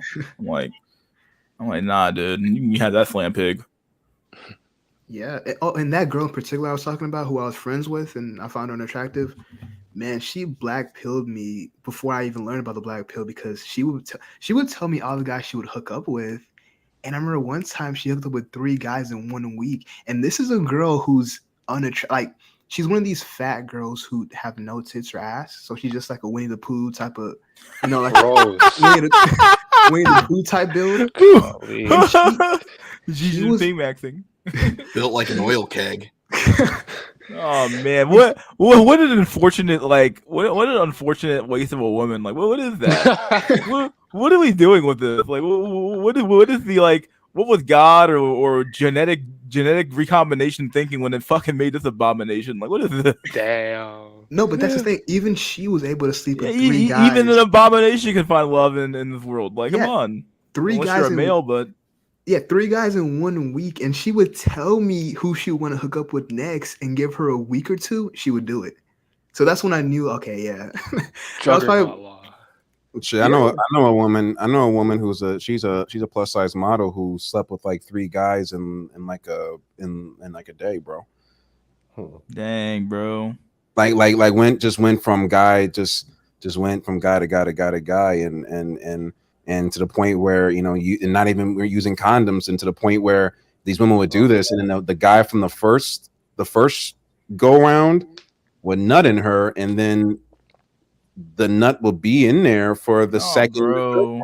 I'm not be real sloppy, bro. Oh man. I remember. So I gotta find the video. I stumbled across this video on YouTube a couple years ago. This fat woman, like super, like obese, super ugly, and she was telling her thought stories. And she told a story about how she smashed this guy and he nutted in her, and she, went to go see the next guy like in a couple hours, and he ate her out. Bro. You know, I gotta find that video. Because she has hella thought stories. Like, and this is a woman who's like repulsed like the bottom of the barrel in terms of, and she was smashing the hella guys, like multiple guys a day. Well, because they can, because I mean, smashing that is one way in which they feel wanted, right? Right, yeah. So if you're a guy if you're like a 7 out of 10 guy who is in really good shape, and obviously you're not, you know, especially if you're not money max, you're not, that 7 out of 10 who goes into the gym, he's not going to be able to really get his looks matched 9 times out of 10. So he's going to, it's like, you know, he's working out, you work out, your testosterone is up. Damn, like I gotta fuck. So they're gonna go to that Winnie the Pooh. I mean, look, I mean, even I talked to Mystery about another Winnie the Pooh chick who, you know, I didn't hear from her again after she found out I was bald. So, you know, but again, these women will they are out. A lot of these women, especially these lower tier women, are very much out here, bro. And warthogs. And I've said this before, the lower level chicks, like they're more promiscuous than every other type, than the Stacys. The below average women, they have the highest body counts, in my opinion. It's so backwards, man. It's so backwards. Yeah, people think that Stacys have high body counts, but their hypergamy won't even let them sleep with guys below them, so they don't have too much to really choose from. But when it comes to the, below average woman or even the average woman, she has a large pool of guys who she feels are better than her, so their body counts they're pretty high. And she feels like a 10. Yeah. By you through your good and bad moments. It's pretty messed up of you to have an ulterior motive while your friend was in a tough spot and trusted you. Oh man, people are so fucking naive. Ulterior motive? What the fuck? Whatever. Like I don't know how you think life works, but even if the ulterior motive was that his friend was feeling bad and you wanted her to feel better, that's still a motive. Like, right. Oh man. Enough to confide in you about very personal issues. You shouldn't expect a reward for being a decent person. It's very hard for me to have sympathy for you. Well, if you don't reward good behavior, why the fuck would you expect more of it? Exactly. This is very basic human psychology that people seem to forget. Like, they think that behaviors just come because people were just naturally good. You fucking retarded. Like, I don't pay my fucking taxes because I love it. I pay my taxes because the IRS will come take my shit. Like, okay, that's why I pay my fucking taxes. Pay my taxes because they'll show up in my house. If I owe too much, they'll come to my house with guns. Okay, I'm good. Like, I don't want to do the IRS, so I pay my fucking taxes. That's why you really pay your taxes. Right. You don't pay your taxes because you love the government. It's retarded. In the same way that we don't do things for nothing at the end of the day. This thing is like, you can tell she's fucking. This is like, I don't know, man. Somebody's fucking it, bro. Somebody's fucking it. Somebody's fucking the thing. I guarantee you. Somebody found it. He might be black. He might be black. You're not wrong. He might be black. When it seems like you were trying to take advantage of your friend while she was in a vulnerable position. In fact, I don't feel sorry for you in the slightest. Okay, so I promise this will be the only time that I mention TikTok in this video, but unfortunately, I will be moving to an even worse social media platform, Facebook. Nothing good has ever come out of Facebook. If anything, Facebook is like the Florida of social media. If you know, you know. But really, the only two things that Facebook is good for are the worst political takes you'll ever come across and deep fried minion memes from 2011. I know all of. Oh man, I never use Facebook. No bro. I lies, can't no do lies it. detected there. No lies detected there. Yeah. Like my mom fucking loves Facebook. I'm never on Facebook, bro. I'm like, fuck Facebook. I'm good. Facebook is like for people that peaked in high school and boomers. No, she said something pretty funny though. She said the deep fried meme. Yeah, Anytime somebody sends me a meme that looks like it's been like, cooked or fried or something, I know it came from Facebook. I know it came from Facebook. I'm like, bro, what the fuck is this shit? Like, what is this? Like, it's been this is screenshotted this random ass fucking times. scribbled up piece of shit meme, like from fucking the depths of hell. It's like, what the fuck is this? Like, I can't read this. Like, and honestly, memes. and honestly, even Instagram is kind of lame. Like to me, I mean, sometimes a lot of times because it's like it's just your wall is just full of memes. I don't know. It's just that's how mine is. Twitter's almost there. Yeah, I used to be crazy about it. I used to love Twitter, but I haven't been on it that much lately. I never got on Twitter.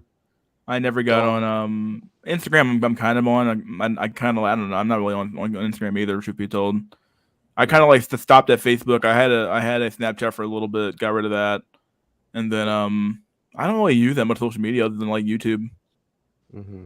And I still have a Yeah, Facebook account, but that's only because like why not? But like I don't use it at all. Yeah, I like it too. That's my fave.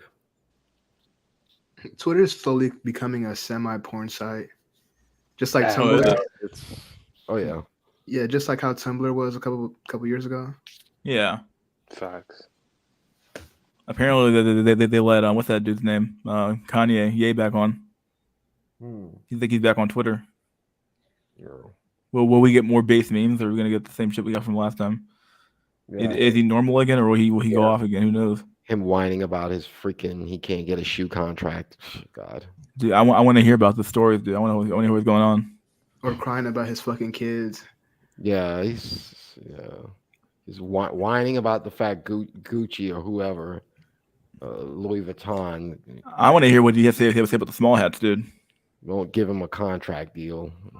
Yeah, the small hats. Small hats. He called out the small hats, and this is what happens to you. Have you guys seen what Kanye looks like now? Like Kanye has been replaced. That's what I think. The real Kanye is dead. Facts. That does not look like Kanye, bro. For real? Well, let me take a look at this shit. No fucking way. That's a different. That was a different. I saw him when he was wearing like the big shoulder pads. I thought that was interesting. His Yeah, I head saw that is so picture like too. stretched. Like he does not even have the same head shaped anymore. He said his head is stretched. Yeah, dude. His head it doesn't look the same. Like he looks like I don't know. He looks like a Simpsons character or something now. I'm not seeing anything out of the ordinary. I don't. Look, Mark said blow. Yeah. No, the thing about Kanye is he had surgery though. Remember he had the car accident and he had to get plates put in his jaw. So he's pretty much looked different. He's pretty much looked different almost, every 10 years he's had a big like a pretty big change in his looks. Blow, yay. About Joe Biden, he was also replaced.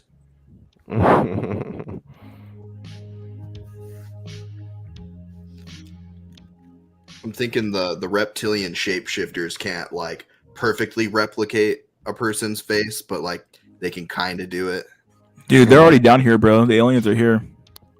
Hey, that's I've what been they watching say. those. I've been trying to watch those congressional hearings, dude. They're fucking crazy. Yeah, those are nice, man. I watched like the whole. I'm like, thing. what in the fuck's going on, bro? I'm like, dude, I used to be like, I was like a extremely young believer in aliens. I think I already told these stories, but yeah, I was a young believer in aliens. I was in like elementary school getting like alien books and shit. Then I got a clip for you. I want to show you. I was watching this a few minutes ago. I got a clip for you. Now that the for alien government brought shit? up aliens. Yeah, for aliens. Yeah, I was like thinking, man, I want to show Mystery this thing. Oh, let me This is a video of Kendra G. Yeah, it's just like maybe like just 90 seconds.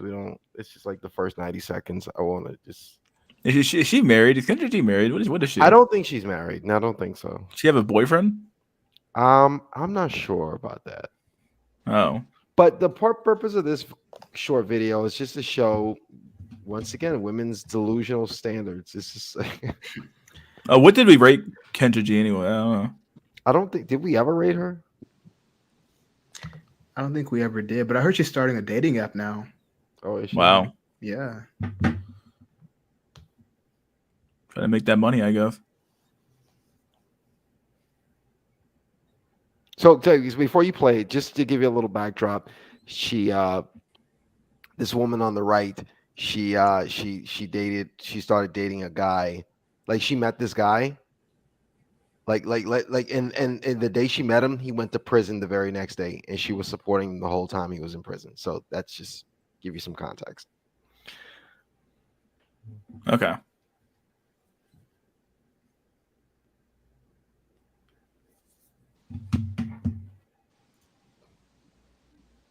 You don't want to hear from. All right, Ken, don't put you right here. Okay. Okay, hold on, put you right here. All right. Oh my God, bro. Yeah. Mm. Now keep all this as you look at this woman. Just That's a lot of meat, bro. Keep in mind what she looks like. This is what the average black woman looks like. Yes, it is. Yeah. It is. Yeah. It is. And this is what these game guys are getting. You know, when they're talking about how Yes. they're smashing, you know, this is what they're smashing. Mouthpiece. Yeah, this is what they earn from their mouthpiece. Yeah. Mm-hmm. Tired of Now, keep in mind what she looks like, okay? I see you, boo. Okay. Did I actually? Oh my God, bro. Put that whale back in the ocean, bro. Fuck we doing? They're smashing Aunt Jemima. Yeah, they basically are. She has dudes in the I have to look DMs a right certain now. way for you. Did you hear? Wait, did pause it? I would like him to be tall because Yeah, of course you would. You heard what the question was? Do you want a man to look a certain way? That was the question. Of course, yeah. He gonna expect him to have a six pack and muscles on muscles, and you gotta have all his hair. Gotta have a good hairline. Gotta have that beard and yada yada yada. Listen though, I'm 5'4". 5'4". I would like him to be at least 6'2". Oh my God, bro. 6'2". No, 5'4" look at the expression on Kendra's face. She's gonna just read Kendra's face. Like, look at her face. Unbelievable. Look at her even face. Kendra is like, "What? Are you serious?" She's happy. She's like, "What the fuck?" That's 6'2". You're 5'4". He has to be 6'2". I would say 6'2". Not too tall. 6'2" is tall. I know. I mean, like that's good height. You know, like. Man, 6'2" is only good height. It's not excellent height. It's not exceptional. It ain't like, you know, he's that belly man. My man's tall. Nah, that's his good height, bro. And go ahead. When she answered when asked what kind of man she wanted, she said at least 6'2". Like that's the floor for her.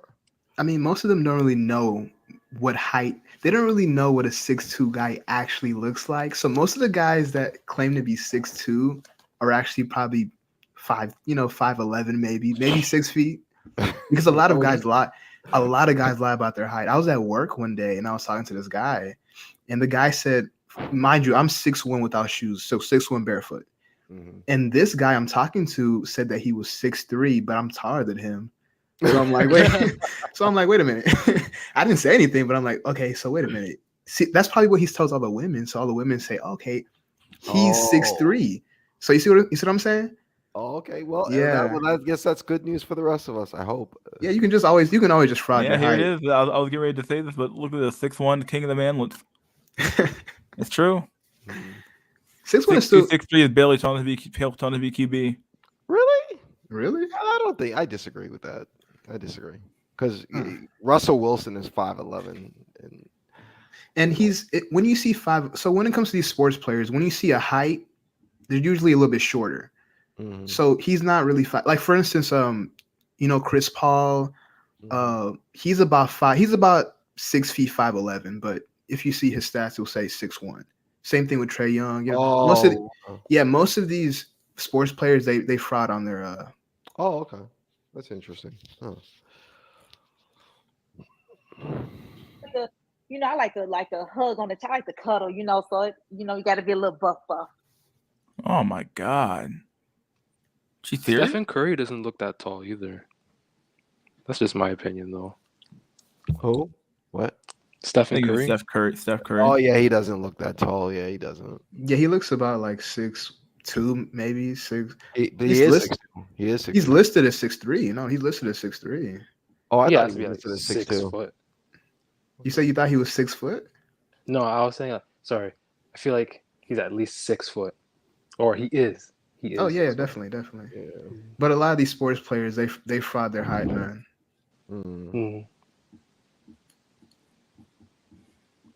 He can't be 5'8", 5'10". I have had that. I have had 5'4". I Damn. have had 5'5". Yes, I have had men. Yes, me and him was like hi to each other, hug. You know, yeah, I have had all of them. Was Reggie 6'2"? That's the guy in prison. Wait. Was the guy in jail? She's had all of them. Mm-hmm. You got to pay attention. Yeah, she said that Kendra asked her, she said Reggie, meaning the guy she met in prison, who she was taking care of. She asked, was he 6'2", and she said, yeah. 6'2"? He was 6'3". Oh, okay. Yes, ma'am. And both of them played you to the left. Unfortunately, yeah. Wow. Yeah. There you have it. Listen, That's it. It's your life, your desire. You have the right to request. But 6 feet and up men are very in high demand, and they pretty much act like the two men that you dated. So just take that in consideration. Yes, Not saying short men don't act a fool either, but Tom. Her looks match his name is Melvin. Yo, who her looks matches? That guy that we played, that LA. Oh, dude. Oh, bro. No, That's her actually, looks match. I think he's even better looking than her, honestly. But that's just me. That's it. That's it. That's all I wanted to show for this video. Whose hair is she wearing? I don't know. Probably the Chinese horse. But think about it. No, but that's all I wanted to show. I mean, if I don't. But the point of this was, this woman is 5'4", which is an average height for an American woman, and she's clearly obese, and yet she's demanding a man to be at least 6'2".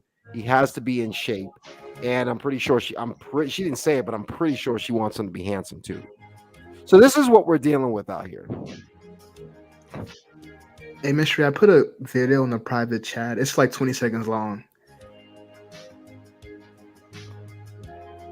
Oh, I know what you're gonna. I know. Oh, I think I. Yeah. Is that Yeah. that's Louisiana? That white Louisiana. Yes. That video was too funny. Yeah, I saw that. That was like what. The entitlement is off the leash.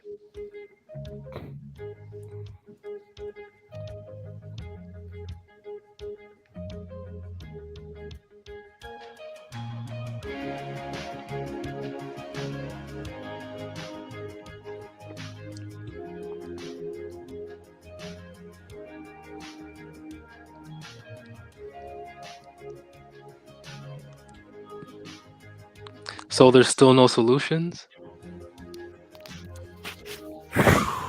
Well, I talked about regulating the dating market. I talked about that briefly earlier. So,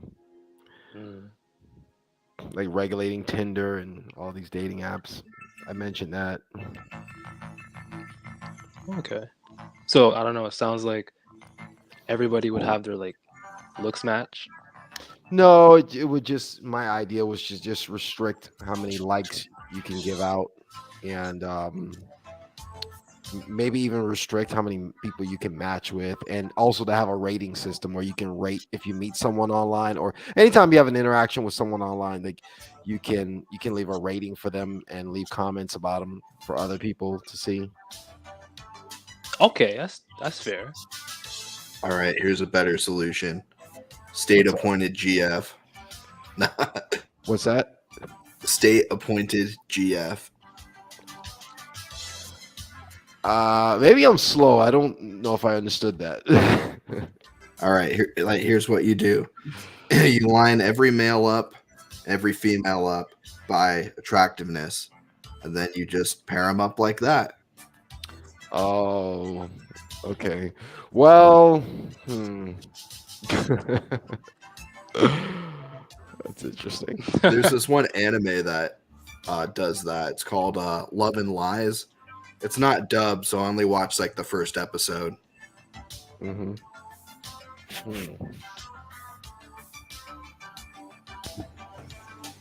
No fault marriage. I mean, no fault divorce. If anything were to happen.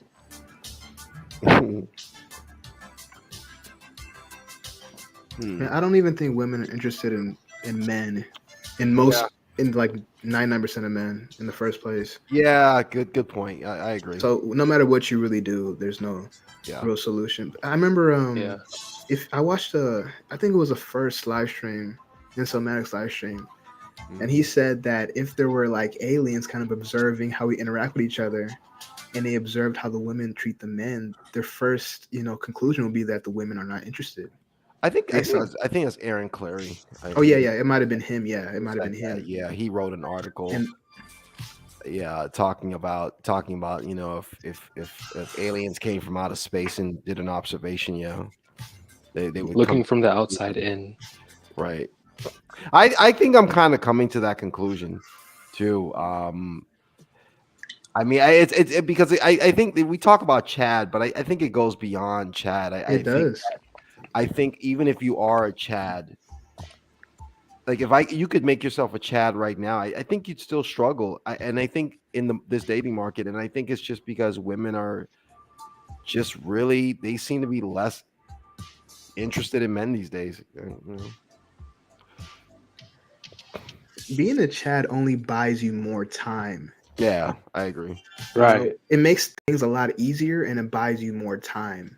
Yeah, exactly. But I do believe that there are times when women don't even care they're not even interested. They can be out in public. They may not even want a Chad approaching them. Like they don't want men bothering them, period. Facts. That's just me.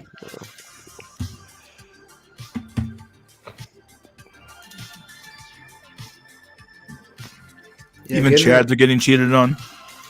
That's mostly by other Chads. It's over for nice guy Chad. It's just beginning for dark triad Chad. The aliens had the solution. Maybe they do.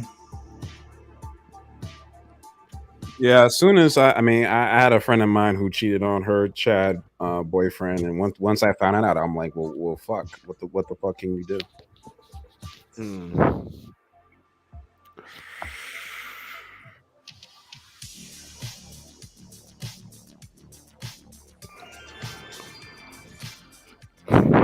Did he leave her? Huh? Did he leave her at least? No, he hasn't. No, he doesn't know about it. He doesn't. He's out on deployment.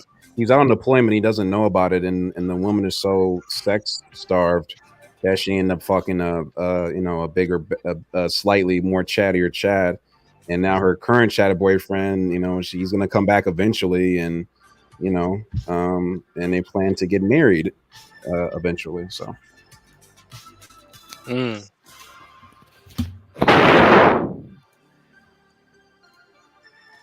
was this guy in my workplace who's in a long distance, and I told him, I was like, "Are you guys opening their relationship?" And then he was like, "Nah, I don't think she's gonna really do anything." I'm like, "Nah, I don't want to say anything, but I already know it's over." Yeah, I remember this guy. I haven't watched him in a long time. I remember watching this guy when he was a small channel. Before we do the video, I want to do a quick series of memes here. Okay, so this is you when you first meet when you first get a match on Tinder. This is you. Oh Lord! Here we go. This is you right here. So here's your first reaction. You're like, oh my god. Oh wow. I'm gonna make it. Oh god. You're like you get that that big huge shot of hopium and straight to your veins. You're like, oh shit, bro. I'm gonna make it. Okay, so a girl liked you, right? We have arrived. And then it's like a few weeks later, so you guys have been texting back and forth for a long time, right? And then you know, you've been texting back and forth and shit, right? That's been going pretty well. And then all of a sudden, dog, she's not texting anymore. So you get like this, bro. Here's your next reaction. Like, oh shit, bro. Oh man. Yeah. Here it comes. You're like, here comes the fucking flake. Here it comes. Or you see the like and find out it's a bot, or it's a transformer. No, no, but mystery. No, that is so real. It's like you first. It's like you get on a high, you get a number. It's like, man, things is going well. You text her, she's texting back. She's texting you, texting back. You're like, okay, and then you start to slow down a little bit. You slow down because you realize you're getting too excited. You know, so then you maybe wait about 40 minutes to text her back or whatever. You know, you say goodnight, and you're like, wow, this might go well. You know, and then you already set up a date for Thursday. You know, it's Monday. Okay, not too long from now, well, you're good to go. Tuesday rolls around. Okay, you know, you're not texting her, right? You gonna give it a minute. You know, then Wednesday comes around. You're like, okay, you know, she hasn't texted me, but you know, and you text her like, hey, you know, we still good for tomorrow? Hour, 30 minutes goes by, hour goes by. Well, you know, maybe she's busy. Then you look at her Instagram, you know, she's posting shit on her Instagram. You know, she posted something on Instagram 35 minutes ago, but you texted her 4 hours ago. So now you're left with two choices. Do you double text or do you let it go? And then you're just waiting, and then the sweating comes in, and then, you know, Thursday, and then just happens to men all the time, man. So after that, after even waiting for so long for a text, and then after that point, you start sweating, right? And you're still sweating, right? You're like, oh shit, did I fuck up? All of a sudden, you get a nice big message. You hear the bzz, bzz in your phone. You're like, oh shit, what the fuck is that? Here's that picture. Now here's the GIF. Like, like oh, what the fuck? And you're still sweating, bro. You're like, oh shit. So you start looking at your phone, right? And you're still sweating. You're like, oh man. And you see, oh bro, it's from her, bro. It's from her. So you unlock your phone, you swipe up, and you hold down, you find the app. You're like, okay, you're on Tinder or Hinge or some shit, and you click on her message, right? And all of a sudden you see, sorry, can't make it tonight. Can we? In fact, she doesn't even have to fucking reschedule, buddy boy. You get nothing. So you get nothing. So this is brutal right here, right? And here's your next. after you fucking scream your head off and go insane, you then start doing this. This is your next reaction after that point. So once she tells you, and once she fucking flakes on your ass, you turn into this guy right here. This is you. You're like, oh my god, tearing your eyes out because this has happened to you 15 times in the last 2 weeks. Dang. Dang, bro. No, wait. No, you almost had it. Not 15 times in the past few weeks. Maybe it's happened to you 5 times in the past year. The reason why it's frustrating is because you barely get numbers. Oh, that's true. Yeah. Like this is the first number that you've gotten in like 3 to 4 weeks, probably even more. And it's all going right. And it's like, man, it's like you finally kind of get to it, and then nope. Because if this happened to you often, I think that you would be able to cope a little bit easier. Yeah. Here we go. Let's play this video. Coffee Pod. I remember this dude. Joseph YouTube, welcome to the Coffee Pod. My name is Chisha Zed. Drink the coffee, it'll make you feel better. Black educated men versus hood men. Black educated men think they're too good to date some black women. Let's get it. How black educated college men. Oh, bro, man. Shit, bro. Hey, do you know this is the thing? This is the thing that like, who is fucking this? Someone's fucking it, dude. All I can say. Yeah, Somebody's fucking this. Somebody is like looking at this picture saying, "Oh, bro, that's a bad bitch." Somebody's saying that, bro. It's a black guy 9 times out of 10. Yeah. But do you know that this content creator right here, I heard he recently got married, and I've always wondered, these red pillars, they talk so much game about, never marry, or all of them are married. Almost all of them are married. It's very weird to me. Like, Act like they too good to date. A lot of Finally, someone has said it and worded it way better than I ever could have, because I have been saying this with my best friend for the longest. This her real hair? What the fuck is this? That's not even her real Extensions face. for days. That's not even her real face. Like, guaranteed. Yeah. It's the same woman as the first clip, just with makeup. I wouldn't be surprised. That could be. Yeah, that could be. I wouldn't be surprised. Makeup is such fraud, dude. It is such fraud. Remember, but they want a real man, though. Remember that. Yeah. Where it's like, if you look a certain way, it's like these men act like they are just like, it's always this certain look of female that they'll actually date in life, because I guess they attribute it to like, oh, nice girl next door looking, like she won't possibly do this or that. She looks good on paper. I can bring her around family, this and a third, and she has the look. She has a very safe. So this just came up on the screen. It says innocent girl next door. Let's keep listening. Look, and myself and my best friend always talk about the fact that we feel as though because we have tattoos, I'm very tatted. Y'all can't see it now, but I have a lot of tattoos. Because we are tatted and let's get back into this video. Have more of like I'm not gonna say like, I'm trying to find a right way to say it. I don't know. Anyway. 304 look.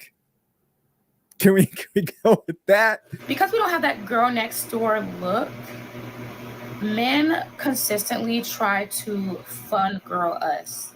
These college educated Dude, I don't mean any harm, but if you like, I know like Dave Chappelle did that. Remember that skit he did years ago, where he's like, if you I'm dressed like just because I'm dressed like a police officer doesn't mean I'm a police officer, right? It's retarded shit. Like, and then like somebody walks up to him and it's like, oh, sir, are you a police officer? It's like, no. Just because I'm dressed like one doesn't mean I am one. It's like, okay, well, if you're dressed like a thought, then expect to get thought behavior, right? Like men do categorize women into different buckets, whether we admit to it or not. Our buckets are probably less than women's buckets, but at the end of the day, yeah, we categorize like women all the time into various buckets, like what we think they are, right? We got smash and then pass, and if we would smash, okay, this girl from material, is she not? What kind of girl is she? Yeah, we have all types of fucking women, but I don't know. men, it's always them. Like when it comes to like they always assume that we only like hood guys. Because you do, like by and large, most of you do. How is it even wrong? Even the educated black women like hood guys. Yeah. It's like you all like the same fucking 5 dudes. Yeah, right. Like it's literally the same 5 dudes. Same freaking 5. They assume that they know our type, and they don't even give us a chance. Because like, dude, I'm sorry, bro. Like, you can't blame the dude. Like, it is what it is. Like, if I've had a similar reaction to the women who look like you previously, why the fuck would I bother with you? Like, there's no reason. There's literally no reason for me to bother. Because, like, I'm not saying like for the most part. For most human lives, like past performance is an indication of future performance, right? Like, for the most part, like how you perform in the past would generally kind of dictate how you perform in the future to some extent. And I'm not saying you can't improve, but for the most part, it's kind of how life kind of works. And it's like, if you have zero success with your previous trying to get women or at some point, I don't want to call it, like you're not going to try again for a certain type of woman anymore. Right. Personally. City boys, let's go. I like college educated men. I went to college, and that's just what I like. I like nerds. I like. That's cat. Oh man, you like nerds? Okay, they like the dude who watches Dragon Ball Z. That's it. Yeah. Right. The reason why we know. So here's when she's talking about Piece. When she's talking about a nerd, and okay, first of all, when she's talking about a guy who's college educated, all she's talking about are guys who are in frats. That's the good point. When she's saying that she likes nerdy guys, she's only talking about Tyrone who watches Dragon Ball Z. The reason why we know that all I'm gonna say an absolute statement, which I rarely do. All single black women who say they like nerds are cap. The reason why we know that they're cap is because if they truly like nerds, they would just have already have been with one, because black nerds are relatively low. Like actual true black nerds are not these super well dressed, super good looking, super swole, super tatted guys on average. It's like, you know, these girls are talking about Michael B. Jordan, you know, who just so happens to like One Piece, or they're talking about Future, who watches fucking The Last Airbender sometime. Like that's what they're talking about. Tyrone with glasses on. That's Right. a nerd to them. Yeah, exactly. Yeah. Yeah, and when she says she also messes with college educated guys, she also means the college athletes, so the D1 players and all that. Yeah. Yeah, because it's like any black woman, I'm like, yo, if you like nerds, you would just be with one. This woman, and you know the stupid thing is, this woman can say, and a lot of black women can say, I like nerds all they want to, but they have never walked into any place where black nerds or nerds in general actually free. They've never stepped foot into a comic book store. They've never tried to I don't know, go to a like they don't go to a GameStop. like they actually do not.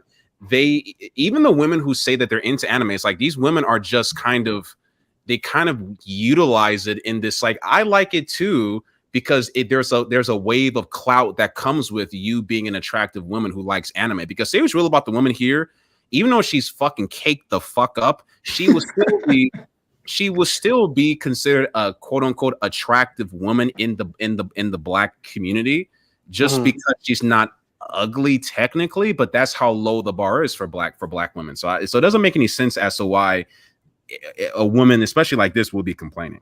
Yeah, just because the fact that she's in shape, she's already attractive. Nah, she doesn't look like she's in shape. Her? Yeah. Really? I don't. She does. I don't think she look. I don't get the sense that she's out of shape. I will say that much. Well, she probably okay. It's kind of like this, right? It's like she's in shape comparatively to the average black woman. Yeah, to the average black. Yeah, woman. that's what I mean. Yeah, that's what we're talking about. You're right. And I will say this, you know, they if you see women like this at a Comic-Con convention or whatever they call them, they're probably really just fishing for white guys. Honestly, that's what man. Yeah, bro, she's cake. That's why a lot of black women get into all that, you know, comic book anime crap, because they're really just after white guys, honestly. So. Yeah, I've noticed that. So the girls that actually like nerds usually just date white guys. Yeah, but exactly. she is caked the fuck up, and she has a filter on too. Like, how does she really look? With fine nerds, I like. Thanks for clearing that up. Yeah. Now let's see what she considers fine, guys. I'm sorry for pausing this a bunch of times. Oh, another thing on the screen here. It says, "Not that I don't like hood dudes." Oh, she's trying to let you know. Don't like hood dudes. But I'm too grown. Oh, what do you know? But I'm too grown to be on that type at this point. Notice that even they do the like, okay, well, you know, like the not so much hitting the wall, but it's like I don't even know what to even call it, but like even they're like, okay, well, now that I've had my fun with me, I'm trying to hop up the cock carousel now, the Pookie and Ray cock carousel, and shift my way over to an educated lame to see if I can find a educated Tyrone who has some money. I don't know, man. Like, I mean, when it comes to black women and that topic, it's usually just all talk until like maybe their 40s or until they have multiple kids. Most of the time, it's just all talk when they say I'm ready to not date the Pookie. Yeah, it's mostly just all talk. It's all talk. Yeah. Boy, oh shit! Here it is, the epiphany phase. Right at this point, guys, the devil's in the details. You gotta watch. Let a woman talk. At this point, she's now ready for the cute, nerdy guy. At this point, I assume she's probably about like 26, 27. Goes on to say, I've actually never even dated one, but always assumed that's my type. But if you let one bust your cheeks. She's never dated one. Never dated one. I'm trying to get serious about this video, but it's a pretty. She's never dated one, but then that's not her type. Then that's not her type, right? That's not her type. Yeah. Yeah, but he's not wrong. I think he's not wrong here. Like, okay, so like the I don't know, it's kind of funny. I like how many of them bust your cheeks, but it's like it's true. Like you have to remember, like women like categorize like very, very specifically, right? Like they won't count certain things. So it's like, okay, well, I never dated one, so it's like, okay, well, the assumption is like, okay, well, then like, yeah, she's never fucked one. Like, no, dude, like she probably banged a bunch of them, but she never dated one. Like, yeah, she used a very, very specific word there. So,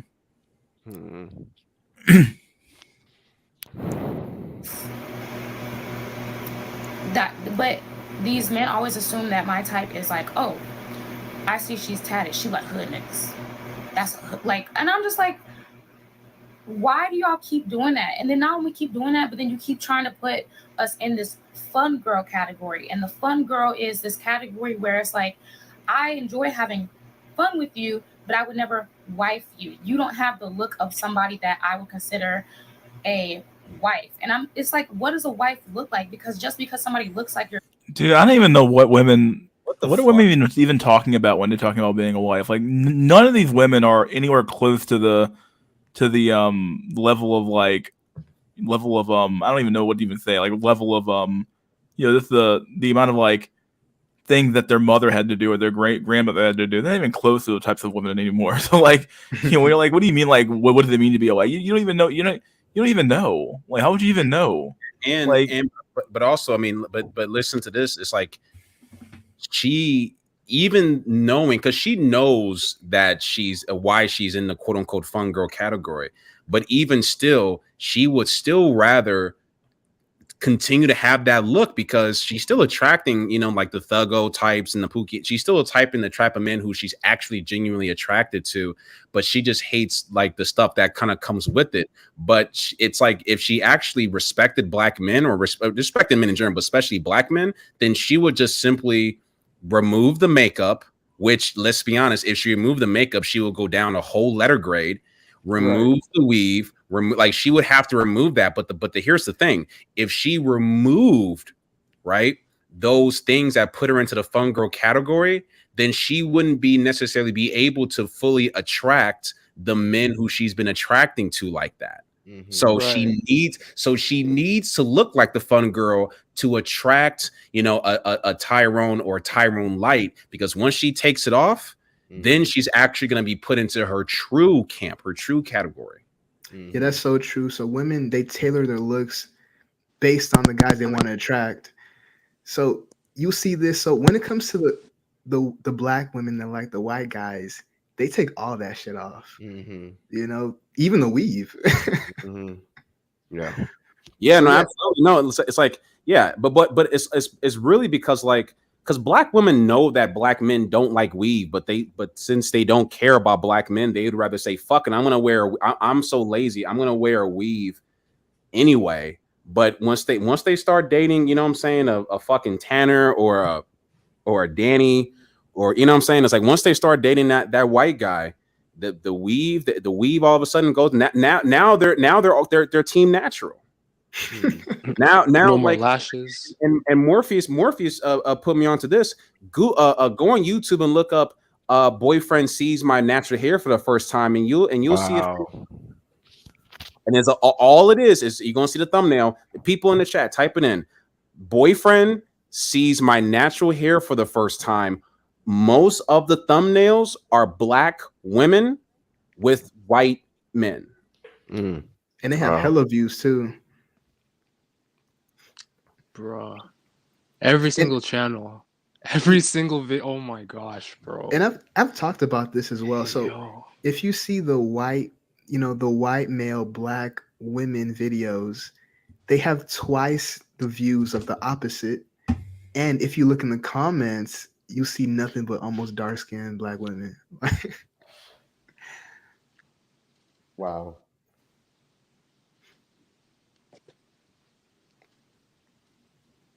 $760K views, 1.2 million views.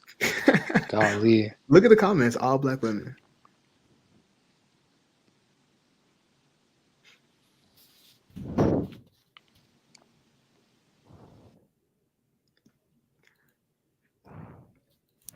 Look what Mark said. He said, boyfriend sees me without my disguise for the first time.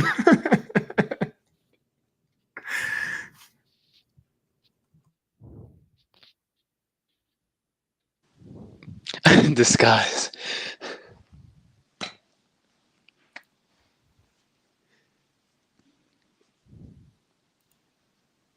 honestly, man, it's a scary sight.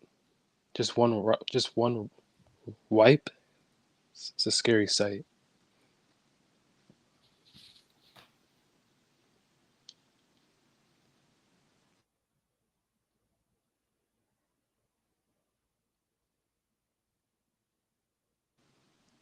Some aren't that bad though. Yeah. Are you guys ready? Keep on with the video, I guess. A girl next door does not mean she's a good person. It's not mean that she's automatically educated. So catch this. She's allowed to have preferences on looks, but you can't have preferences on the type of look that you want in a wife. Right? She loves tea. I don't drink coffee. Me personally, in a nice way, I make a lot more than a lot of the girls that they consider like, oh, like successful and stable and have like this great image. What do you do? Right? That's my next question. We've got another caption here on the screen that reads, but they can't brag about my job to mom because it's not conventional. Oh, bro, man, what do you fucking know? Man. What do you think of it? OnlyFans? It's gotta be something selling ass or some shit. Who knows? But it definitely ain't a nurse or paralegal or some shit. Image. She goes on to say, doesn't fit the image. Watch this chick like be an OnlyFans girl. You can't be a successful tattoo artist, MUA, bartender, etc., but they can't brag on those two mama. That's tough. But I don't work a job that is like conventional to where it's like, oh, well, I can brag about what kind of job she has. So they just always want to fun girl me. And I'm tired. Guys, and just to be clear, fun girl for a woman is the friend zone. That is the male version of the friend zone.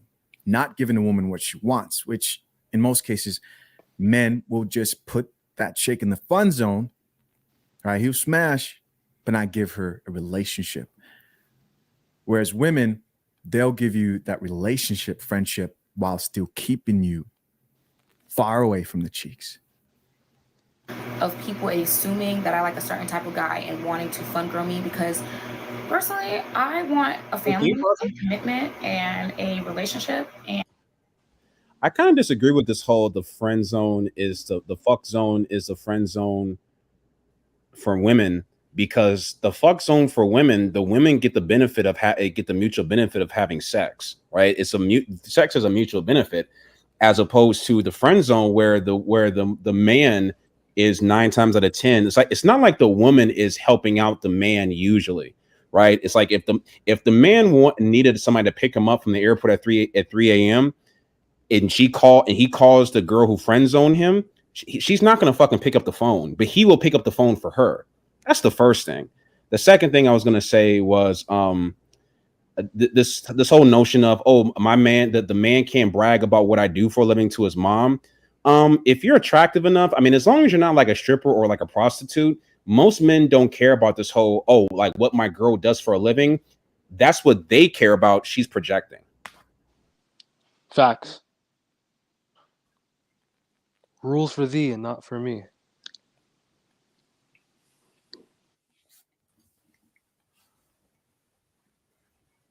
and all of those things. I want to get married. And I'm tired of people assuming that because of my look that I'm a fun girl. I know how to have fun, but don't stop fun girling me. Stop fun girling me, aka stop. I think the dude who posted this said end where she stops us. I'm assuming it must not be much after that, but yeah. There's this quote that says, if it looks like a duck, it sounds like a duck, quacks like a duck, it's definitely a duck. It's a damn duck. Yeah, and I hate when they cap like that, because if they would have really wanted a black nerd, they would have just they would have accepted one of the ones that approached them in high school, college, or in their 20s. Mm-hmm. like in the environments where they would have met a black nerd, whether it's at their job or in school or something, they overlook them for, you know, the athlete or the frat guy or what, or the older guy that's out of school. And then 15 years later, now they're like, oh yeah, I wanted a black nerd. I'm so attracted to them. They have such a depth of character, so much substance, and blah blah blah. And I'm like, okay, so Usually, no black nerds existed until now. Like that doesn't make sense. and they're only talking like that after they have like a litany of kids. All of a sudden, it's, you know, a good man is a good man, a good woman is a good woman. Yeah. What her, BPJ her said head about shape looked like an alien. Funny. Go ahead.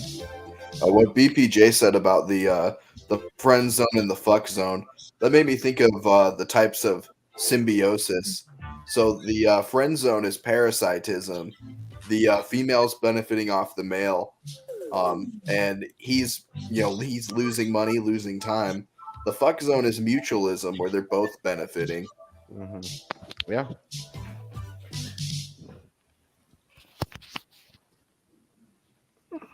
Yeah, women benefit from both. So I mean, them trying to phrase it or frame it any other way is disingenuous, like all off the bat. Because like the only, like as far as from the guy's perspective, the only like exception to the friend zone is if like you're attractive and you happen to be in her social circle or something. Like that's not the same. Like you can, like, because women have plenty of like attractive guys in their orbit for whatever reason. Like maybe she couldn't date him at a specific time because, you know, some other popular girl in her group was dating him, but it's like she kind of knows him. But I mean, down the road, he's probably going to smash if he wants. I mean, that like a lot of women, they'll take like a Chad or like an attractive dude that they're adjacent to, and they'll be like, see, I have friends, I have guy friends. And I'm like, that's not what we're talking about. Like you manipulating a dude who was clearly interested in you and you stringing him along to get whatever you can out of him. Like that's not the same as some male acquaintance that, you know, you would smash, but you don't just because he happens to date one of your acquaintances, or like that's not the same. And then even then, a lot of those girls they'll still smash the guy even behind the other girl's back anyway. So I wouldn't compare that to what guys go through at all. The only benefit you can have from having female friends is if you can play it right, you can kind of do the whole pre-selection thing.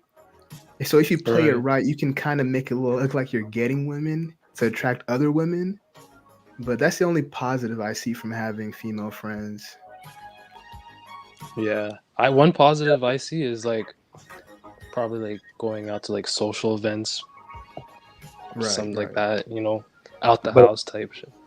But a lot of the times with female friends, unfortunately, is like I think, and I could be wrong on this, but a lot of male female friend dynamics are situations where the man is not a lower value guy, but not high value enough, obviously, for her to want to sleep with him or date him, but high value enough to where she's not completely embarrassed by the friendship, but not enough to be seen with you in public or to introduce you to her other friends of her same SMV.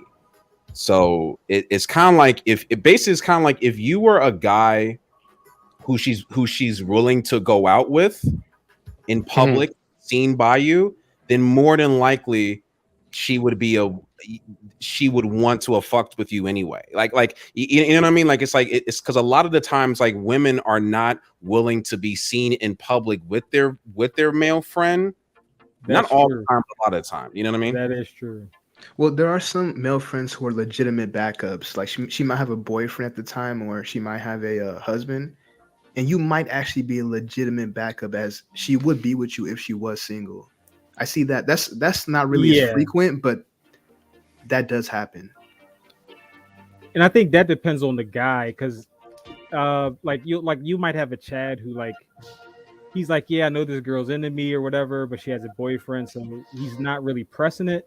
Then you might have another guy who's like, I don't know, maybe less high tier normie something, where he's attractive, but like he doesn't have that many options, so he's kind of willing to kind of be the placeholder.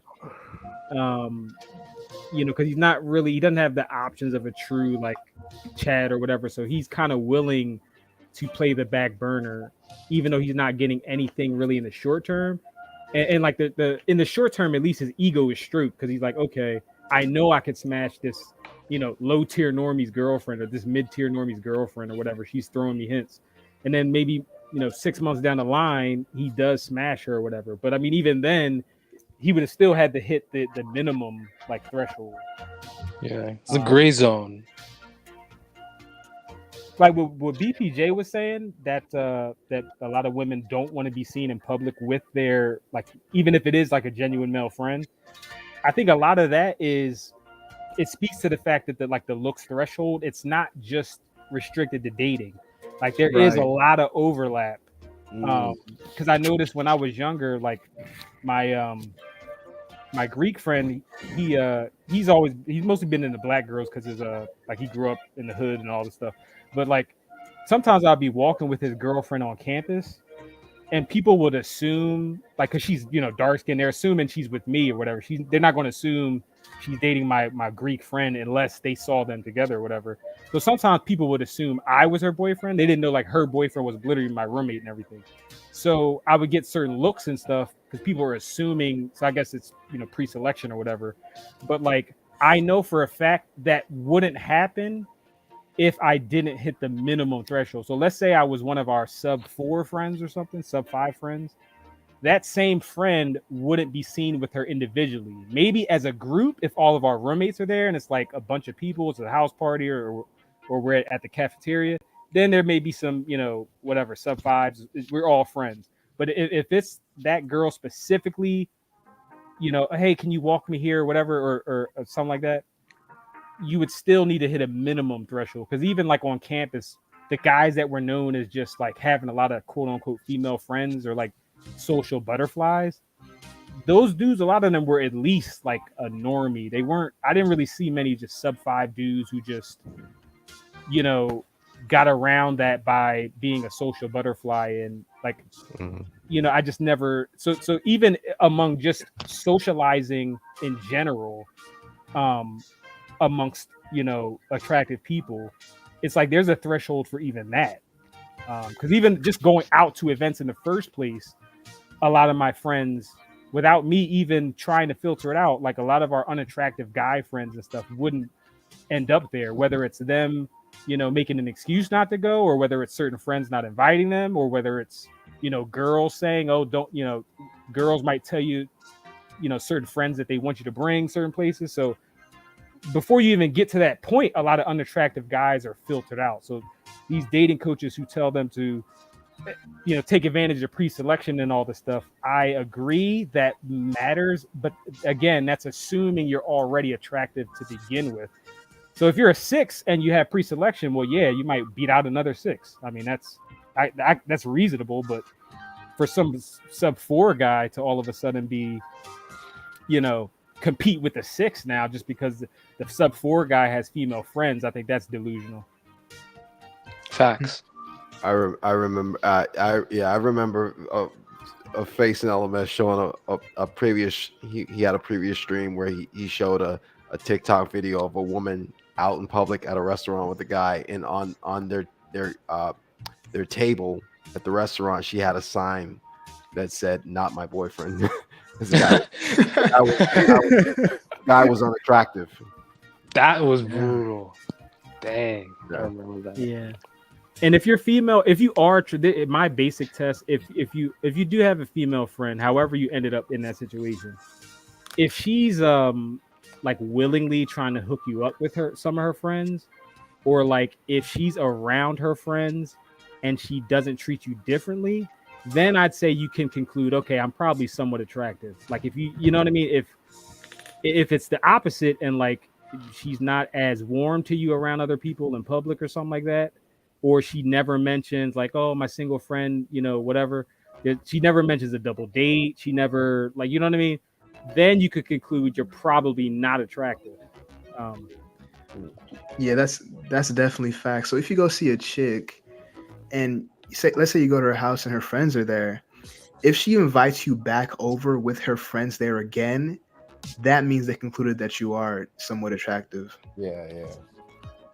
But Stefan was saying there's a look threshold to even some friendships, even some social circles amongst men. There's a look threshold now. Oh yeah, absolutely. Especially amongst a lot of younger guys. So I remember Stefan was talking about how he went to a bar or something and he saw a lot of Gen Z guys that were pretty much all tall.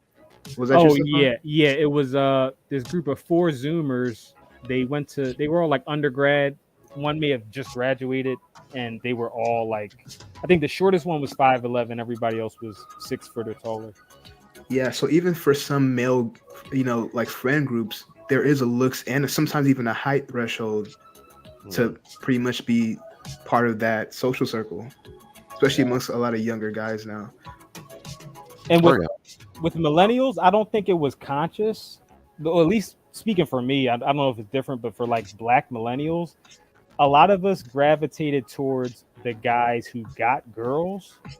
Now, they didn't consciously, or at least I didn't consciously think of why they got it. So like now, of course, I'm Black pill, but back then, and of course it was a little muddy back then because there were other factors. It wasn't, there was a little more wiggle room, so you had more normie guys with success. But even back then I noticed, like I said, when we would go out and stuff, certain friends would go out with us like consistently to different parties, and other friends you would only see them if it was like maybe like a hipster event or something, or like some specific kind of hobby, like, oh, we're going to the trading card game, or we're playing Yu-Gi-Oh at the games, whatever, some super specific. But as far as like going to college parties and stuff, it was pretty much my same couple groups of like wingmen and friends. And I don't think people were like, I don't think guys were looking at other guys like, oh, this guy's ugly, he can't be friends with me. I think they just saw him as, okay, I never see this guy on campus with girls. I've never really see him talk about ex-girlfriends or like on his social media. So I'm just not sure if he's like calibrated. So they either don't invite that guy out, or like, they're like maybe acquaintances with him at best. Like it never really goes past that. I don't even think they're thinking that deep about it. I think they just think, okay, this guy, maybe he looks good or looks a certain way, and it just makes the group look. It brings it kind of adds status to the group, or kind of it kind of heightens the value of the group having that guy around. I don't think guys are thinking, oh, he doesn't get women, he shouldn't be a part of it.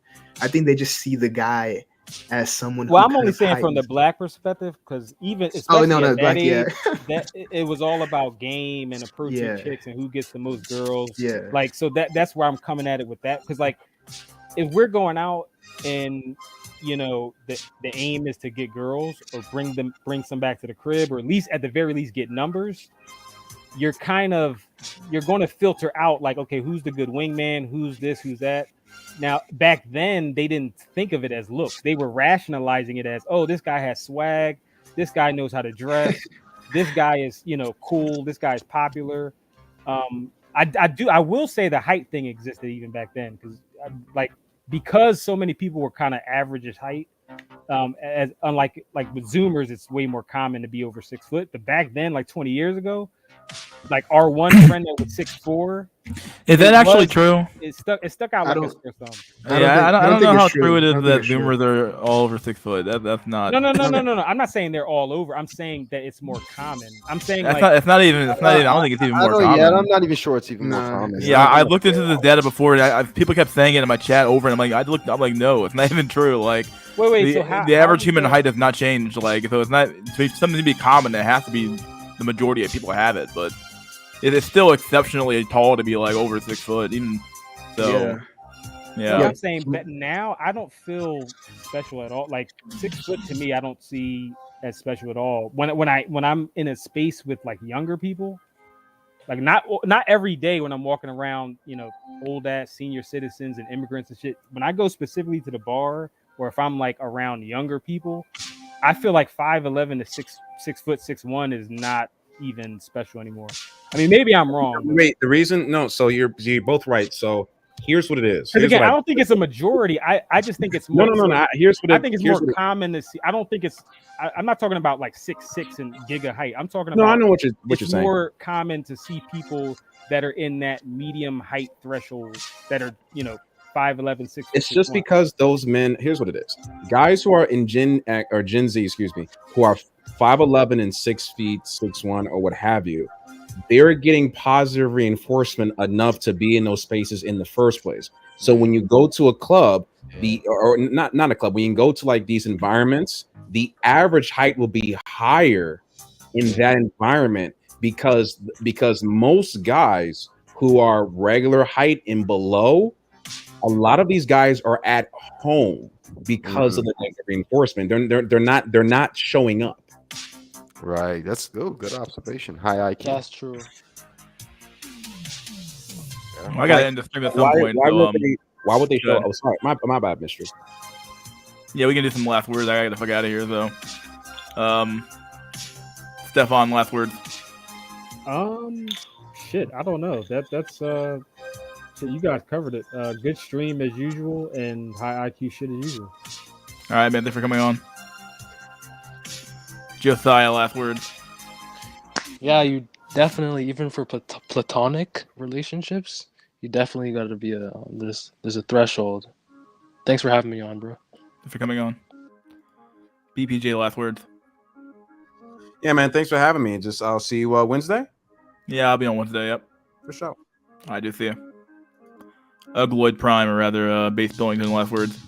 Oh, it's been a great stream. Truly, all-star cast. BPJ, Lithium, Chip Skylark, Ryder, and everyone else. It's been a pleasure.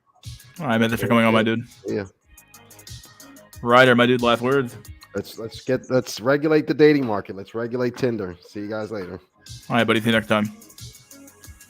All right, dude. We ended another stream. Women are right to cuck you. You deserve to die. Don't forget, buy my book. Make me rich. Give me your money. This has been SNC, Sunday Night Cope, Weekend Chat, Random Discussion, episode 38 of Season 2. Please like, share, and subscribe. Leave a comment if you like the video, or maybe you hate the video. Leave a comment anyway. And never forget, buddy boys, that wisdom is fucking gold. Next Sunday, we'll have SNC, Sunday Night Cope, Weekend Chat, Random Discussion, episode 39 of Season 2.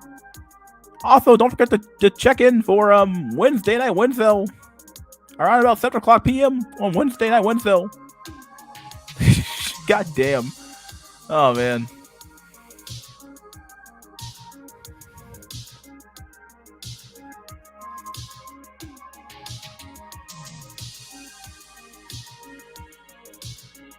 All right, dude. See you guys next time. Once again, enjoy the rest of your week.